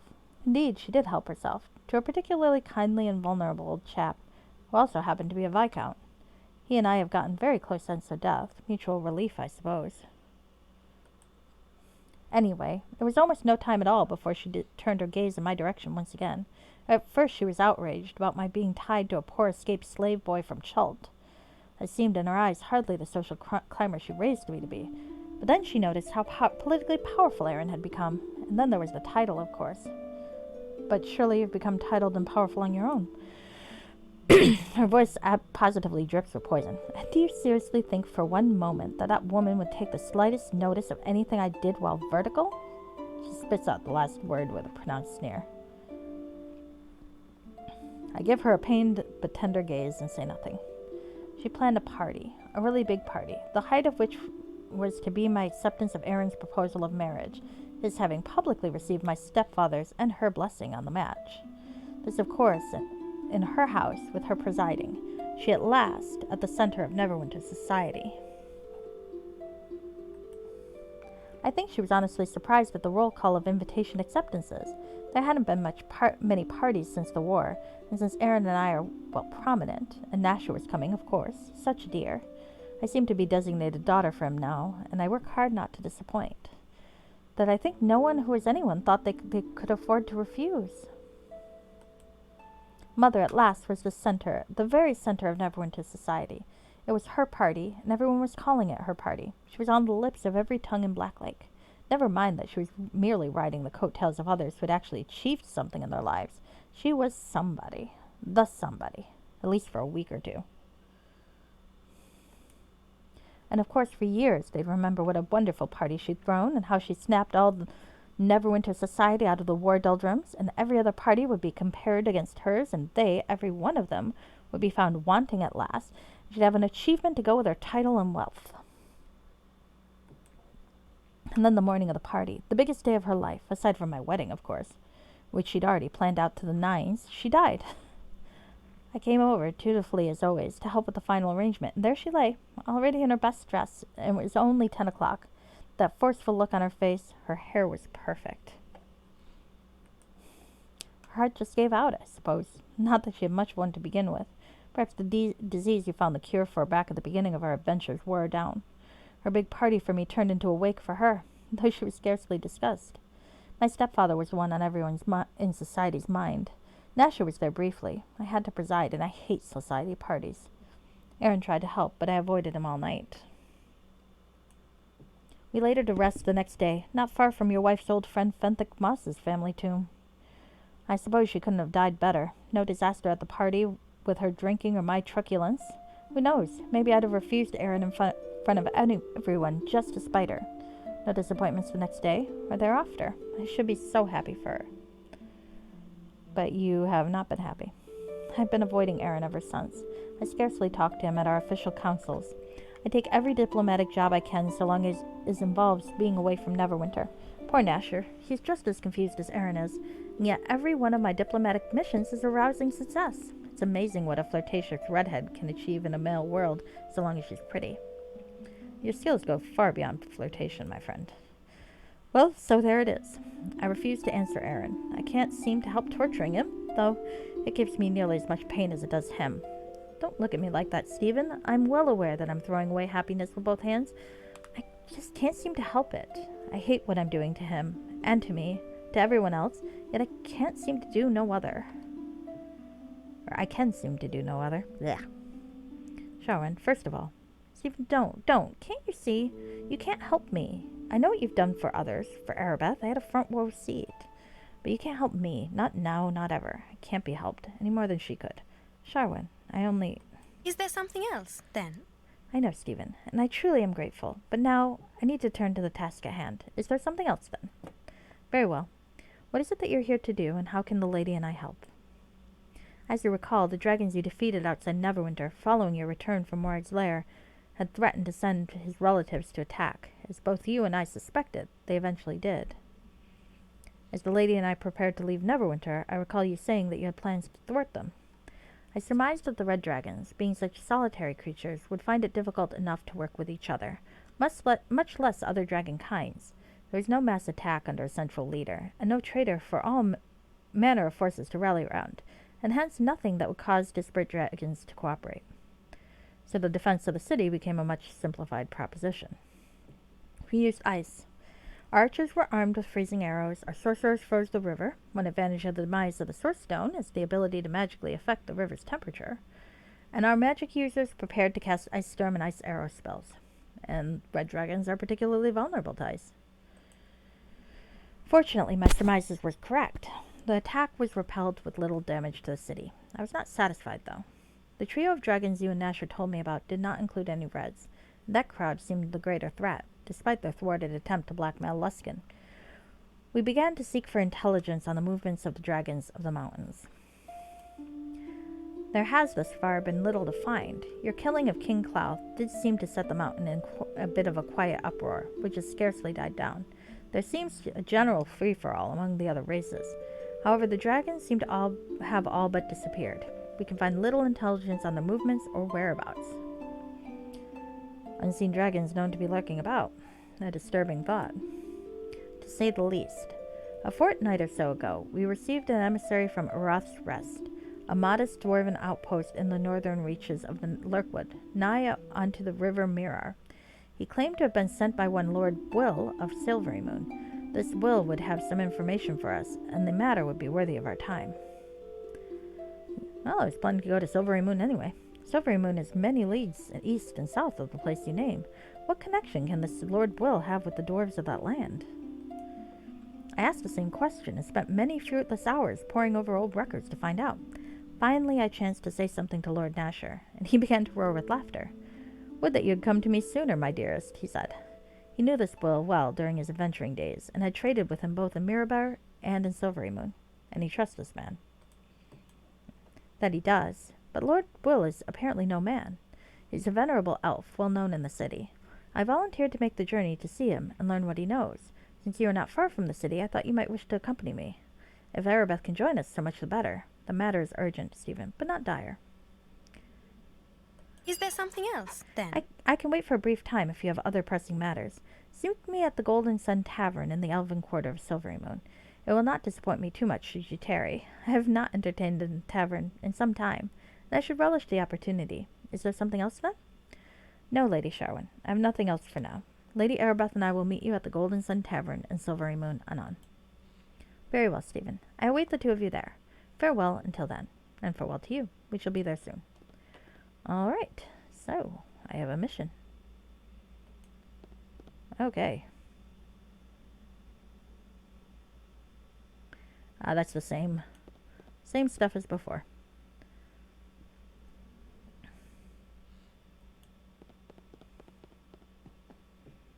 All right. I guess I should leave, huh? Oops. Where am I? There I am. All right.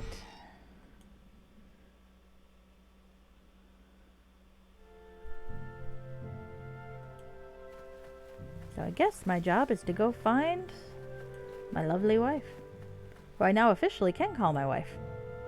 That's nice. I quite like that.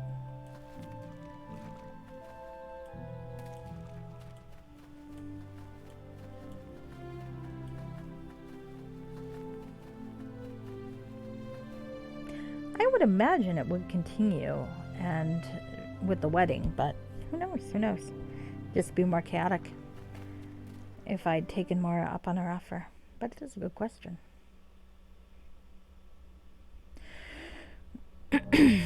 Surprised she was still able to walk after that honeymoon. Surprised he was still able to walk after that honeymoon.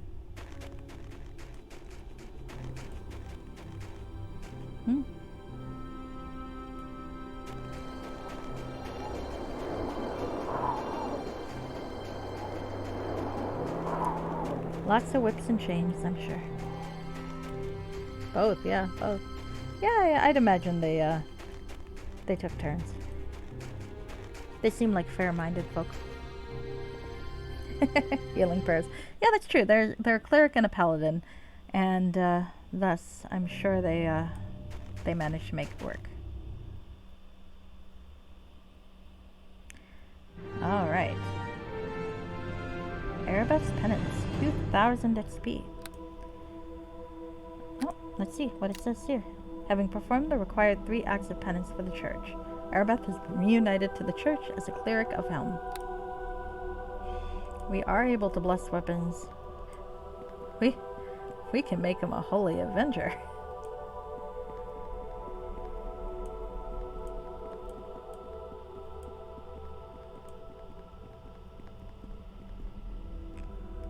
Alright. Let's go see if I can find the wife. And there is the wife. Shall I talk to her?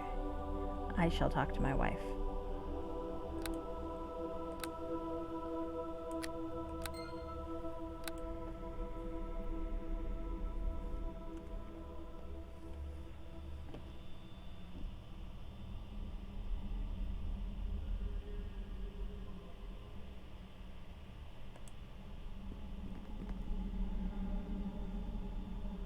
And I promised, on my honor, to serve Helm with all my being.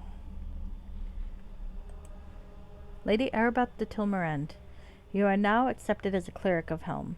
Serve him well. The church has no specific task for you at the moment. We understand that you have services to perform on behalf of the Lord's Alliance, and will aid you here as we can. Your husband is here. May the blessings of Helm be upon you. Ball and chain conversations. Follower of Ilmater. I'm sure they've got their own ball and chain. Greetings, my love. Shall we be on our way? Yes, we've much to do. She looks you up and down playfully. But first we must see the Hieress. Here, take my hand, and she will recall us both. Very well, lady. Woohoo, Ilmatari cell. The recall portal. So, let's see what we're dealing with in terms of stats. Her strength is lessened now than it was before. Her dexterity is much lower. Charisma's higher. Wisdom's high. Seems to be. Portrait's the same. Still lawful good, crusader. Domains are air and animal. That's interesting.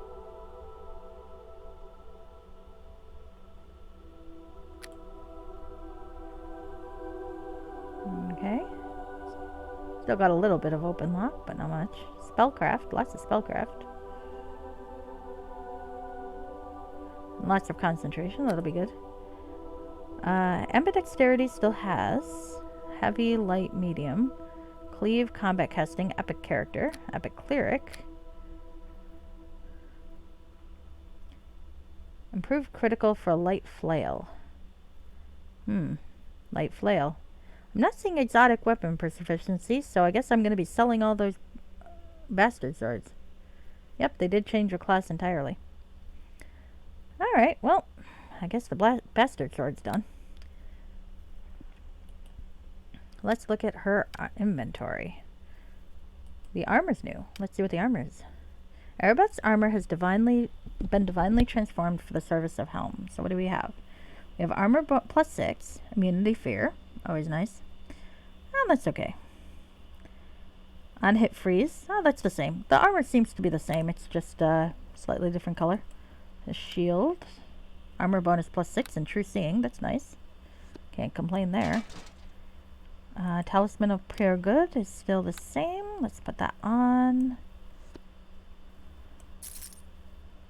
Oh, she's got a wedding ring. Doesn't do anything. Charisma bonus plus 3, regeneration plus 5. That's nice. Yeah. The only one I was kind of curious to see what would happen is if I had made her a champion of Torm. Because that being a prestige class, I think she'd have still had to keep some of the fighter levels. She didn't have paladin though. Even at the beginning of this, she was reworked as a fighter. So she didn't have the paladin abilities before we reconciled with the church. So now that just seems a little overpowered, yeah? You can do that with the camera and customized character hack though. You can change your alignment. Watchman's Flail, let's take a look at this. Enhancement plus 5, Holy Avenger. Immunity to mind affecting spells and keen. That's nice. I think that's a pretty good weapon. Even if it's not the one I'm... Alright. So what I gave her before will still be useful to her? Let's see, that's the bag I shoved her stuff in. Drow Cloak of Fortitude. Yeah, keep that. Fortitude saves are always good. Matching goth cloaks.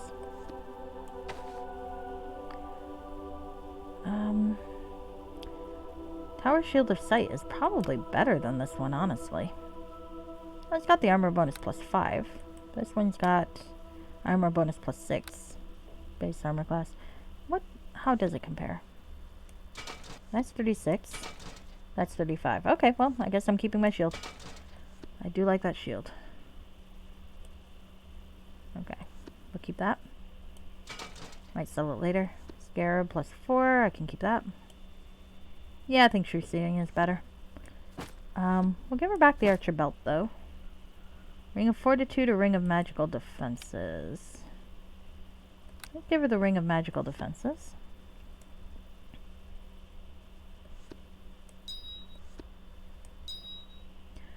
Boots of Speed. That way we're both hasted. Bracers of Armor. Okay. Well, it's not terrible. Anything else I can give her? I can give her a helm. Do I have a helm worth giving her? Maybe. Maybe.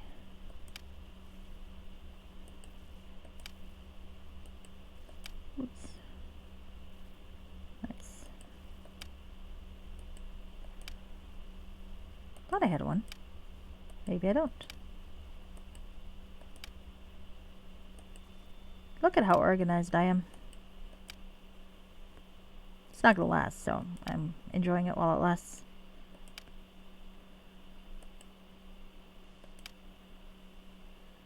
Huh. Guess I don't. Thought I had one. Guess not. Must have sold it.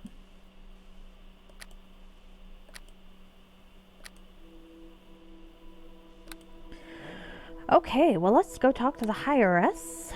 I'm probably gonna quit out afterwards, though, for the night. Maybe even before talking with the Higheress.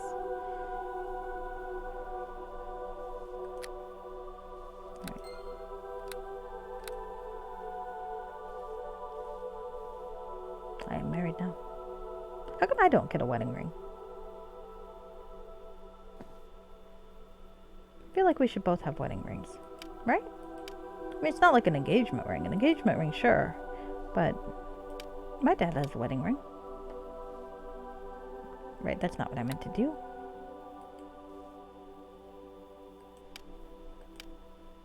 '21st level cleric. Okay.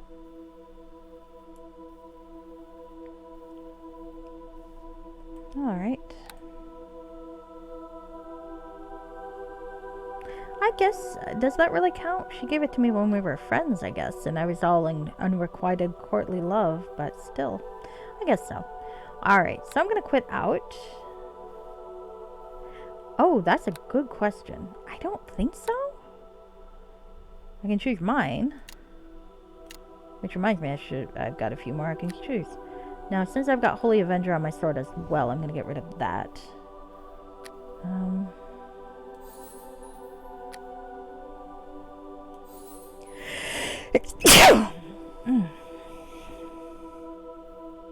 Nope, doesn't look like I can choose her spells. That's why, honestly, I never used a spellcasting henchman, but that's okay. I'm sure it'll be fine. Ooh, what does prayer do? Yeah, might be useful.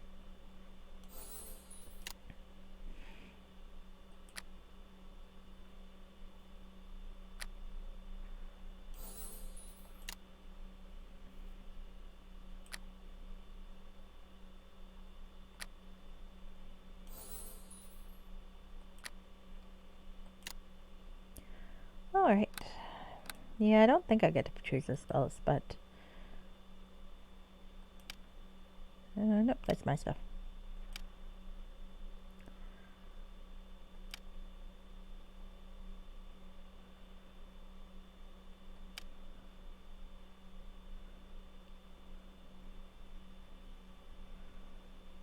Huh. Oh well. I'm sure she'll pick good spells. And if she doesn't, well, none of my business, I guess. Alright. Save it again.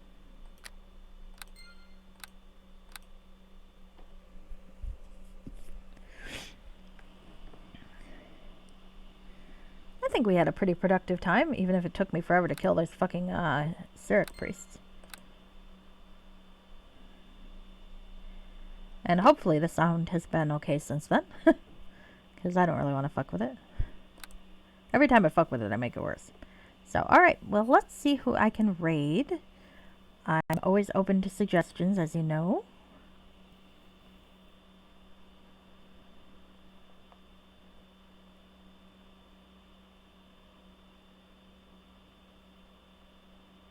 Oh, Chadleywick is on. He's playing Choo Choo Charles. Have I rated Chadleywick in a while?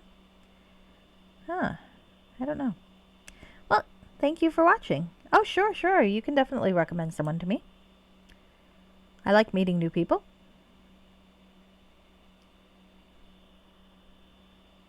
Ah, thank you, Madi Dharmo. Good night. All right. Yep, I'm definitely, if you'd like to recommend someone, that would be fine.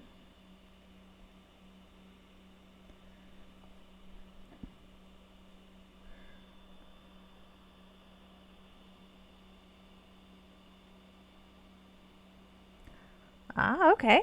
All right. Sounds good.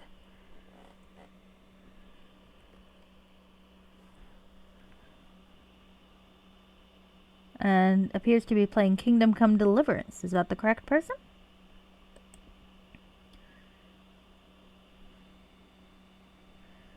All right. Let's see. Real quick, I'm gonna fuck myself up over here. One sec.